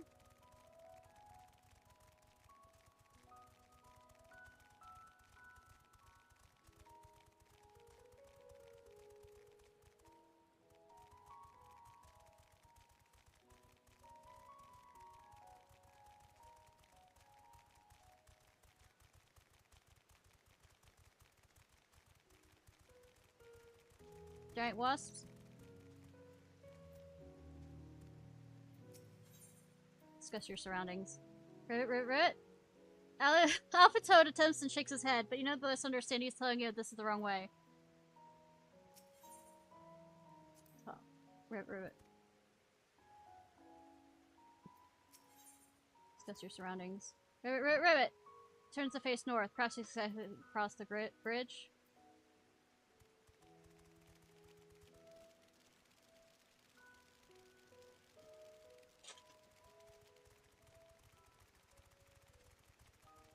This looks like the climate control thing.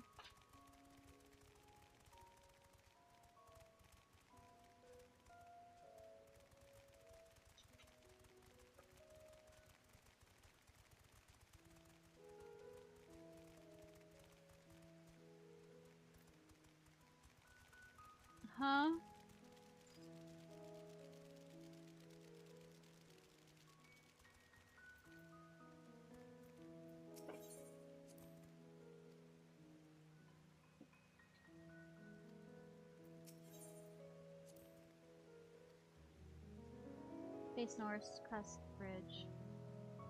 Up there? Okay.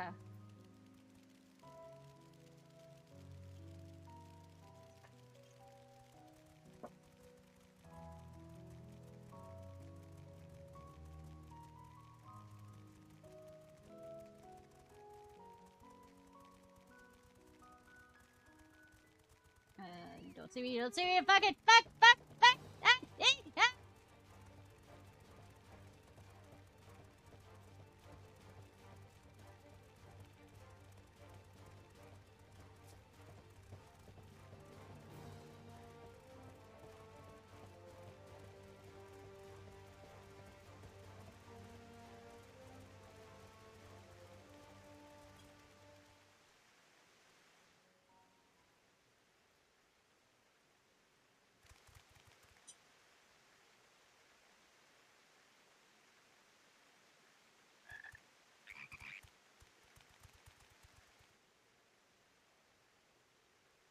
We aren't looking suspicious at all.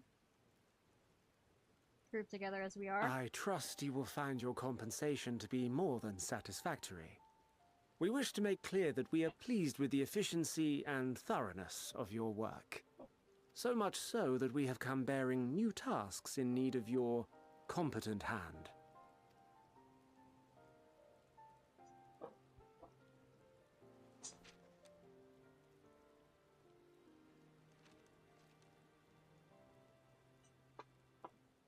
Another lengthy list.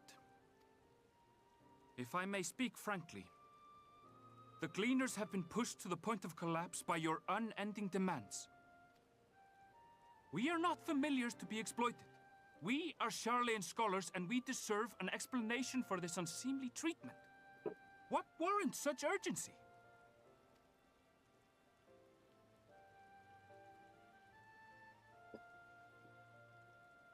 In an age long past, Sharlayan was charged with a momentous duty. And now that word of the final days hangs heavy in the air, the time has come for us to fulfill that charge. I can say no more, but I promise you this. All will be revealed in due course. And when it has, you will understand that your toil was in service to the greatest good. For the greater good.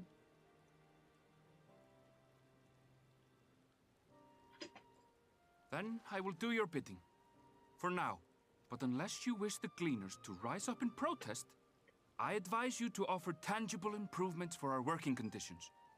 Your promised revelation does nothing to address present circumstances. A fair point. Your concerns will be conveyed to the Forum.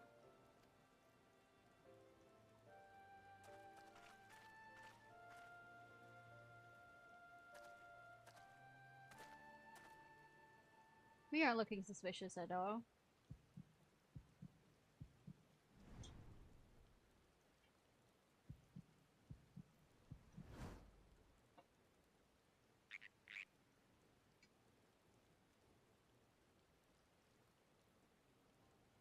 I hope that was informative. You may consider my debt to you repaid in full. While I do have my reservations about the Forum, I want to believe that they have our best interests at heart. Which is why I'm reassured that you're busy sniffing out the truth of things.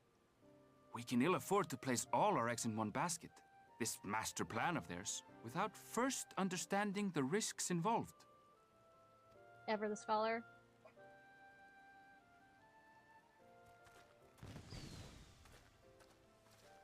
Wait! How did you know it was us? I think we're obvious. If you mean to impersonate a toad, try studying the real thing. And don't try to fool an expert.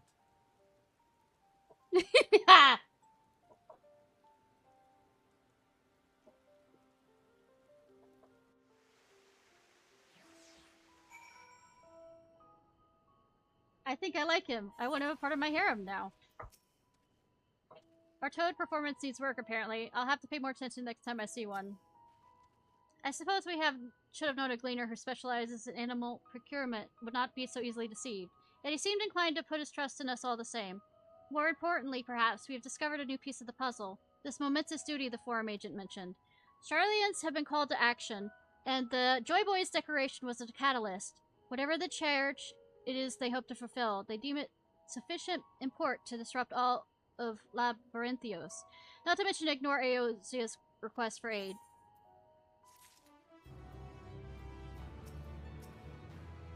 If we happen to cross paths with Erenvel again, I should thank him properly. The guide of sorts. It's staring off in the distance.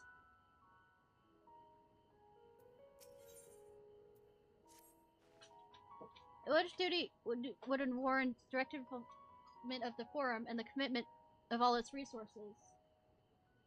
Judging by what we have learned, none of the Gleaners were offered any kind of explanation. At this point, it seems abundantly clear we'll learn nothing new by pressing on them further. We should head back to Y'shtola and Kiri for the moment. See what they have to think of this.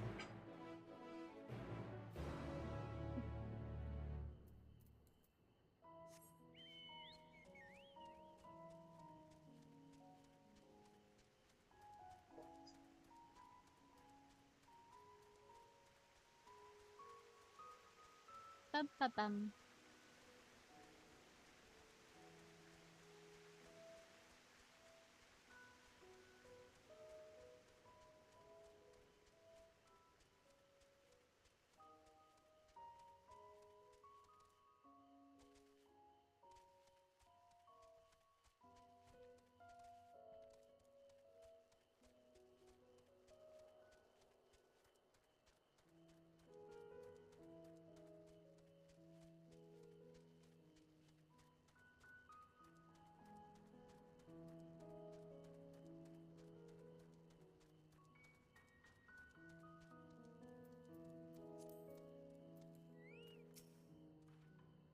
It's funny how normal the forest seems now. As a toad, it was all so much more ominous and threatening. I mean, being smaller, yeah. Where's Kiri? Welcome back. I trust you found Erenvel, then.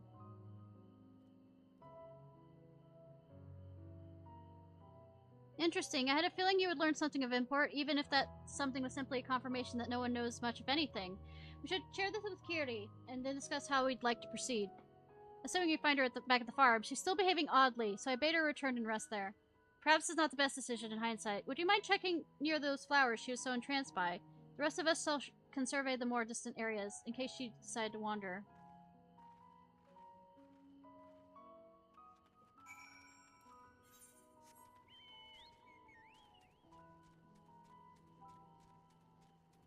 Lost me.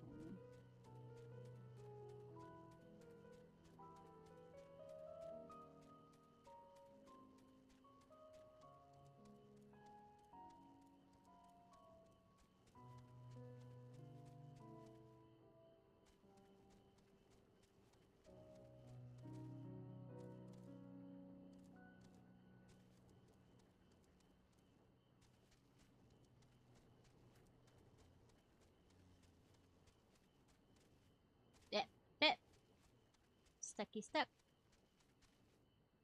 Stray tomato.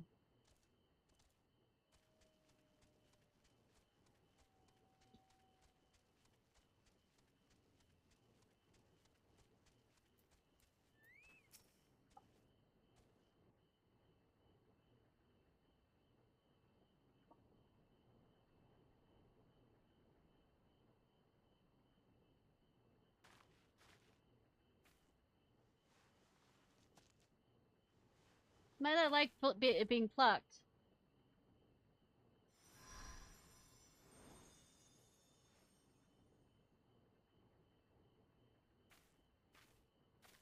For you.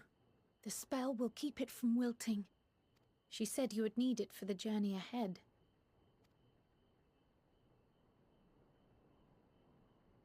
Hydaelyn. Will you speak with her now? I cannot hope to match Minfilia's clarity, of course, but...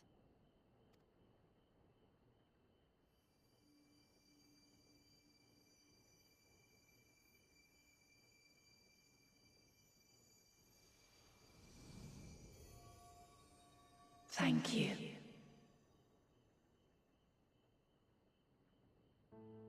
Do not worry. She has lent me her body for only a moment.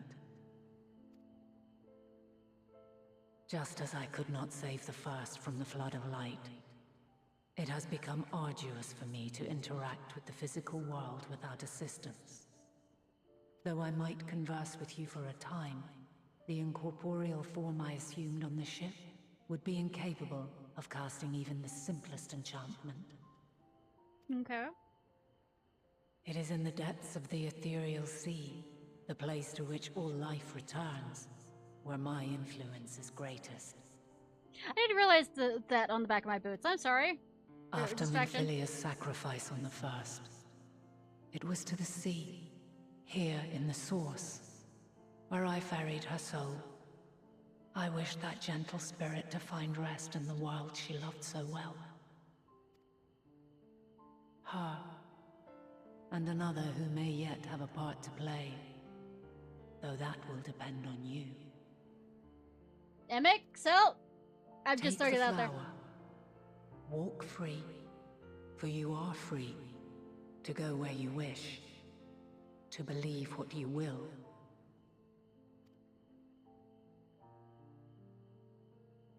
That bloom will be your guide, test and proof of your conviction. In darkness, seek joy. Surrender not to sadness, and see beyond despair. Walk free, and bear the light for others to follow. I will be the Together, lantern. Raise it aloft and let it shine, till the end, blinding and radiant.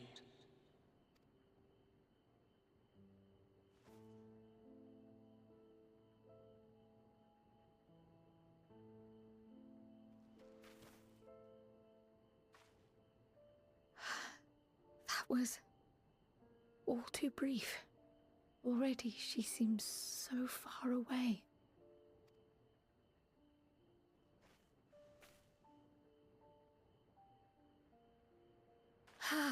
My apologies if I startled you. Ever since we began our descent into Labyrinthos, I had sensed another's will, straining to reach out. Yeah, I thought so. Even with my particular talents, though, I was unable to make a connection at first. So weak and tenuous it was. Well, she mentioned about going down to the sea, and we're kind of going downwards. That wispy thread. Imagine my surprise to discover it was Heidelin herself.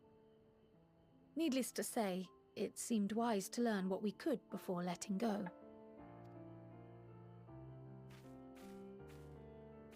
Her answers were more cryptic than I would have liked, but at least she left us with a guide of sorts, that unusual flower.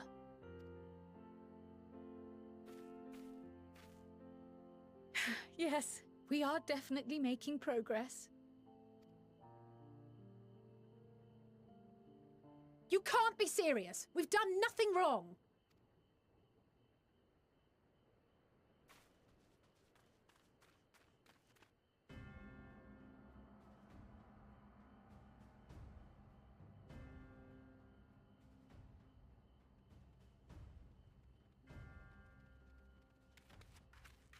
Master Fortuno, what business has the Forum with us? Obstruction and suppression, apparently. Mistress Baldessian, our records show you facilitated the Scions' entrance into Sharlayan by claiming them as assistants for your organization. We are aware of your investigations. After alerting the major institutions to the presence of potential troublemakers, we received word from an Archean custodian. A group operating under the auspices of the students, skulking about Labyrinthos and engaging in clandestine behavior. Clandestine? We may not have entered Sharlayan as Scions, but we did naught to conceal our identities. Our only purpose in this city is to seek the truth. I can think of no reason why our actions should warrant the Forum's intervention. 'Tis not our way to discourage the pursuit of knowledge, but the timing of such pursuits must be considered, not to mention their potential impact. With the world in chaos, we, the true caretakers of wisdom, have committed ourselves to an undertaking that demands the utmost discretion. and we will not risk its success by turning a blind eye to disruptive foreign elements in our midst. What, then, is to be our fate? Will you put us on a ship back to Eorzea? The Forum will convene to examine your case. The results of said inquiry will determine your future in this city. As for your absent companion, he has already been detained. Grah! But why? Is reading a crime now, too? Reading is encouraged, celebrated even. Not, however, of the volumes shelved in the restricted section of the library.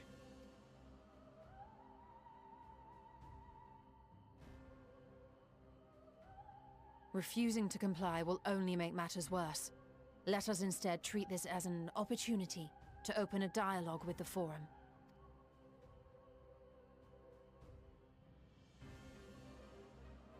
Silence is often one's best defense. I would advise against prolonging the proceedings with frivolous discourse. Shut the fuck up. But enough. This is not the place for debate. The rostra await.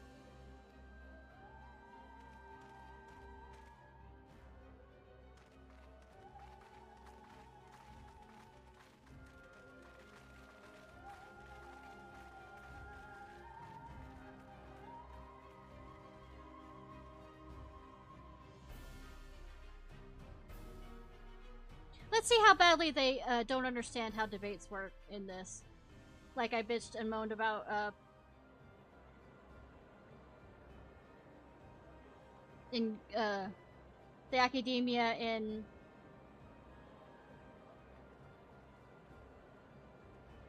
the Sumeru in Genshin. Forgive me. I was careless. We would have been detained regardless. This way, at least, we managed to stay together. I trust your time within the Forbidden Archives was well spent.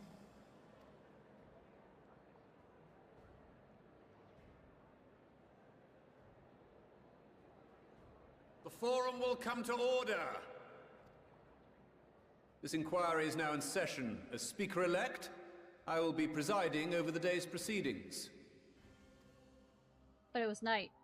Master Fortuner, would you be so kind as to restate the matter which compelled you to summon your colleagues with such urgency?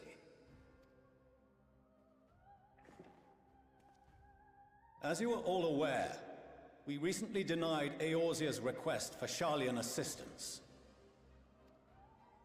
Since then, certain individuals dissatisfied with our decision have taken it upon themselves to interfere with our work. We haven't been interfering. We've just been talking. They entered our nation masquerading as associates of the students of Baldessian. But these malcontents are better known as the Scions of the Seventh Dawn.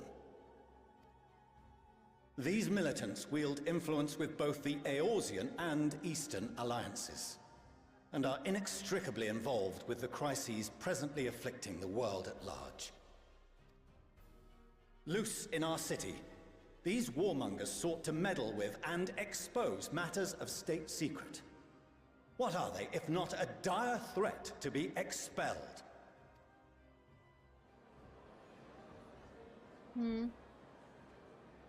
I should have done this as a... You have tarnished the good name of the students. Galuf would be ashamed. Should have done this as a... Galuf Baldessian was never one to forsake his fellow man. Even if this nation closed every door and retreated from the world, he would have found a way to help the Scions, help every soul of this star fight back against the coming doom.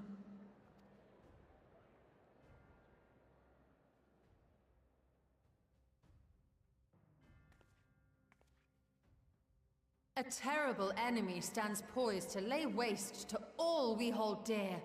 In the face of such madness, Eorzea reached out to Sharlayan a respected ally, in the hopes of forming a united front. Was your curt dismissal truly the best you could offer?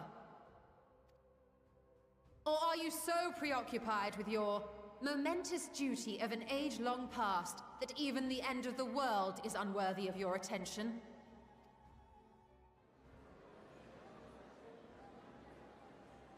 Whence came this revelation?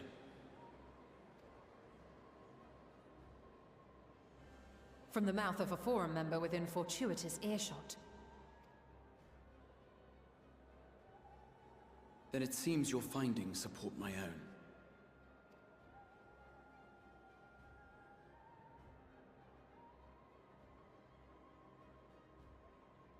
The reason I visited the restricted shelves was to study records of the Forum's policymaking process, to better understand the historical trends underlying their most major decisions. Why is it in the restriction center? Glance, the positions of neutrality in war and the accumulation of knowledge above all else appear constant and consistent, the unchanging pillars of Sharlayan society. And once upon a time, I might have left it at that. These days, however, I am more attuned to the subtleties of governance, and so I noticed something odd.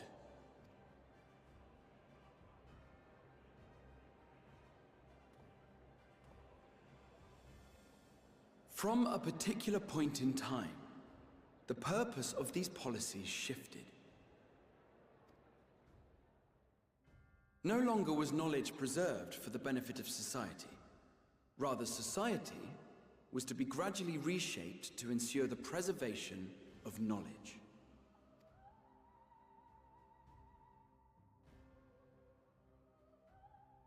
The most conspicuous and telling change was the one which befell Labyrinthos.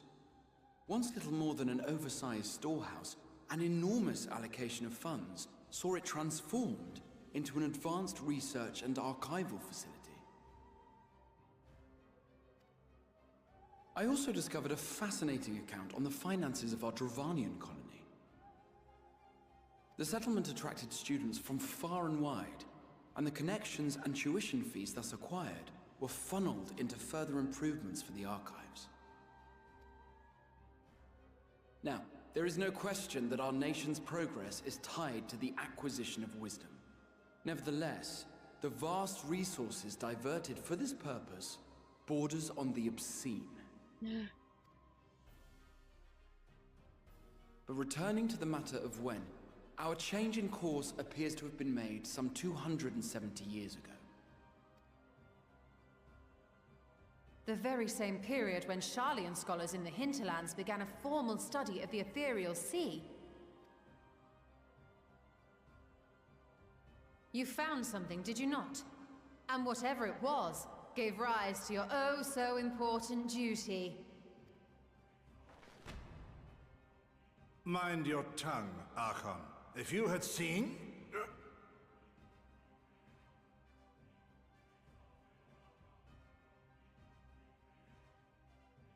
Yes. We are bound by a duty we cannot ignore. Knowing this, what would you have us do? Abandon our vital work and join you on the field of battle? We will never choose the way of the sword. We will fulfill our mission, not through strife and bloodshed, but survival. Come what may, we shall live on. We must. Do as you must, then. But we Scions will fight until the heavens fall, until our last breath. Am I allowed to say something in this?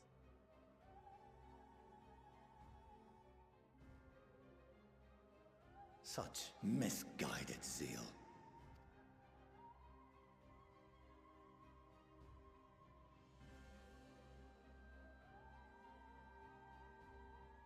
Father, Master Fortuno, I fail to understand the stance you have elected to take. But by the same token, I have yet to find a compelling argument to counter the challenge you put to us in Gridania.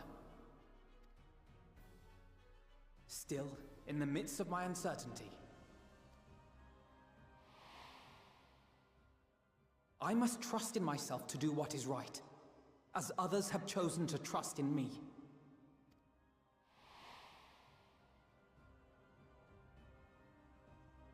So I will continue, as I always have, weighing the consequences of my every action, and allowing my hope for the future to inform my decisions.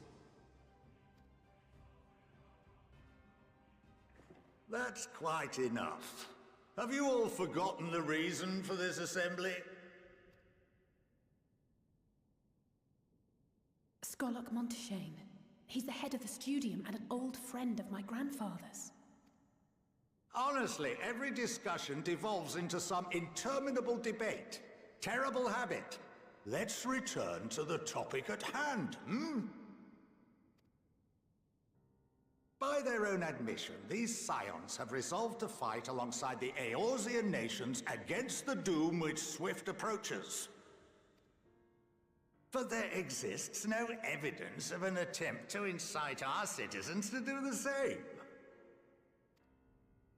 Furthermore, while our decision may well have been the correct one, we cannot simply bull our way through these disagreements without inviting doubts or objections. Put yourselves in their place. Who among you would leave a tome unopened if an elder forbid you read it with no reason given? No. If we're to quell further discontent, then we must conclude this matter with a fair and even hand.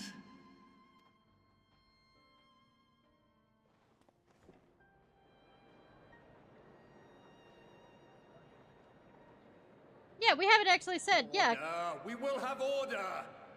Shut the fuck up.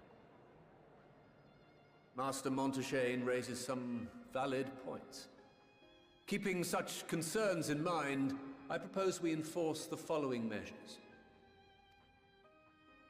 Until further notice, the students of Baldesion are to cease any and all activities within the domain of Sharlayan.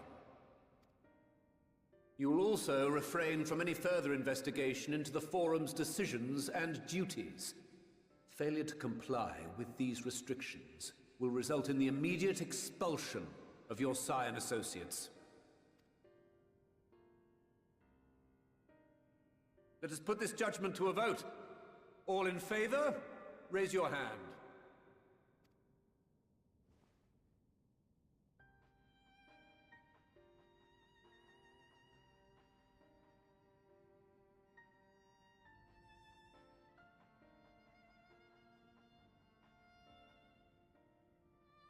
I count 51 for and 48 against. The proposal is passed. How could you count the people behind you? Students, you didn't look that way. Scions, you have heard the Forum's judgment. Pray abide by it, or face the consequences.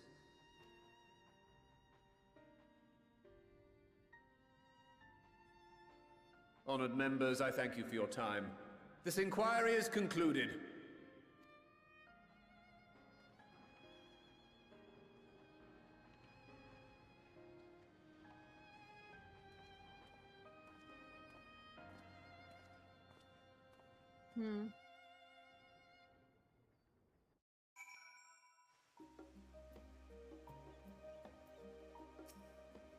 Thanks to the gods for this skull or multi-lounge. I absolutely arguing in circles. My father may be right that I'm still groping in the dark for answers, but I need him to know that I will never stop searching. I owe that much to our involved and myself. You may encounter some raised eyebrows, but do continue to claim the students as your sponsor whenever the needs arise. I believe the guiding principles of the Scions. I know my grandfather would have done as well. I didn't mean to. These were allowed to remain in the city, and our endless investigations have not been in vain. We now know that this mysterious study of theirs began whenever the Forum discovered in the ethereal sea. And with our freedom so sorely curtailed, however, we will struggle to learn aught more of substance here in Sharlayan. I apologize for the trouble I've caused you. I was pondering the significance of what I just read when I left the restriction section and knocked over a security mammoth on my way out. I promise to be more vigilant next time. At least, okay.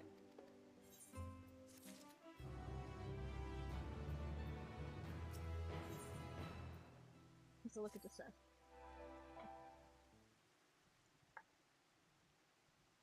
The overall picture has grown clearer, yes, but that's in spite of the forum being so maddeningly vague about this duty of theirs.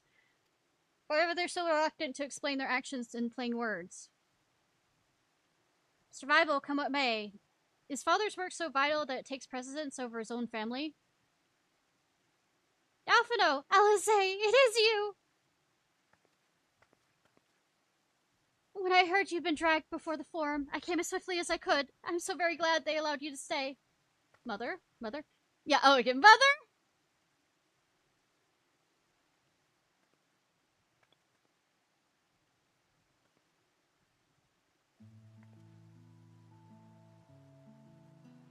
Amelia! I'm just gonna call you Amelia at your servants. You fine people must be the scions of the Seventh Dawn. How lovely it is to finally meet you.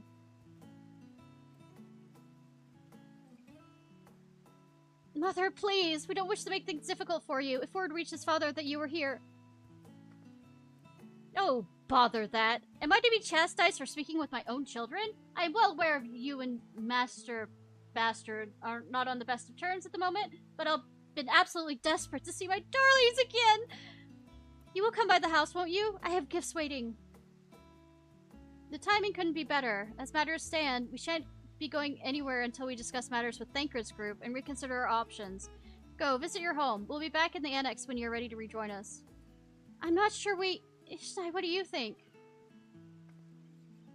Ishnai! The Ishnai Ciarfox? Yes. What a splendid day this turned out to be. Champion Eorzea, I must insist that you join us. Okay.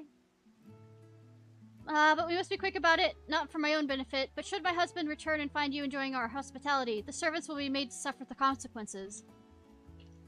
Yes, if you'd be so kind to escort my children to the estate. And then she was gone, with any opportunity to protest. Indeed, the matter is settled. Enjoy yourselves, you three.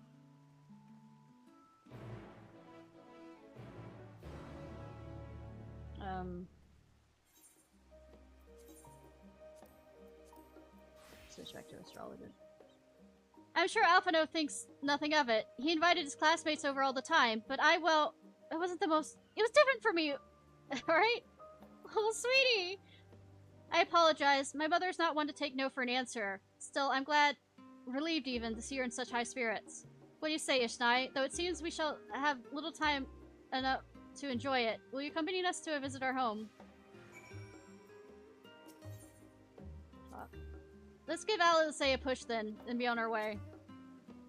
Fine, if we're going, then let's get it over with. But be sure to stay in the entrance hall. No peeking in our private chambers, thank you very much. Are there lots of, stuffed animals? Whatever not. Your room's always perfectly neat and tidy. Everyone has things they'd rather keep to themselves, don't they? Cherished mementos you could bring yourself to throw away, childhood toys.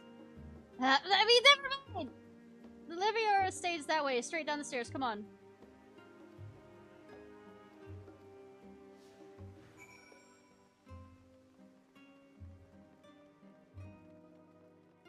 Not worse. Alright, going back to the Red Mage.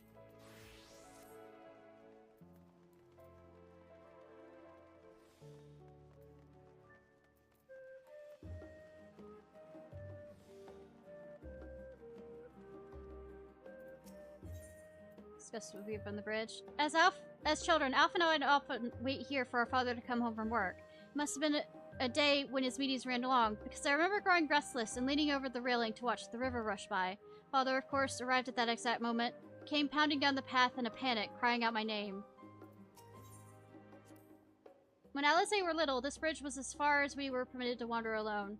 I say alone, but my mother or a servant was always somewhere nearby to keep a watchful eye. Now look at us, traveling to different continents, different worlds even. Did we tell Mom about us traveling to the first? I mean, she might have heard about us, you know, them being comatose after they got better. Oh yeah, this is where I first practiced magic on an actual person. But Alice had fallen, you see, and scraped her knee quite badly, so I tried casting a simple restorative spell that I'd only just learned. How she smiled when the wound closed. The joy and relief, that was when I believed the very moment I chose healing hearts as the main subject of my studies. We used to come here all the time with grandfather. In the summer, I would dip my hands and feet in the fountain and splash about. Not Alphino, though. Even back then, he wasn't very fond of playing in the water. He'd make any excuse to avoid it. Which would explain how I came to swim it like an auk and he sink like a stone. I used to play in, like, the agreement was, I could jump in as many pools on the way home, as long as I was good on the way to school, and I always wanted to play in a lot of the fountains around. Here you are at last. Please, do come in.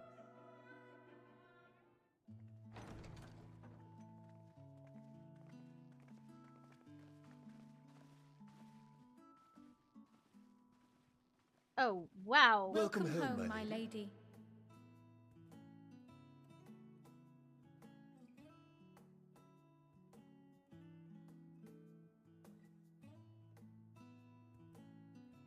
Alphino!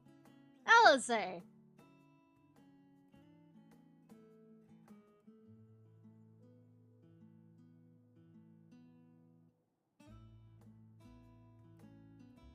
What?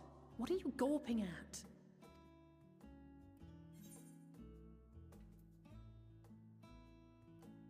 Sound headquarters must seem squalid indeed.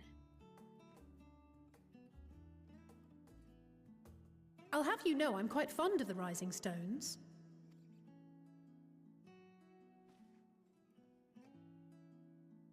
Lord Fortuneau is not to hear of this visit. And I should also like the children to have their gifts, ere my husband makes his return. New outfits?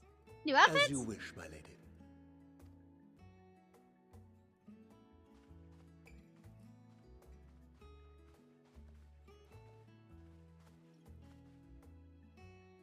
Master Alphino, Mistress Alice, if you'd accompany me upstairs.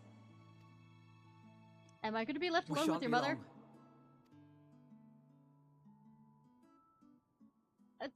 I have not wooed either of your children. I've been a good girl. But I've been training them well, in the sense of growing up to be good adults. The twins have been sending letters home from time to time, recounting their latest adventures. I am sure they withhold certain details, of course, if only to keep me from worrying. Oh, we're gonna spill the tea, spill the tea, spill the tea! Yet a mother worries all the same. In the early days especially, I tried to support them as best I could, sending the Scion's coin and other such donations. Fortunately, they have found the strength to overcome adversity time and time again. Their words grow more confident with every letter, their depictions more vivid. The triumphs and defeats, the joys and sorrows. It is clear that they have come to find value in every experience. But of those they treasure most, it would seem that meeting you might be the most impactful. Why, since that fateful day, I do believe there has not been a single missive in which you were not mentioned by name. Oh God.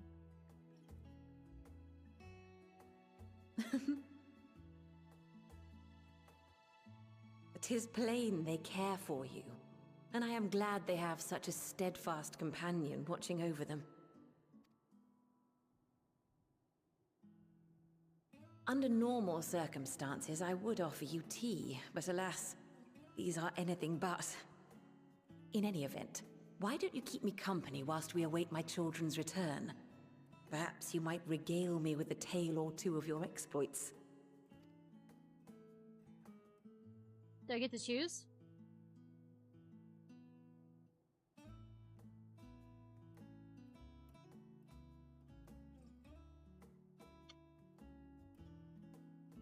God, such a house. Damn.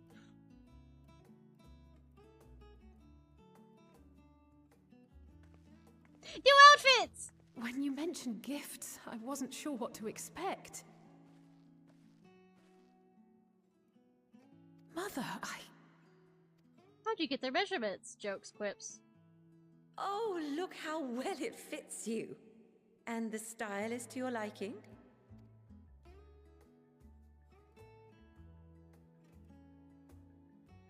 It's perfect.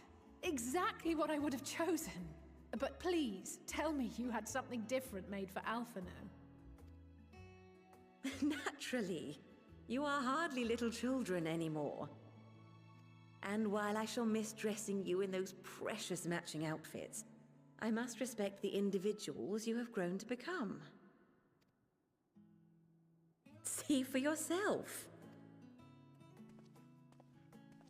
Yeah, it's less blue and more of a purplish blue.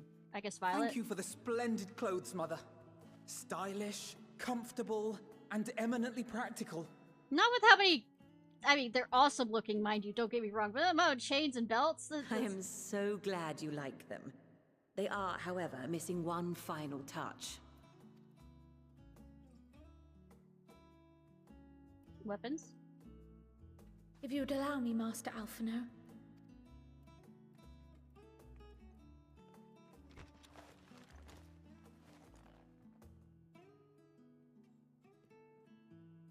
Are you... You're becoming a sage? You're learning new stuff. Does Alizé learn? Wait. Are these... A sage's tools of the trade. They belonged to your father. Oh, how to piss him off even more! Though he may as well be chained to his desk these days, as a student he was often called upon to venture into the field. He wielded those armaments, both to heal and to harm in no few battles. None so fierce as those you two have braved, perhaps, but battles nonetheless. Thus did I pull them out of storage, to show you that he was not always the man who stands in vehement opposition to you now. What did he lose? Or maybe because he gained a family he got And also because it would be a terrible waste of ridiculously expensive House Leveilleur commissioned artistry.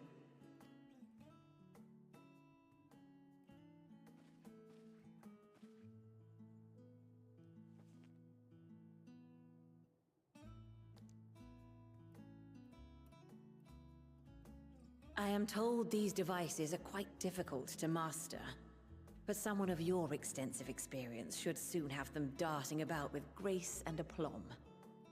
May the wisdom in that crystal serve you well.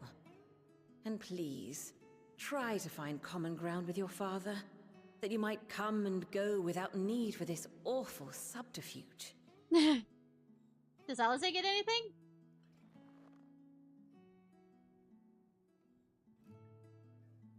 We will, Mother. I promise.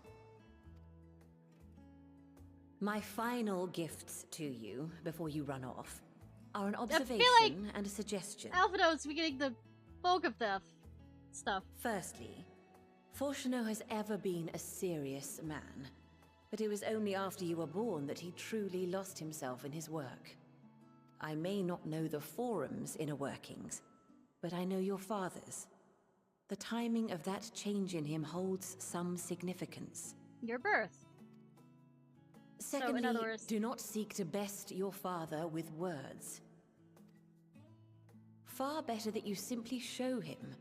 Let him discover the merit of your actions, after they cannot be undone. Okay, ask for forgiveness afterwards. Got it.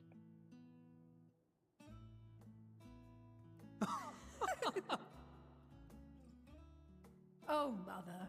A minch. We shall take your wisdom to heart. Thank you again for these gifts, and farewell for now. Safe travels, my children. Eat well, stay warm, and keep your friends close.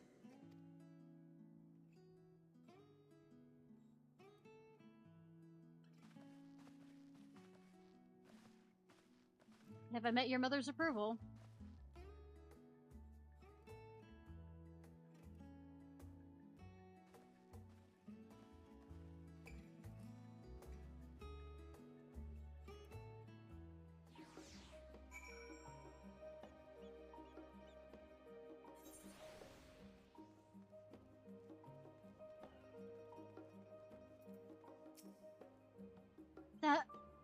was that? Oh, only God knows when we'll be back again. Yeah, game developers. I thank you for indulging Mother's request. I can see it meant a lot to her. And, I shall refrain from inquiring as the contents of your private conversation. Our visit was too brief. For now, however, it will suffice. As these tokens of home that will carry us, these gifts will help us remember who we are and whence we came.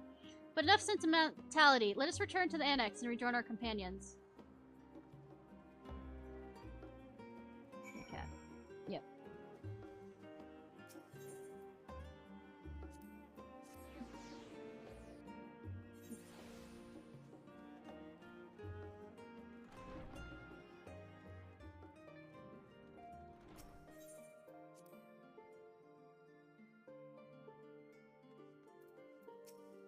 I don't think for a moment that I'm jealous of Alphino's new weapons. They're far more suited to him than me. We left for Eorzea in matching outfits, but our styles, both fashion and fighting, have long since diverged. If anything, I'm proud of the differences between us. Yeah, but kinda need your own weapon, that's awesome. If I intend to master these sages' armaments, it would mean learning to imbue them with the same aether I poured into Moonstone and Obsidian. It's difficult to grasp the essence of such an entity. For me, it'll help me think of the Nuloliths as allies in battle. Simply a new form of energy which went into manifesting my carbuncle companions. For us to feel responsible for the schism of House Leviar would be purely hubris. After all, we are merely on the outskirts of what is essentially a family affair. And yet neither can we claim indifference of strangers. To hear their mother welcome them so warmly was a joy and a relief. As curious as I am to learn the truth of this duty, I wonder what else the form is hiding. A calamitous secret whose origins lie in the ethereal sea? Duplicity aside, however, I do not believe that Master Bastard means us ill. Even the harsh words he had for his children stem not from anger, I think, but desperation. Enjoy the time with the Leviars, I hope? I would ask how the twins fared, but their new outfits tell the tale. I only hope we can help them reconcile with their father, that they might return home one day with their heads held high. In the meantime, we edge closer to the secret of the form strives to hide, and the flower bequeathed to you by Hydaelyn is sure to guide us going forward. I am confident that once you've scouted out the situation, we'll be well equipped to plot our next move. Though it occurred to me, have we told her about anybody about talking with Hydaelyn? It's wonderful how a garment given in love can easily change one's whole outlook. I remember when I was still coming to terms with a talent with the Echo. Just being wrapped in the robe of my grandfather somehow made everything less daunting. Oh, is this the thing you're wearing right now? Anyways, I'm gonna... We've hit the almost 7 hours and 30 minutes mark, so, let's find somebody to raid. Cat! Monkey, rip this off for me!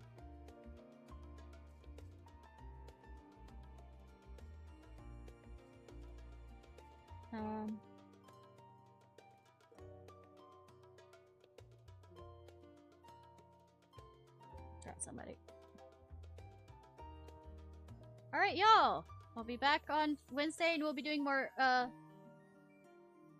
Monster Hunter World. With Haru. This was Ishnai Ciarfox. I hope you have a good day or night whenever it is, wherever it is currently, or if you're watching this on YouTube, please like, subscribe, and comment.